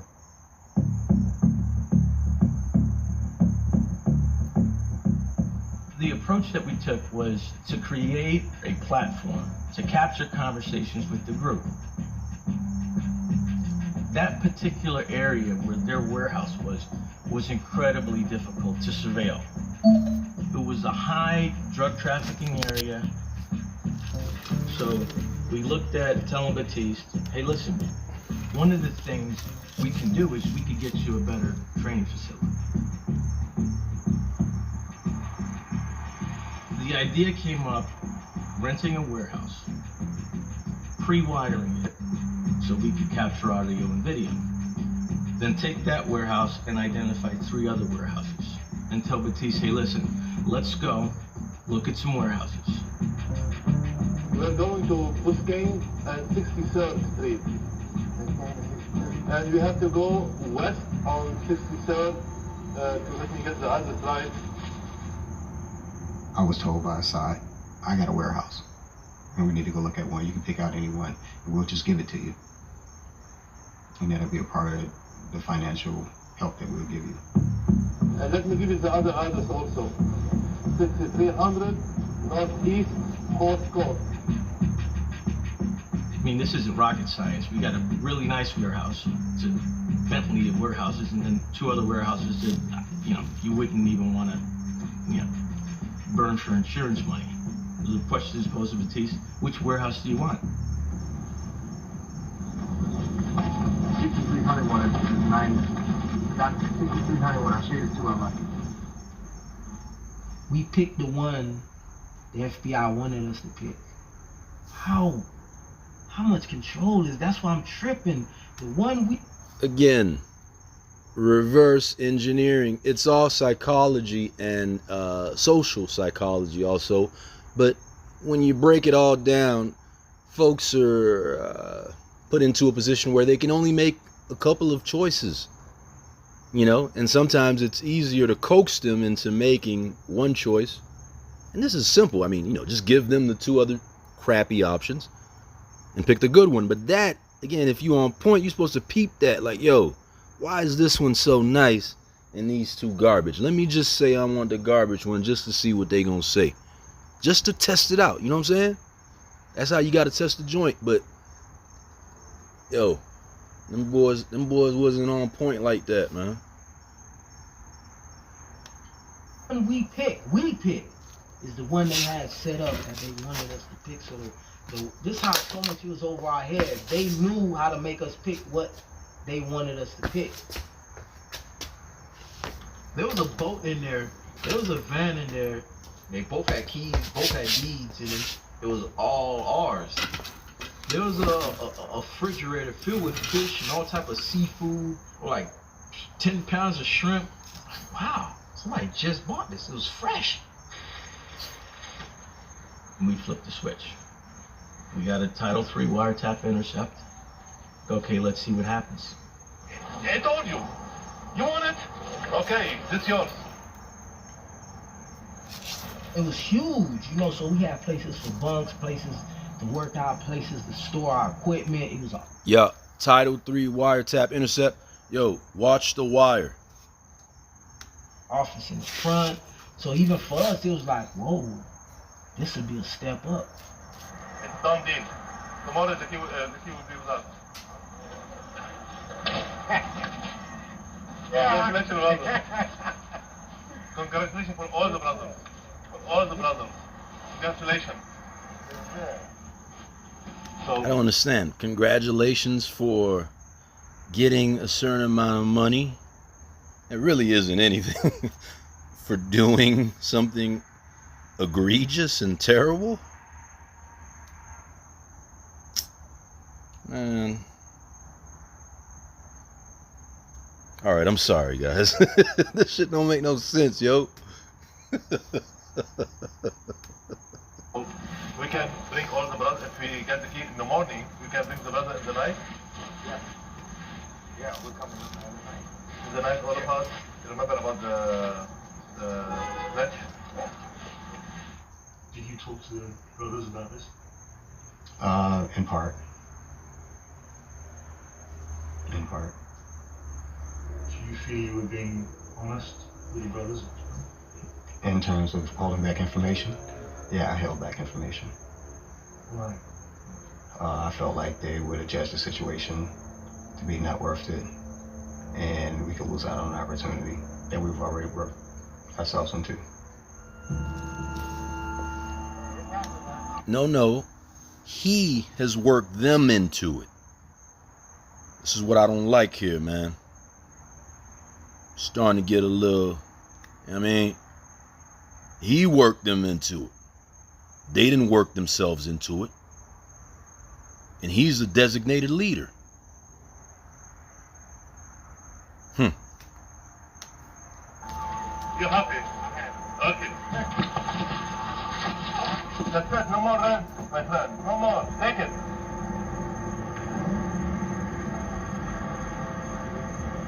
Bad boy, bad boy.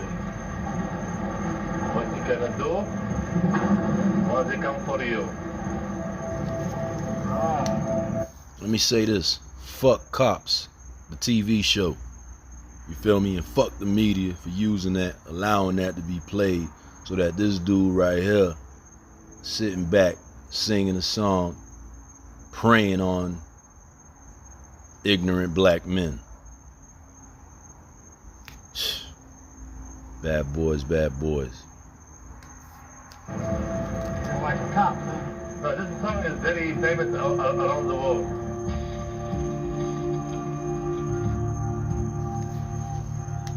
Oh shit, he was singing that song right next to him? Yo, what are you?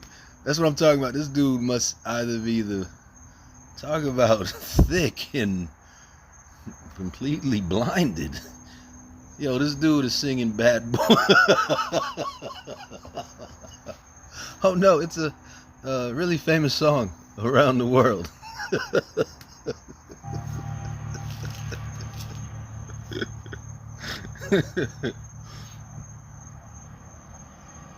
Naz was telling us already that don't worry about what this guy's saying.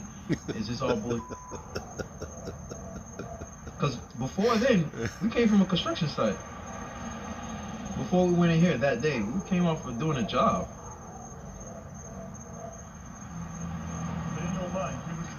I didn't give a what he was. I really didn't. That's what I'm trying to get you to understand. I don't give a. We grew up from nothing. We grew up from watching people that we love die, get shot in the street. We didn't grow up where everybody talked their way out of trouble. We grew up, everybody got killed or got sent to jail.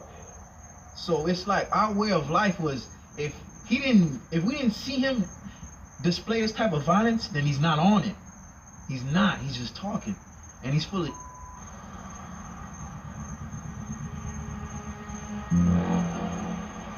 Today is March 16, 2006. Time is 9:35 p.m. It's showtime. The scenario was, Batiste would bring them in, and each one would have to take the other. Not as a group.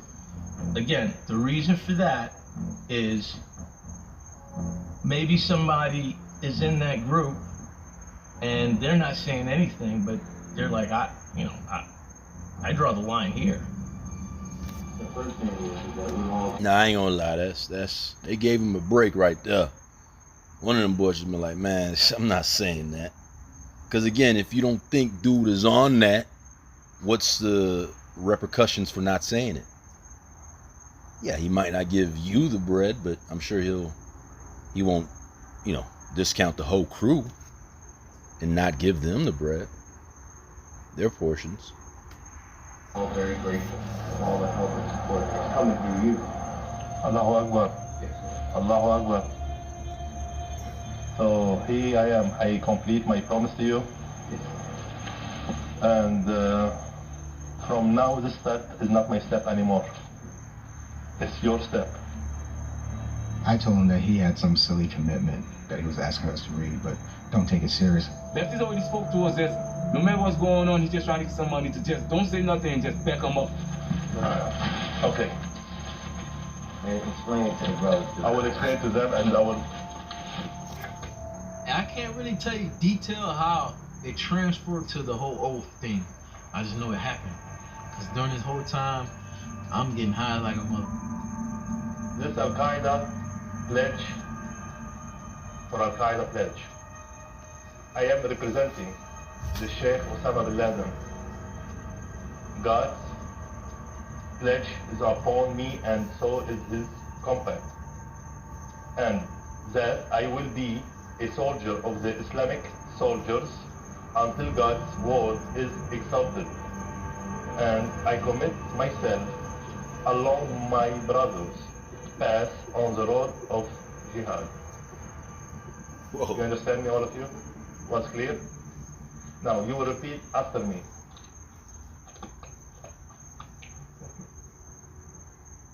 When he says that, I look towards Baptiste. I was like, yeah, Baptiste, this cool? This all right, man? All right. Yeah, well, did you read to them first, brother? We like gritting our teeth, and we put our hands up. You know, we backing up our man. When I say to commit myself, each one has to say his name. Let's start with you. To commit myself. Now your turn. To commit myself. That's crazy. To commit myself. Meanwhile, I was in the background just giving.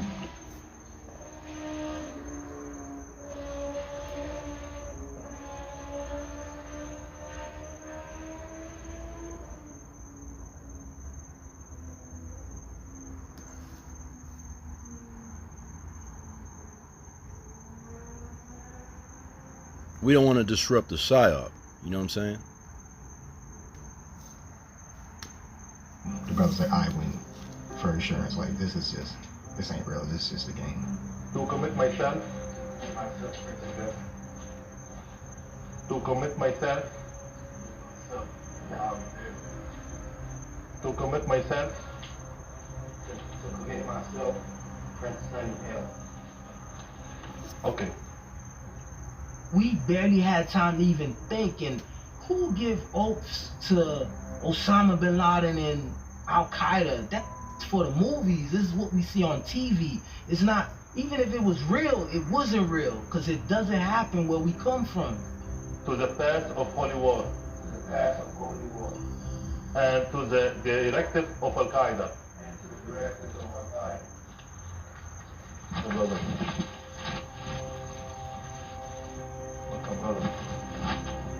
Once everyone took the oath, Eli Assad was instructed to introduce a plot by Al-Qaeda to blow up 5 FBI offices, Miami being one of them. And that Al-Qaeda would like some assistance in doing reconnaissance and surveillance and other things. And then provide a video camera. The Sheikh is preparing for a hit for 5 buildings in the United States. Washington, Chicago, Los Angeles, New York, and Miami. We are taking down the 5 FBI buildings. But he asked me if I can tape the building. I don't know where the buildings are. So he asked me if I can send him back the video tape. You mean I have to tape it? Just tape it. We need to tape it in Miami. I have something for you. Always got somewhere on it. Even though it didn't make sense to me, I was more focused on Baptiste. That moment I felt betrayed. I felt betrayed. And honestly, that was the one time I should not have hold my composure, because that time I really wanted to punch him in the face. I'm thinking this straight bullcrap. This straight bullcrap. Now, when I give you these videotapes, you're gonna have to be very careful with those tapes. I felt really like Baptiste crossed the line. So after everything finished happening, I took my wife, my kids, I took my kids out of school, ran a car and left. That soiled us to a point where I don't know if we was able to come back from that night, because we started to lose respect for, you know, not just ourselves but for Baptiste and for what we was doing, and it was ugly. It was ugly. They were very disappointed in themselves, as well as disappointed in me. That all this had to happen from just one single thought. What about if we can scam money out of these people? Again. All right, I ain't gonna say that. It was just a nasty deal, a nasty scam that nobody really liked.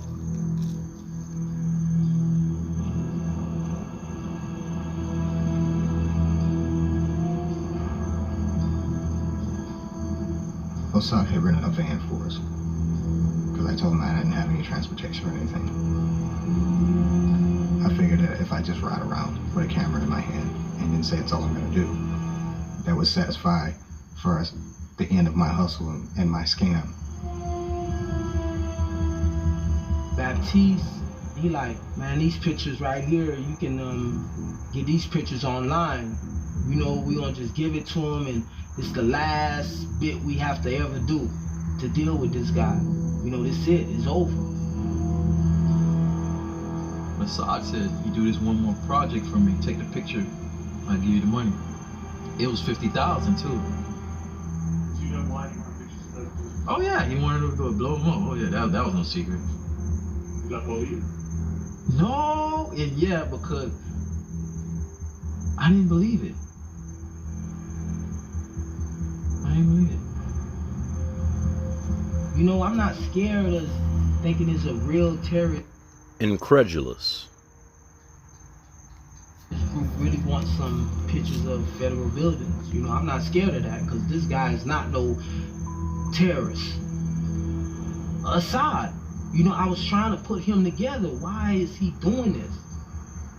My mind can't see that it's the feds that's pulling the strings. I can't imagine, you know, a government agency put this together. And therein lies the rub. You know, no one ever expects the government to be so predatory. But there you go.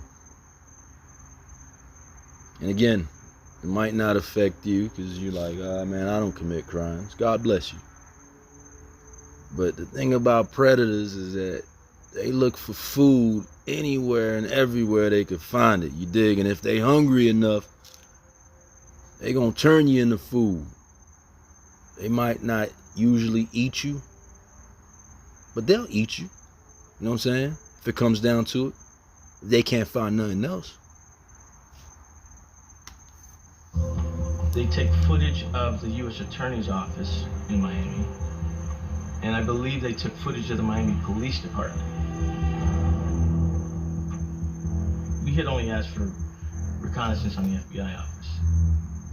And then they provided that video footage to Assad. The problem is we're having problem. It's not clear. Right. You're doing a good job, but it's like you are very fast. You're not like stopping it, because when you stop it, it's not seeing clearly the picture. They could have gone to Walmart and took a picture of the back. So they could have done a number of things, even at that point in the investigation, but they didn't. What they did was they gave who they thought to be an Al-Qaeda operative exactly what he had asked for. What I want you to understand, I can't get opposing shot with the video camera. Let's let them shot. It's like,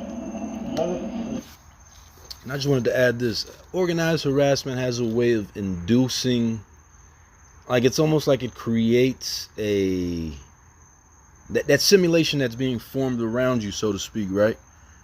You can get caught up in it.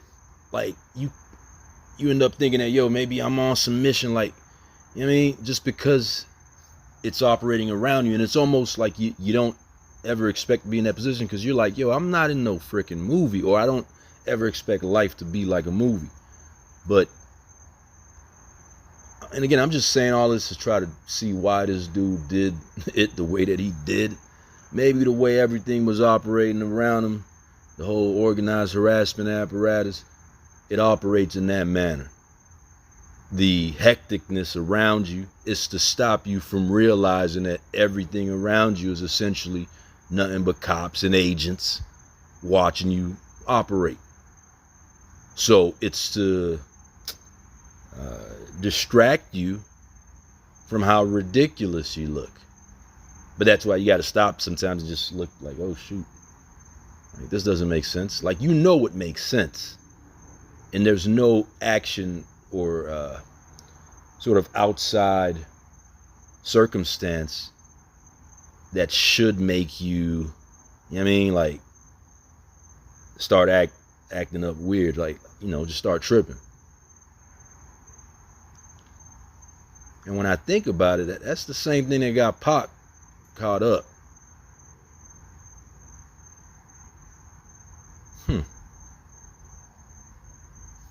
Interesting. Let it roll on the reading. It's a bit like for a couple of seconds. It's not like 10.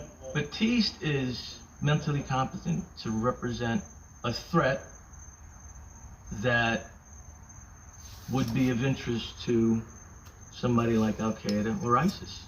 You know, they'd love to identify people like this.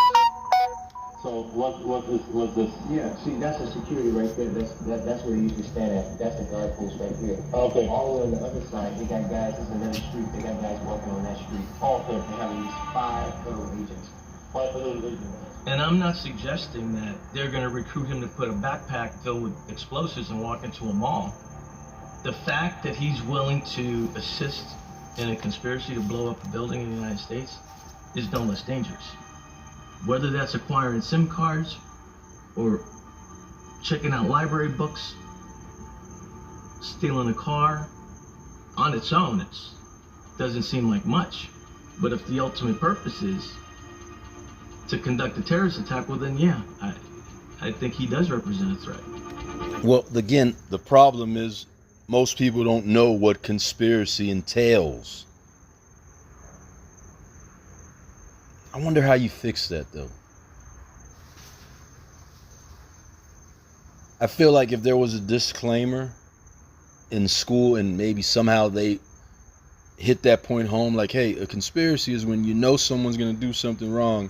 And even though you're just talking, but these overt acts, even though they're not 100% overt, it's not like you're actually doing the deed.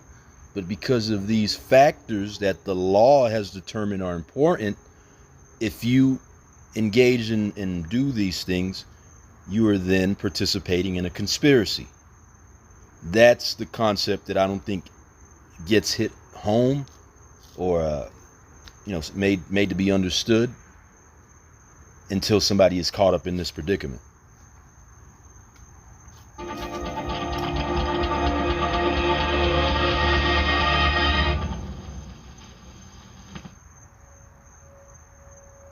So the decision was made that we were going to indict Batiste, the other 6 members of his group, and arrest them. One of the things that they did to earn a living was they did stucco for buildings.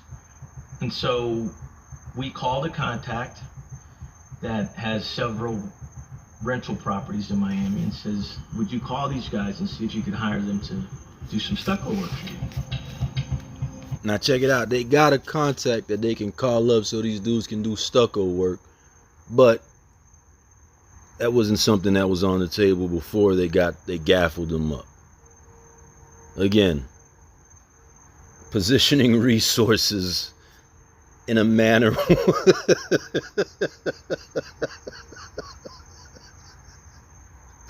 excuse my French, that's fucked up, man.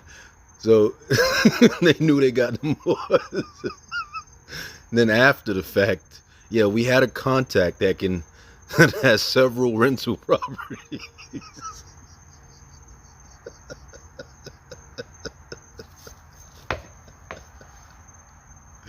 That's how they play, man. Listen, that's what you gotta know. You gotta study this shit, yo. Straight up. Because you don't want to get caught up in this shit. You thinking most people go through life thinking, nah, man, it's all good. Yo, remember that in that movie, Menace to Society, when Rock, he was talking to Sharif in Kane because he was a teacher. He was like, the hunt is on, and you are the prey. And yo, that's what it is, man. Don't be the prey, yo, because they gonna do you like that.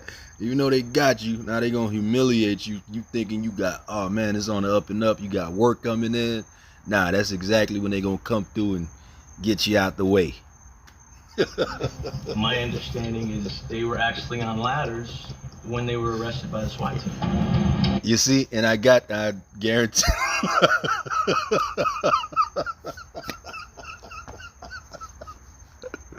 That's fucked up, yo. Excuse my language.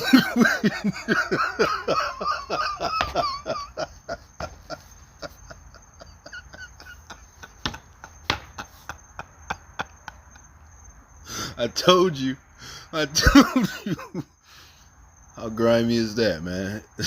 Them boys, they on the ladder feeling good. Things are working out for them. And that's when SWAT comes through. And shoot, maybe if one of them move a little bit weird, they might have gotten lit up by SWAT. Even better, right? And again, I'm just speaking from their perspective. You got to put yourself in the position of them crackers. Always. You dig?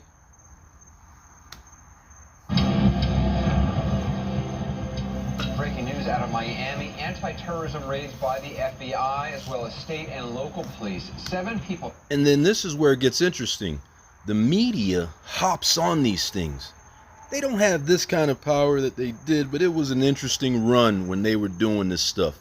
Because what's interesting also is when you learn about the individuals that are involved in various, or they work for some of these agencies, but then when they retire or at some point they decide that, you know, maybe they're going to go off and work for some of these companies. So these are agents in place to help drive the message home.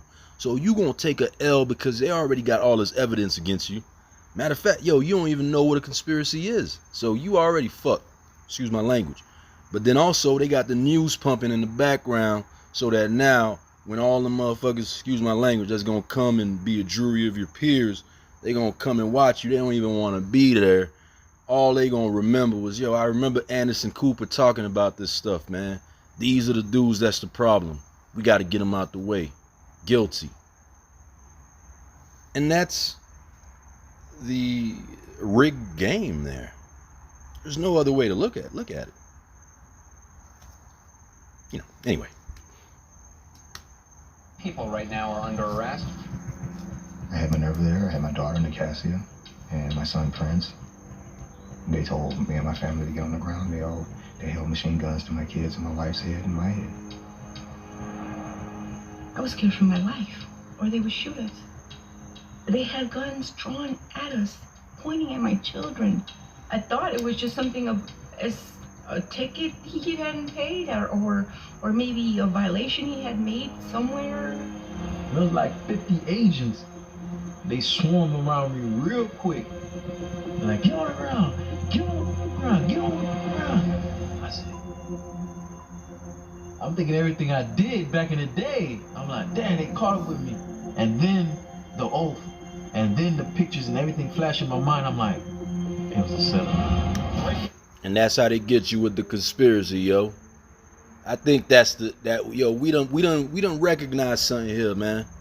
There has to be a solution. I'm gonna put this in front of the large language model.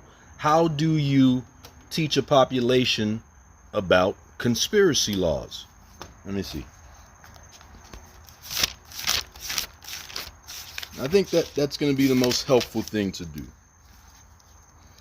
How to teach about conspiracy. You see, my goal is to hit them in the pockets, yo. Because the less ignorant young bucks we got, hold on, let me let that.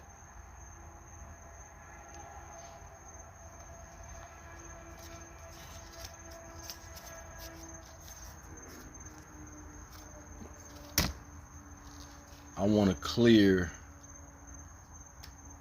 path here when I speak. Yo, the more enlightened dudes that we got, dudes and women, you dig, that's on point, it's gonna impact them even more. And everything that they've done, that's how they pay for it. When they ain't got nothing to do except fuck around with each other and look each other in the face, trying to justify or make sense of what they doing for a living. You dig? Or, you know, maybe then they become a little bit more productive in terms of trying to change the system. Again, we've already won effectively because I think recognizing the problem is the first step. But yeah, conspiracy, man. People don't know conspiracy. We got to figure out how to fix that. Breaking news tonight, terror-related arrest in Miami. FBI agents swoop in on a Liberty City neighborhood to foil an alleged plot to commit terror acts in Miami and Chicago. I see my brother on television saying he's a terrorist. Investigators say one of the 7, Narciel Batiste, was the ringleader. Ringleader? I said a ringleader? Oh my God. I said this boy can't even put cows in the pasture. How is he a ringleader? I'm like, this is no way. And I mean, I was so hurt. I just fell to my knees and I started crying because I'm like, this is not true. This is not my brother. We now go back to Larry King's exclusive interview with the director of the FBI, Robert Mueller. Federal agents are conducting a terrorism-related investigation in Liberty City. Now listen, look at Mueller here. I don't know what happened to him, but this wasn't the same guy that ran the Trump investigation. Now they said apparently he developed a drinking problem, but I don't know. I'm not judging the dude. I mean, but you know, he might seem a little bit more lucid here. But I remember during the whole Senate when they were, you know, asking him questions. I don't know. He ain't seemed like he was on point, man. But anyway, this was the director, the FBI director at this time, and he ended up becoming Trump's attorney general. Or no, was he the special prosecutor? The special prosecutor that came in? Because I think at that time Jeff Sessions was in, and then Jeff Sessions got kicked out. Yeah, I think he was a special prosecutor. City, that's an area of the city of Miami. What can you tell us? I can tell you we do have an ongoing operation in Miami. We are conducting... Now check out the optics. Security watch. Breaking news. One of the greatest courses I took during my undergrad years was religion and TV. And TV, or content media, if you will, is almost on the level of religion. If you think about how much we watch it and how important it is in our lives and how it controls how we operate, right? But the optics are very important. And Roger Ailes in Fox News really perfected this whole presentation here. You dig? The breaking news notion. Even the bottom line, that became very prevalent at one point too. You know, and even the sports channels started to employ these kinds of things. But what it did was create a society in which there are different impact points, if you will, in terms of our view and our vision and what we're looking at that can impact our psyche. But again, it's not by happenstance. All of this stuff is very important because it really determines how you view what you're viewing, whether you think it's a game or whether you look at it as something that's very serious. It's all about how it's presented in front of you. Conducting a number of arrests and searches. Big concern. Whenever we undertake an operation like this, we would not do it without the approval of a judge. We've got search warrants and arrest warrants and the like, and so yes, it's a concern. Now, let me say this. What's interesting is, all due respect, you know, based off of what I've learned when it comes to organized harassment, I remember there was an incident that took place with this dude that wilded out at Fort Lauderdale International Airport. And I remember, you know, the times when I was driving around there, them boys is going hard, yo. They was really trying to push. I don't know if it's me per se, but they was trying to push buttons to make you wild out. That was a heavy operation all around the airports, from Miami International to Broward, Hollywood, Fort Lauderdale. So when I experienced it, I'm like, yo, man, could this have been the thing that really pushed that one dude, that Latino dude, from spazzing out that one time? And I came to the conclusion that, yo, it probably was. So what I did then was look up the judge on that case. And I wrote the judge's chambers directly, letting her know about the case that I've mentioned before. And I felt, you know, that's the very least I could do in terms of providing some context. Because I feel like, yo, when it comes to smart people that are much smarter than me, if you give them the facts, they will then do what they want with it, right? And if they know they're smarter than you, they'll figure it out. But that's when you really find out if that person is really a just person, like about justice and stand-up person, or if they're not. Because that's a powerful position to be in, right? And imagine you send someone off for the rest of their life to prison, and yeah, maybe you had to, because that dude did wild out. I think he murked a couple people. But I wrote the dude a letter too, by the way. I sent all that information to him. And these things, I wonder if they're, again, because I don't know if these dudes cut off my mail and who I can contact. I just wonder what took place with that. But I hope the letter got to him, and I hope that he was able to pursue some kind of relief based off of what they did to the dude. Because you can't, again, reverse engineer somebody getting fed up with you using blinkering, exhaust noises, all kinds of extra stimuli to get a person to do something that they wouldn't normally do, right? At least that's what I thought. But I say all of that to say that I did present some information to a couple judges, and it would appear to me that either they didn't get it. Let me say it like this: either they don't care, either they don't know, they know, or they don't care.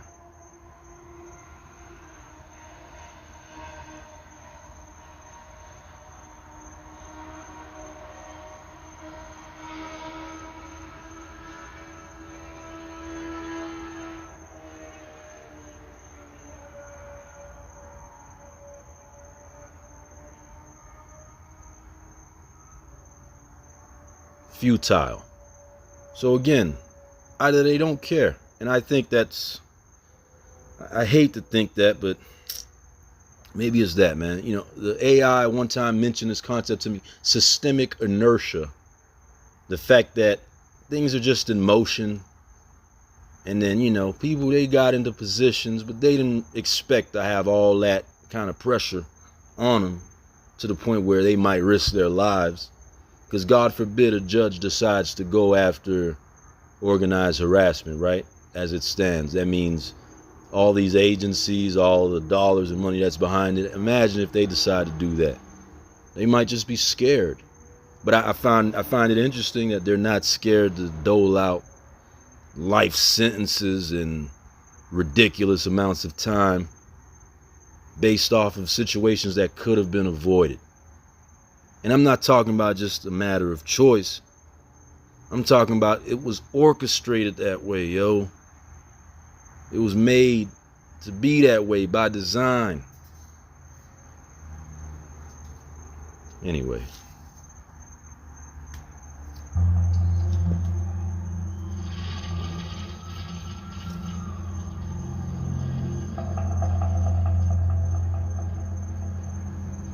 I'm joined today by FBI Deputy Director. And look, there you go. These people made careers off of this situation here.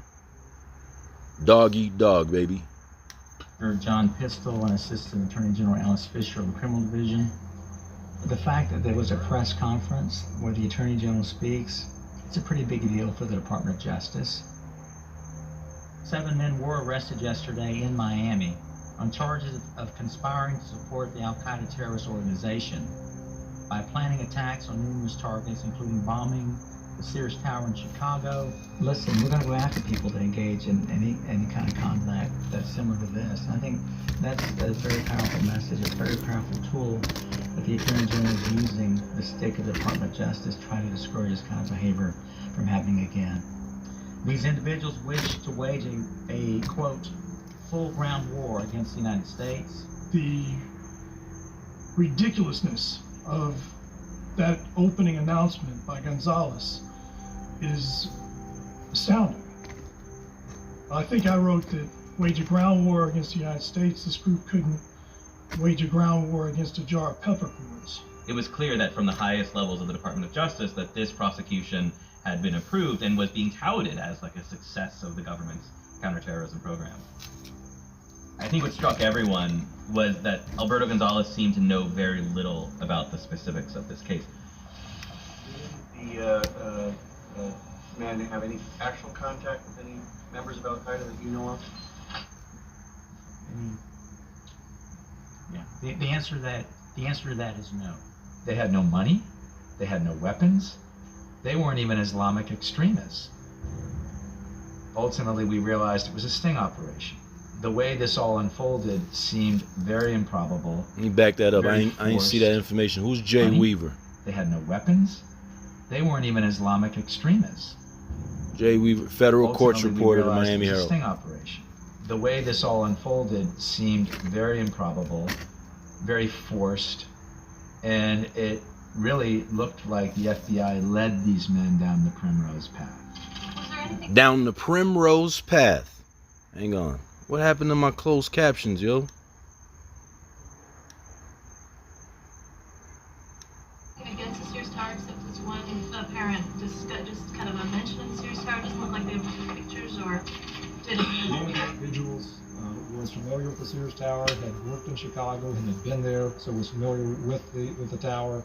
I wanted to distinguish this for the media because one of my concerns was that we not overhype things. That this is another 9/11 cell, that they're ready, willing, and able to die and have means of accomplishing their attacks. And so I described it as that this was an aspirational group rather than an operational group. In terms of the plans, it was more aspirational than operational. I think the public and the media began to realize very quickly that this was just not a strong case, that it was a weak case. It looks like these guys were actually asking for material support from what they thought was Al Qaeda. These guys couldn't buy boots on their own. They don't sound like very sophisticated or effective operators. These guys didn't have the ability to blow up anything, let alone the Sears Tower. Did you find any explosives, weapons? And you raise a good point. Our philosophy here is that we try to identify plots in the earliest stages possible, because we don't know what we don't know about a terrorism plot. I hate to criticize an attorney general, but when he said we had taken out an Al Qaeda cell, yes, I knew that was going to be a problem. He went overboard. They were not an Al Qaeda cell. They were not directed by Al Qaeda. That is an overstatement. So the charges were valid. It was the overhyping of the case. They're charged with providing material support to a terrorist organization, namely Al. Hey, listen, it's all about clout, baby.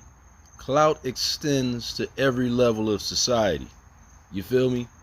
And yo, just because these people got suits on, don't mean they ain't looking for no clout.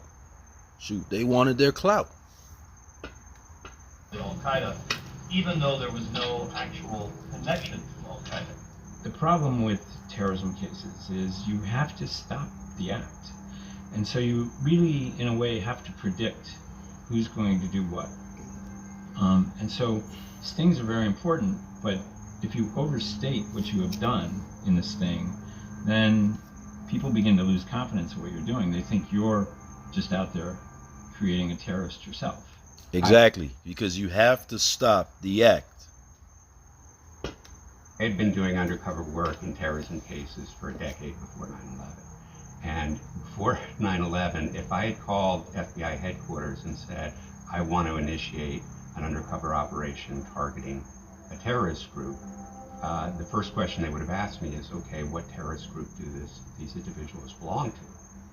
And if I said, well, they don't actually belong to a terrorist group, they're just saying things that sound kind of scary, and what terrorists might say, then they would say, okay. Hey, salute the bro for keeping it real, man. And listen, I respect any man that keeps it a buck. You feel me? So I ain't gonna call him nothing else except a man. You dig? They were saying some scary stuff, man. And the truth of the matter is, when black people say scary things, especially black men, we still have a problem where, again, it would appear that way, because I've never done this.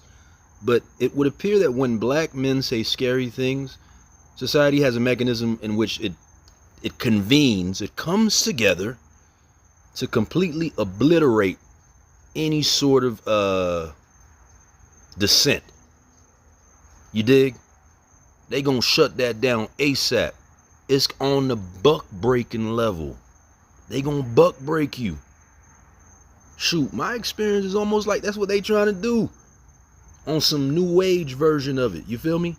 By weaponizing woke, by making it seem like, yo, it's not worth being on point. Hey, it is what it is, yo. But nah, listen, black men don't say scary things, or if you do, say them and say a joke right after. Then you can be like Kevin Hart or Dave Chappelle. Yeah, that's something to aspire to, because after all, it's all about the money. So, you know, you either play sports or you either got a wicked jump shot, or what was it again? What Big said? You either got a wicked jump shot, man, whatever. Rest in peace, the Notorious B.I.G., yo. Okay, well, what kind of weapons do they have? And if I replied, well, they don't actually have any weapons, and part of the plot would be to supply them with weapons. And then they would say, well, what plot do they have in mind? And I would say, well, they haven't actually identified a plot yet. Part of the operation would be to identify a plot and then provide them the weapons so that they could be terrorists. They would have sent me for counseling. Thank you. Thank you. Through 2005. And that's the critical point right there. So when that happened, I suspect that what creates the systemic inertia on their end, because again, put yourself in the position of them crackers. They're going to be like, oh shit, we got away with this. We did this. Shit, let's keep doing it. Ain't nobody tripping. Except the motherfuckers that we catching and shit. But fuck them. They fooled anyways. You feel me? Excuse my language, by the way. In 2005 and 2006, there had been a very heated debate over extending expiring provisions.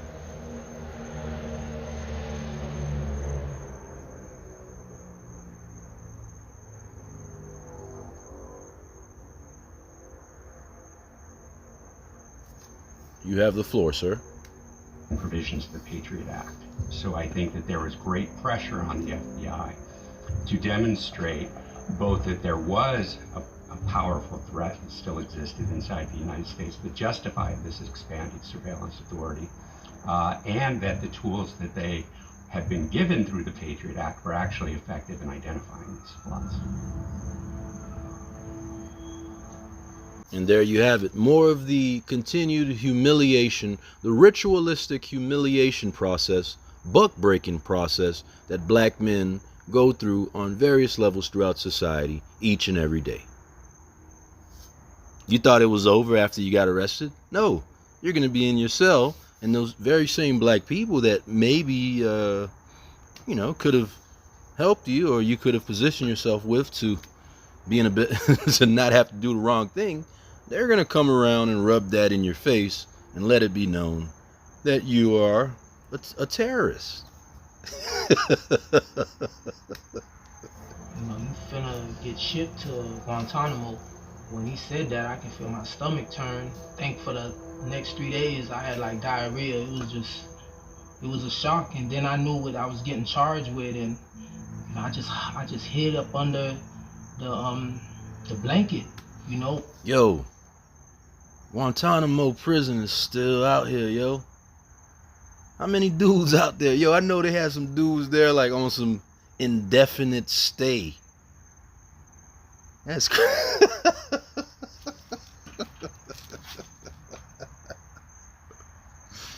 Yo, that's crazy. And like, I guess we so distracted by everything else. And we like, nah, we ain't even concerned about that.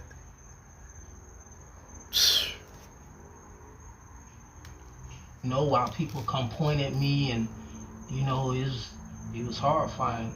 If they were homegrown terrorists, they grew up here on this Miami street. Stanley Fanor was born in this house. Liglinson Lamorin moved in across the street with his mom when he was just 6.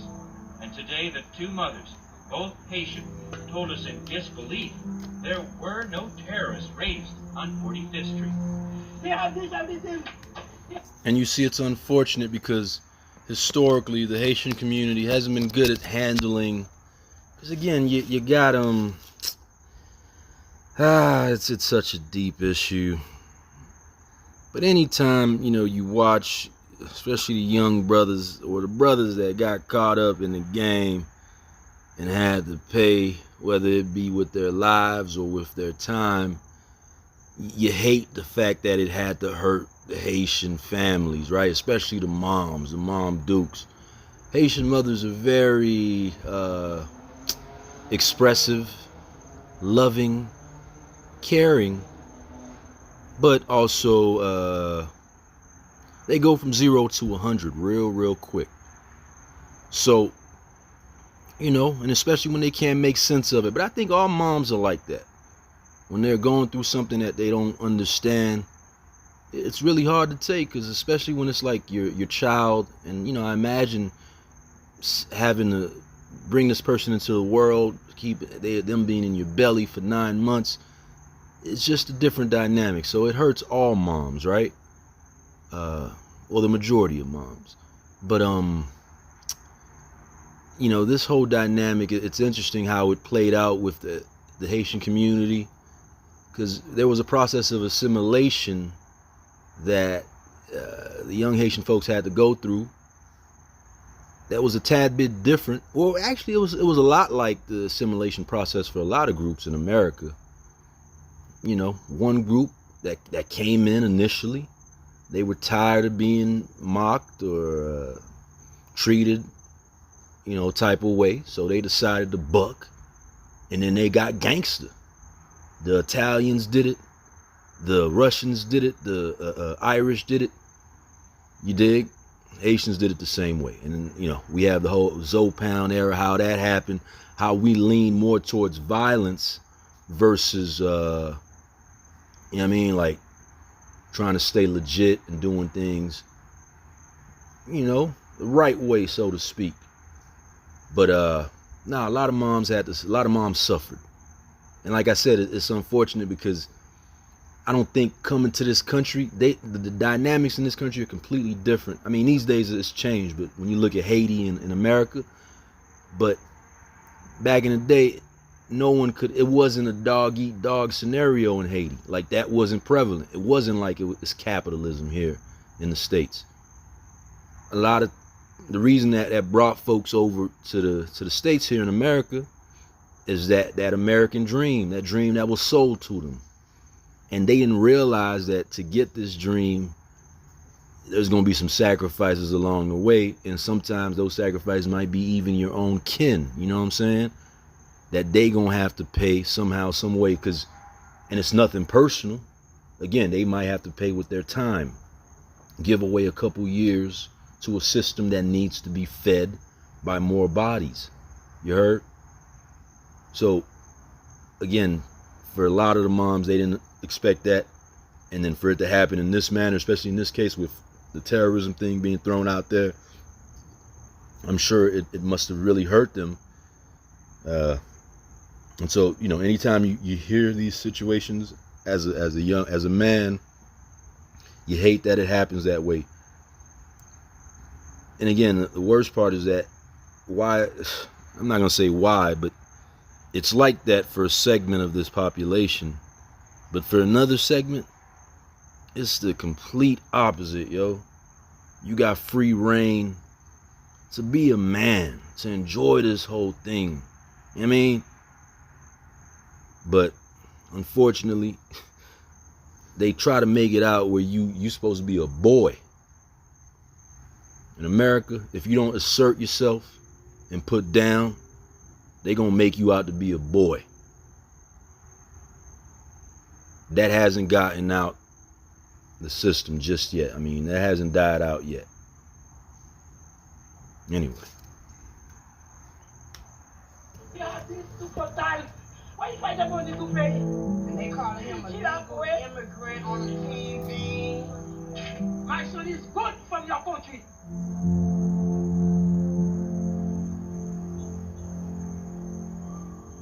The objective then becomes to solicit the cooperation of one of the defendants to flip someone. And he was telling me, are you seriously thinking about spending the rest? They're like, okay then. So the only way you could do that is by signing these papers. I'm like, I'm gonna set myself free without signing those papers. We was looking at the younger brothers, Nadimer and B, and we was like, you know what? Just sign what you gotta sign. You know what I mean?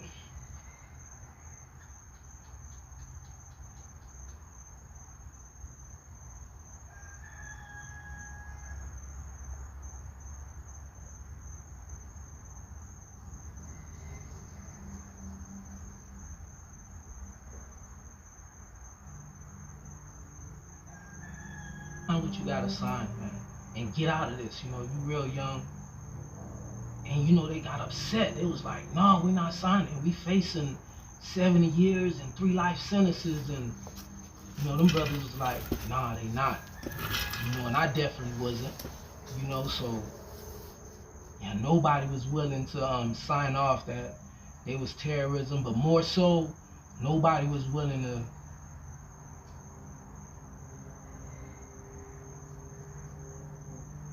Nobody was willing to send their brother, who they know what we was out there doing in them streets, you know, up the road for a charge that wasn't us. I refused every plea. I talked to my lawyer, my lawyer couldn't understand it, and I told him that's basically why I gotta be, because I was with these brothers.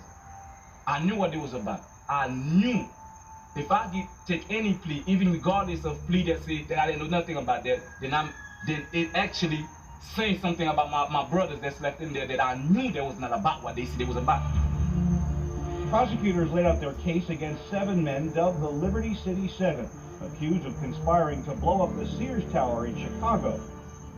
You have to understand that in the counterterrorism field, the criminal penalties associated with the laws that are used, particularly laws like the Material Support for Terrorism law, come with draconian penalties. So if a defense attorney went to a client who was charged with terrorism charges and said, hey, look, you know, you're looking at 30 or 40 years in jail if you go to trial and are convicted, but the government's offering you to plead out to 5 years.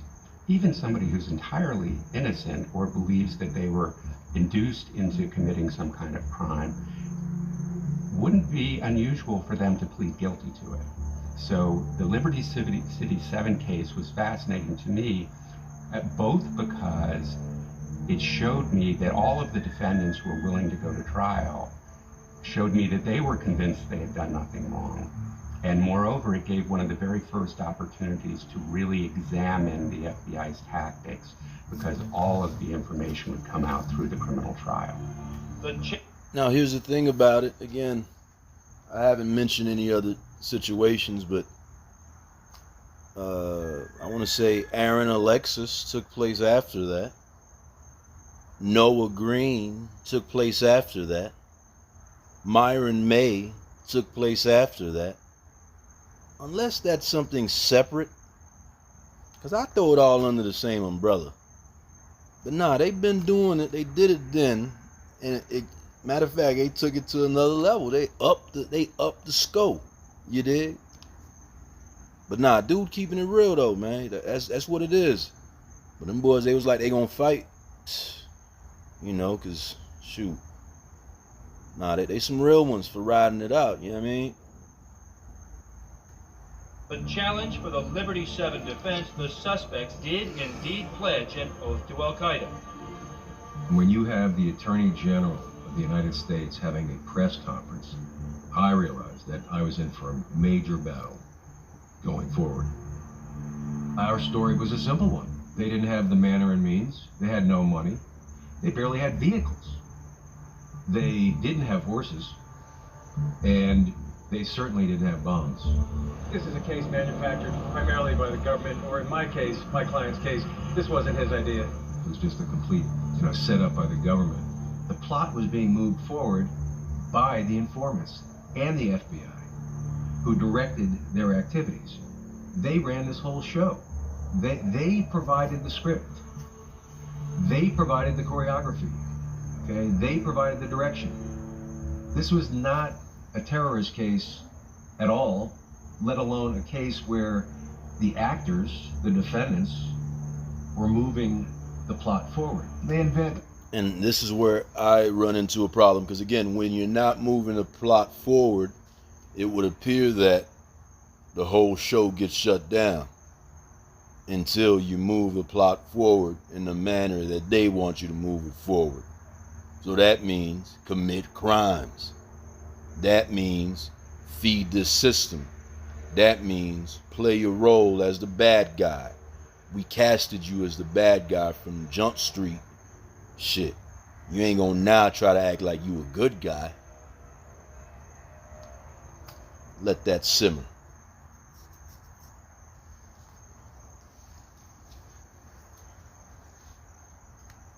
The players, they invented the theme, they invented how it was going to go down. They wrote this script. They wrote this script. One of the other defense attorneys said this was all really a New York City scam. Well, we do know that, first of all, that one of the things that was done in this case is that there was a serious question with regard to $50,000 being given to these individuals to help them revitalize this building. Here's Narcille saying, we got to get this $50,000. So, man, just go along with this plan for me, and then we're going to be good after that. Just go along with it. No, we're not going to do anything, but just go along with it. And so the defense became that these guys were doing this just for the money, that this was one big scam. It would have been a scam. It would have been a scam had he given us pictures of the Waffle House. Or, you know, given us a blank disc. Or just not have given us footage of the FBI office, the U.S. Attorney's Office, and the Miami Police Department. So, it's not a scam. I mean, that is an executed agreement. Whether these people were being paid or not, the question is, are they willing to commit these acts? Whether it's for money or it's for free. So it really made no difference. Prosecutors told the jury they'll hear from among 15,000 government recordings of the group's plan to create chaos.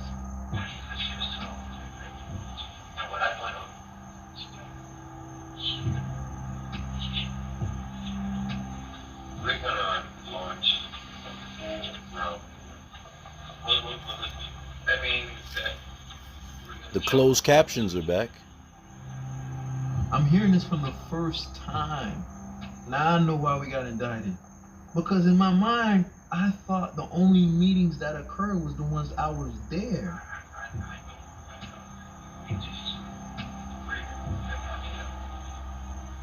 He said, I'm not. What the f is you running your damn mouth for? On and on and on.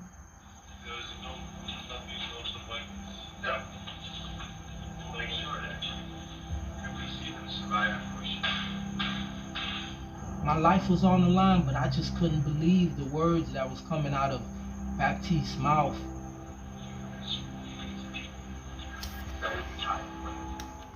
Now, what's interesting is this also might be a deep fake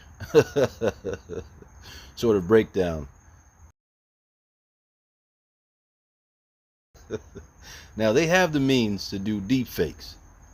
And then, you know, you bring in an expert to analyze the audio. Let's see, that's you know, that's why I'd be getting the big bucks, you dig? But nah, you bring an expert in to analyze the audio. You bring an expert to analyze the audio and to make it clear that, yo, nah, this isn't real raw audio. I couldn't believe I was on trial for these conversations. Narcille got on the stand. I was literally yelling at him about how his stupidity and the things he did got these guys in trouble. And he's sitting up there and he's crying. And, you know, and I said, and here you are. You stepped off what we call the square, if you will, which is of righteousness. and you led these guys down, to the wrong path, and everybody is now sitting up here indicted by a federal government, looking at being called terrorists.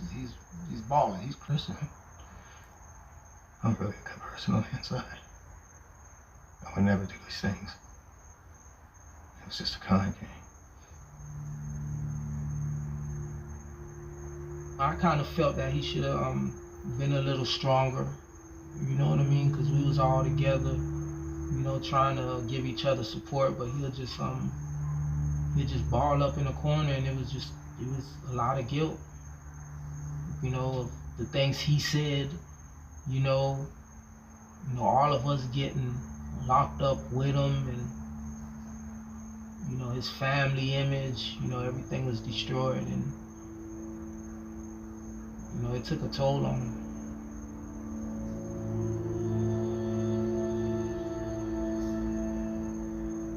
I did maybe a year and 8 months in Miami FDC.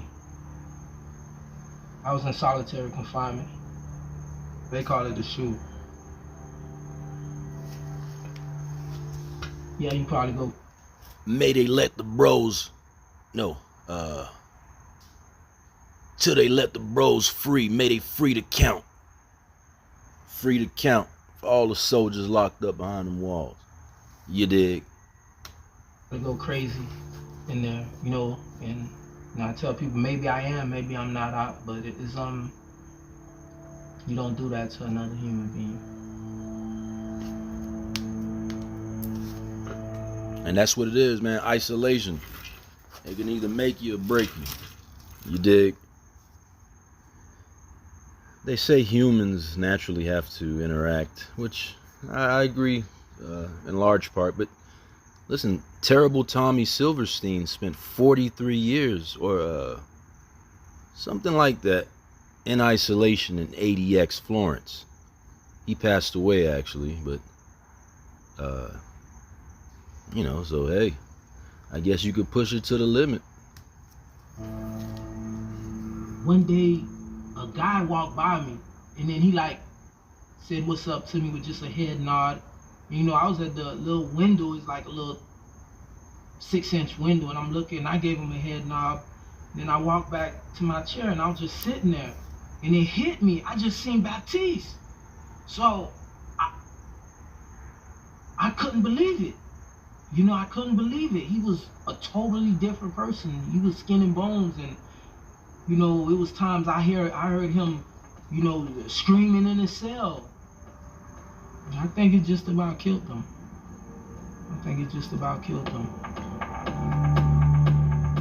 After 2 long months of trial, the jurors couldn't decide any of the charges for the so-called Liberty City 7. There was a lot of disagreement, but all the jurors worked very hard.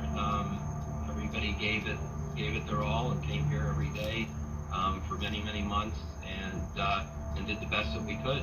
I think the jury as a whole kind of felt sorry for these guys.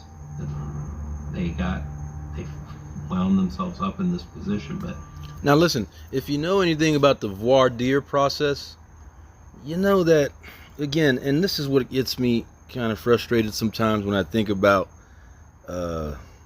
this whole system, man. Like, look, all the odds are stacked against the perpetual loser, and that oftentimes is the bad guy, quote unquote. And usually that's the black guy or black woman or person of color, what have you. But you try to find little spaces where maybe there's some light, where you can say, well, this was done right, and we're at least advancing in this regard, and this is something that we can hang our hat on, or something that we can be thankful for, to be like, this is democracy at its finest, right? Unfortunately, no, that's not the case when it comes to jury selection. That's just something that's embedded in the system. And again, whether it be the fact that you don't have folks that, again, are even qualified to be there, that may, see it from the lens of someone that could potentially be in a bad situation, or be perceived as the bad guy, so to speak. Anytime that person even lets it be known that they're that, they get knocked out the paint. That's the easiest way to get off a jury. When the prosecutors start asking you if you see things straight down the middle, like, yo, give any sort of indication that you ain't on that you gonna try to bring in some justice just for all the stuff that took place in the past, or just for the system being as it is, they gonna get you out of there. And no one has ever tried to fix that. In fact, it's just something that continues to go on. Like I said, the good news is that we're in a pre-crime sort of situation now, it would appear. So, yeah, that part of the system might die out too. But it was flawed. It was flawed for the longest. Just one of those nuances that everyone is aware of, at least the people that are putting on the show. In the courtroom is like a show. There are the orchestrators, everyone that's used to the show, and then there's usually the person that doesn't know anything about the show, the poor schmuck that gets pulled off the street, get tied into a conspiracy, and has to deal with whatever they present because he or she decided to, get involved in whatever the situation was. So, anyway. To some extent, they did it themselves. There were a few people that really bought into this idea that they were just doing this to scam this guy out of money, which seems sort of odd, to be scamming Al-Qaeda. They're not the type of people that you would think about really running a scam on. I wouldn't think. They would seem like kind of scary guys to cross. That's why. That's a fair point. I can't understand for the life of me why this dude Narcisse decided to do that. So on one hand, he wants to scam them. On the other, he's afraid. I don't get it. There was a hung jury, except on one defendant who they felt really had very little connection and wasn't around for most of this, and we dismissed the case against him, found him not guilty. One of 7 Miami men accused of... Now that's gangster. Yo, anybody that can beat the feds, salute to you. You are a very small percentage. Point. plotting to join forces with Al-Qaeda has been acquitted, and a mistrial has been declared for the 6 other men. They said, not guilty no more, not guilty for the first charge, not guilty no more, not guilty for the second charge, for the third charge, for the fourth charge. And everybody was so happy. Was he crying? I couldn't tell from Yes, we both were. Very emotional. Levi was found not guilty at the first trial, and it was fantastic. Thought he'd be able to move on with his life. Well, I went back, we all thought I'm going home, that kind of stuff, and then that's when immigration came and got me.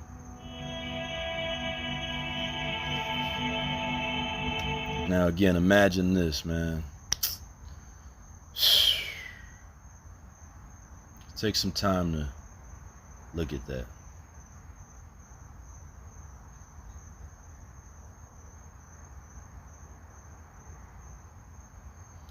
That's what dude got thrown into, I imagine. The judge found that he had associated himself with a terrorist group, and that in and of itself was deportable. You look at my case, I have no conviction, nothing. Death trial was my only thing, and I've been working all my life. I got kids, wife, I'm married an American. I beat the case. I beat the case, and I'm sent home. You can be found not guilty, but it still doesn't mean you're not guilty in the eyes of the U.S. government. He couldn't even come back to the United States for his 15-year-old son's funeral. Let me correct that. You can be found not guilty, but that doesn't mean you're not guilty in the eyes of ICE. Okay? That was a bit of a mistake in the way he put that. You're not guilty, but ICE is a separate entity. And sure, it's under the government, but let's just be specific here. When he was killed along the highway trying to assist a motorist who had been stalled and their car had broken down. It's a pain where you don't know, it's almost like your heart's closing and you don't know what to do, and I zoned out. You know, life start over, life ain't finished, God is great. I'm gonna continue to be me, I'm gonna continue to strive to better myself. it's really nothing changed of how I feel about America. I love America. America's a great country. But what happened to us, it's not America that did it. You know, it's not America. It's a few people, America, the people, put their trust in. And there it is right there. Again, these people don't realize when you on the side of like righteousness, and it's harder to be the good guy if you ask me. But I mean, it's just like one of those things where to whom much is given, much is required. You know what I'm saying? And I think that gets lost when the bar gets lowered. You know, and again, for the sake of making it easy, I mean, you know, or just going after the money. Like, there's certain positions you can't be in when you too money hungry. But unfortunately, the way capitalism's set up, you can find a way to funnel the money down to you. And I think that's one factor that makes people take advantage, you know, and do the whole reverse engineering stuff. But there's also the issue of, you know, not being like, when you get to a certain particular position, you know, there aren't too many people that, first of all, that's paying attention. Second of all, that's above you that can actually enforce anything upon you. So again, when that happens, it becomes well, let me look around. And then, you know, what happens is you have a lot of, again, sociopaths and psychopaths that decide, you know what, now we can start playing gatekeeper, and the individuals that, again, add the smoke and mirrors to it to make it seem as if it's something that's elusive and special, and we are here because of X, Y, and Z, and so we are on the position, the same level position as God. And then it gets, you know, it turns into this disgusting and ridiculous thing. But, and again, I'm just talking here. I don't really know. I'm not in that position. But again, to understand them crackers, you got to put yourself in that position. You dig? Federal prosecutors say they will retry the 6 men on whom the jurors deadlocked. Judge Joan Leonard set jury selection for January.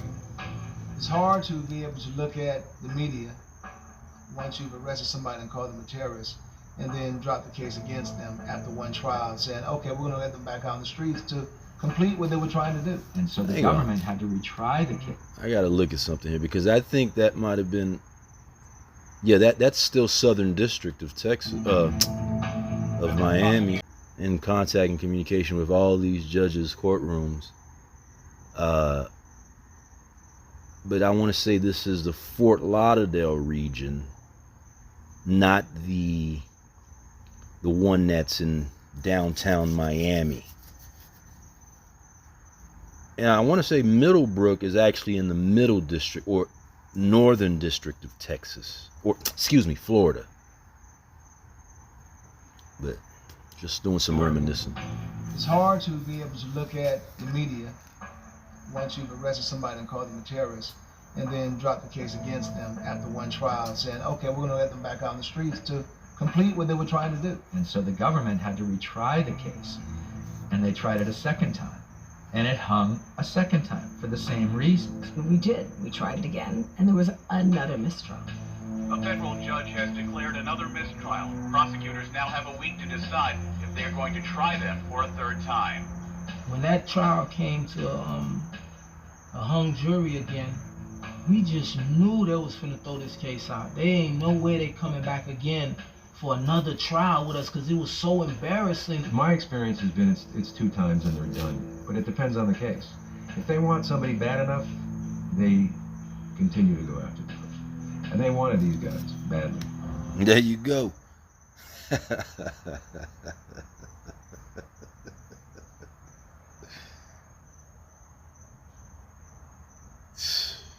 It's one thing to want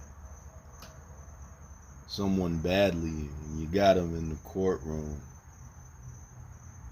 And here I am sitting outside free.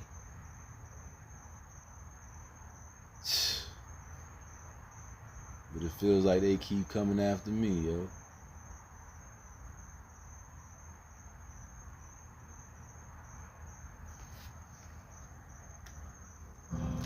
Two juries failed to reach a verdict. Now a third jury will try. Imagine if we did nothing about this case, and instead of the FBI coming to Batista, one of these organizations actually came to Batista and provided him the explosives. So could we ignore it? And if we had ignored it, and he had blown up a building, he had done damage to the building you're sitting in right now, and people were killed, wouldn't you be coming back to us to say, why didn't you do something about it? Why did you ignore it? This is the question. Do you want us to stop them before they commit this kind of crime? Or do you want to let it happen first? So the government said, we're going to give this one last try, a third time. Again, if you want to stop them from committing the crime, or any crime for that matter, you already have the third graders' test scores, and you've already decided or determined how many prison bunk beds you need to set up for those people. Why not allocate the money to maybe or helping those folks that could potentially end up or will likely end up in that place? That's true preventative, law enforcement. No, don't wait until the crime. But again, of course, if that happens, then why do we need you to be sitting in that nice suit pontificating on the plight of black men? And each time they tried the case got smaller and more defined and more focused. And even with the third trial, they really flailed because the jurors were out for almost 12, 13 days. So it looked like it was going to be another hung jury. The jury went out for deliberations, and there was one juror who refused to deliberate. She just refused. So the judge had to excuse that juror. Within 24 hours, an alternate was brought in, and he joined the other 11 and convicted 5 of the 6. That's a bit odd if you ask me. But anyway. Defendant was found not guilty. After the verdict was read, the one Liberty 6 member who was acquitted called the prosecution of his friends bogus. You had no intention of doing any of the things that you talked about. It was on a whole bunch of hogwash from the beginning. You weren't serious about any of it. Nobody was serious about nothing. Not rich. Yeah, give us a little space. Hogwash. It took 3 years and 3 trials, but a group of Florida men accused in a plot to destroy Chicago's Sears Tower are each facing decades in prison.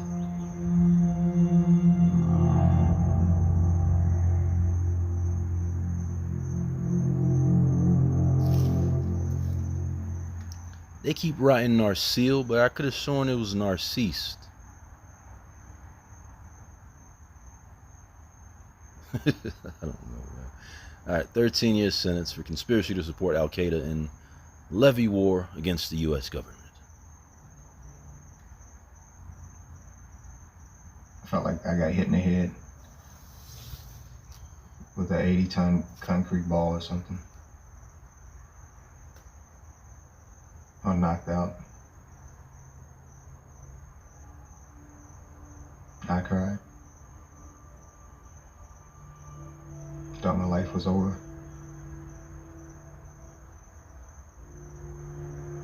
All based on what I said. A certain part of me just died there. And now I was left with 4 young children to raise without no other family, no other help, but just me and them. You're taking this innocent man away from his, and all the rest of these young men away from their families without no evidence. I can't be living this. I can't. I can't be living this.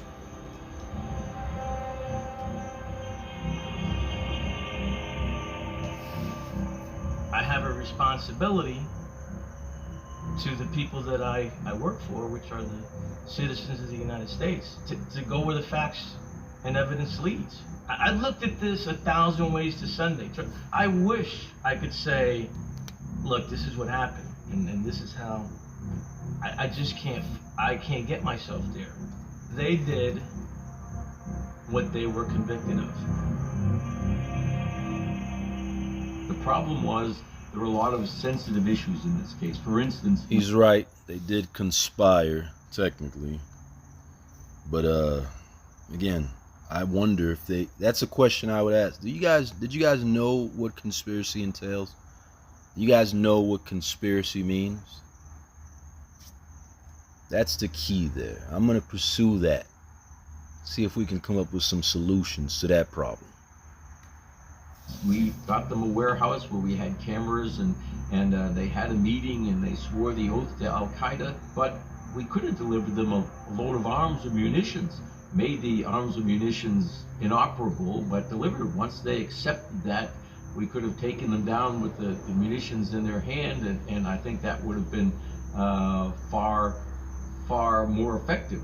But at that time, the Bureau was so nervous about providing potential terrorists with weaponry that they just flat out said, no, you can't do that. Al-Qaeda didn't. So a lot of times these are also use cases. That's what they're testing out to see what they can possibly try to do when it comes to a potential criminal. Didn't know any of these individuals. They didn't have anybody who could have done a full ground war in the United States or taken down the Sears Tower. But many Americans believe they did because the FBI manufactured this plot. I was hoping that they would learn that this case was an overreach. They had gone too far and perhaps undermined public trust in the counterterrorism tactics that they were using. But they seem to have taken the opposite lesson. And what you see in the sting operations after Liberty City 7 is an effort to sensationalize the cases even further, to where they will go to the extent of actually providing significant weaponry to these groups. Yesterday during an FBI sting operation, Demetrius Pitts faces charges after he communicated with an undercover agent. The FBI planted this bomb. Undercover agents who said they could help him bomb them all. They set this kid up. If you lay out sting operations on a chart, you know, what you see is this enormous uptick after 2009. I think it's just further emboldened the FBI and the Department of Justice and its use. Now let me blow your mind. How about this? Sonic conditioning as a tool for accomplishing all of this. My contention is that sonic conditioning has been used for I don't know how long, but it's also a contributing factor, or maybe the contributing factor to creating these kinds of situations. Or listen, whether it be economic, because again, if it feels like it's moving and shaking, think about New York. It feels like it's moving and shaking. People are moving and shaking. Sometimes when you push that a little bit too much, you get too much moving and shaking, and the moving and shaking, it gets the people enraged. You know what I'm saying? It gets them hyped up.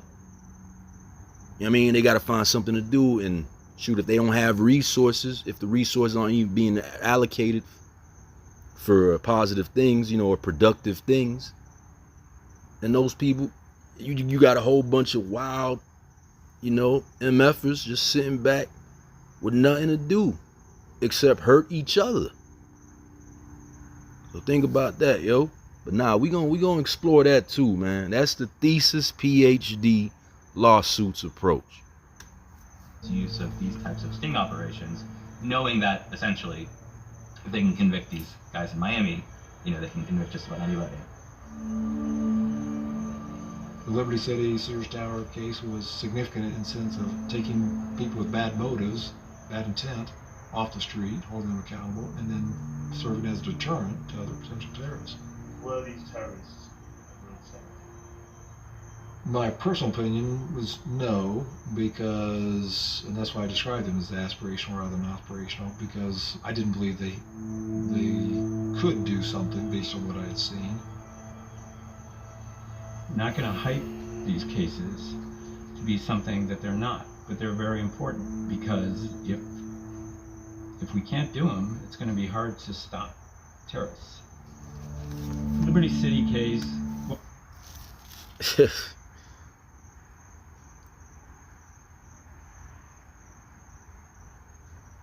just like to pause there. What creates terrorism and what stops terrorism?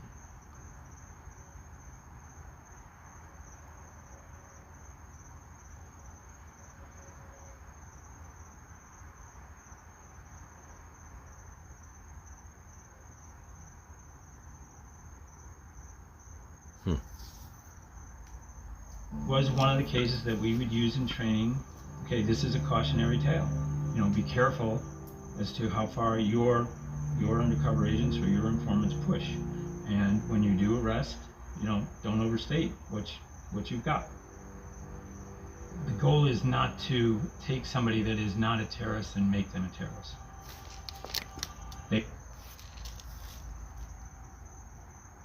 For me, Herbert Vanderbilt Alexander, H. Vanderbilt Alexander, that hasn't been the case. For about 5 years now, it's been an all-out offensive to try to turn me into a terrorist. They weren't really the... This is excellent. It might not be as good as me subcontracting things on my own and making more money in a momentous type of way, but it's a steady income. I'm on salary pay.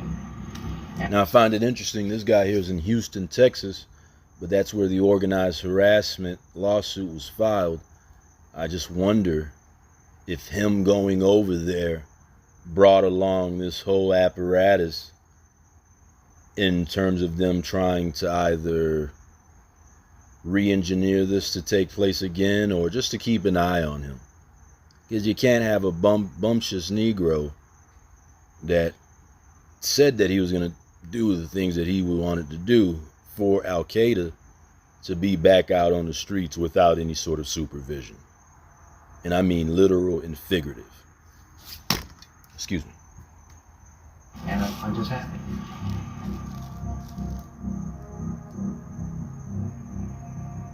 Did you ever imagine that you were being recorded?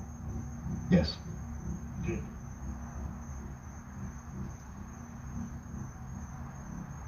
You knew that you were being videoed? Yes. It was clear. Did you see where the video cameras were? No, they were hidden cameras.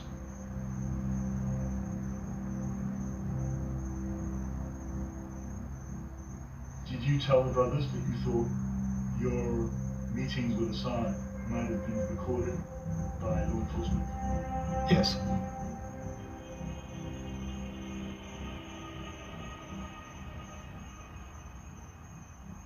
I still don't really understand how you thought you could get away with it, even if you got them. Yeah, I didn't really, at the end of the day, I thought about it and said, I probably won't get away with it, but I'll just spend some of it. And if they caught me, hey, I'm sorry I took the money, can I give it back? I spent some of it. That's what I thought I could use as an excuse.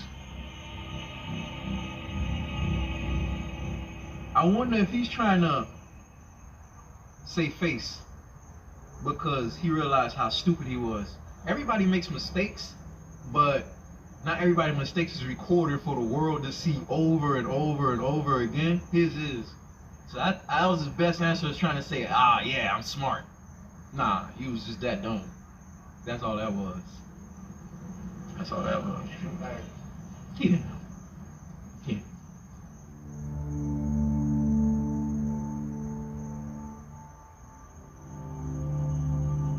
Finance was becoming a problem because of my case. So it was hard to find employment or anything else. So when I did find employment, it was like a bull-ass job.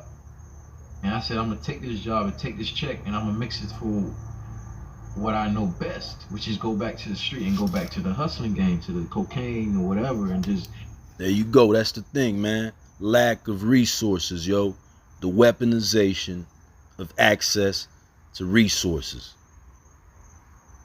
mix and mingle with the people I know. They're so concerned with terrorists watch. I was selling dope under their eyes the whole time, and I was on federal probation. So they couldn't be that concerned with me. They couldn't have. I made money. And that's the thing of it. Listen, sometimes it's best, like I say, to just go under the radar. They might think you're dumb and you ain't got nothing going on, so they'll let you wiggle around. But you know, when it's time to get you, they gonna get you. You feel me? They gonna pinch you.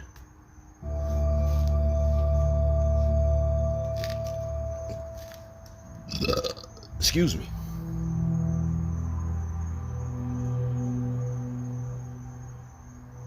In terms of Batiste, no, I wanted to strangle the guy, man, because I feel like you don't listen. You get caught up in yourself, and now this is where this comes out. And this is not just something that affects us immediately. It affects every last one of our families. Of course I wanted to strangle his ass.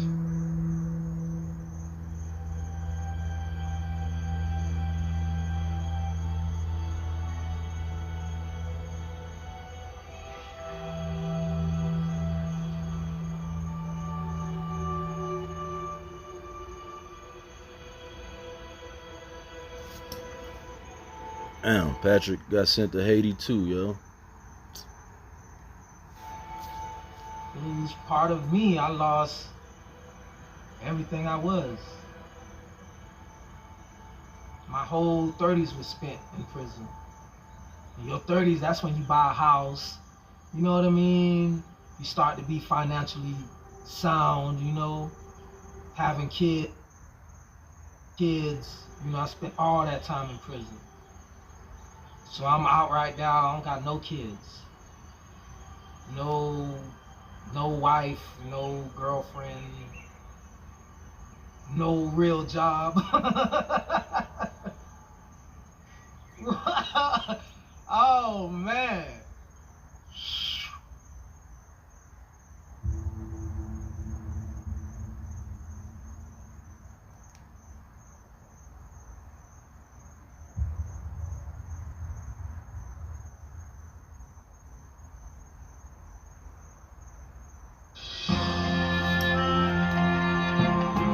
But there you go. Thank you for checking this out. Thank you for hanging around. Shout out the PBS Frontline for this documentary. Bin Laden. And of course, Obama. That's something that I won't be watching. But there are some other interesting things that we can watch. While I'm here, I might just do this more often. You know what I'm saying? But yo, visit www.targetedjustice.com. You dig? Social isolation. Let me read it to you one more time. The targeted individual is isolated by making others distrust them. This can involve reaching out to the target's friends, family, co-workers, or neighbors to manipulate them into turning against the person. Psychological manipulation, harassment, and mental tactics such as gaslighting, making someone doubt their own reality, are employed to cause the target to question their own perception and sanity. Number 5, stalking and harassment.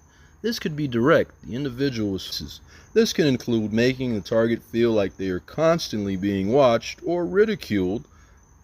Like people walking by the subject start laughing out loud, forcibly, for no apparent reason. And then, of course, you got some more after that. But no, this is real, yo. They've been doing this for a minute. I ain't even know about it. But somehow I got involved in it. So, as usual, I'm 100% in it. You feel me? Until I'm not in it. And even when I'm not in it, I'm going to be in it for the people that's in it. Because I don't like bullies, man.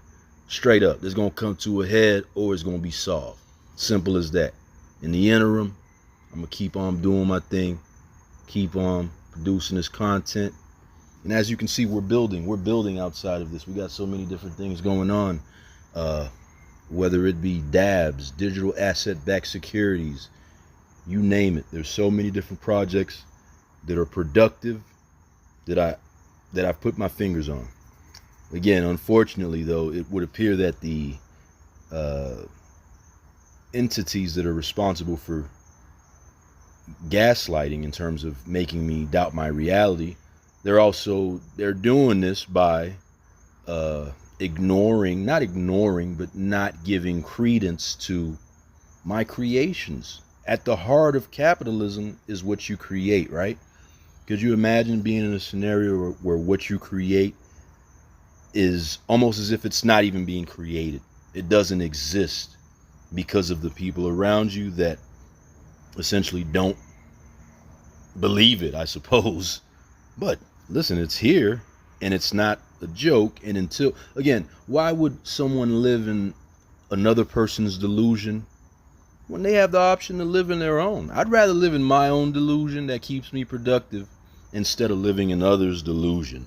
So that's never going to happen. You're never going to make me believe that I'm not anything, because quite frankly, I'm not what I want to be, but I've definitely been working my tail off to be something and to do something and to also leave something behind. You know what I mean?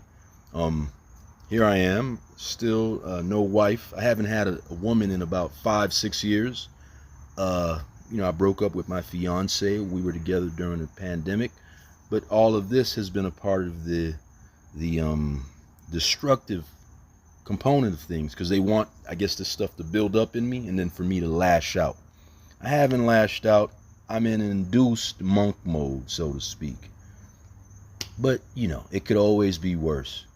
I'm here, man. I'm here. And I'm blessed, you dig? We're living in the best of times. AI technology about to take off. All we need is a little bit of funding. As soon as we get our foot through the door, we breaking down the door, man. And this whole bullshit they've been perpetuating with this white supremacy shit is dead, yo. If you ask me, it's dead on so many levels. Because what we gonna do, we gonna use the very things that they gave us, meaning the laws, the rules. We gonna do it the right way. You know what I'm saying? Like, it's easy that way, especially when they're in the wrong. So we'll just see if they accept accountability, or if it'll have to be doled out in a matter that is systematic. In the same way that they try to dole out accountability to us, we can do it to them. And you just decide which side you're on. That's really what it comes down to. But anyway, I choose righteousness, and I choose love. I'm done, yo. Holla.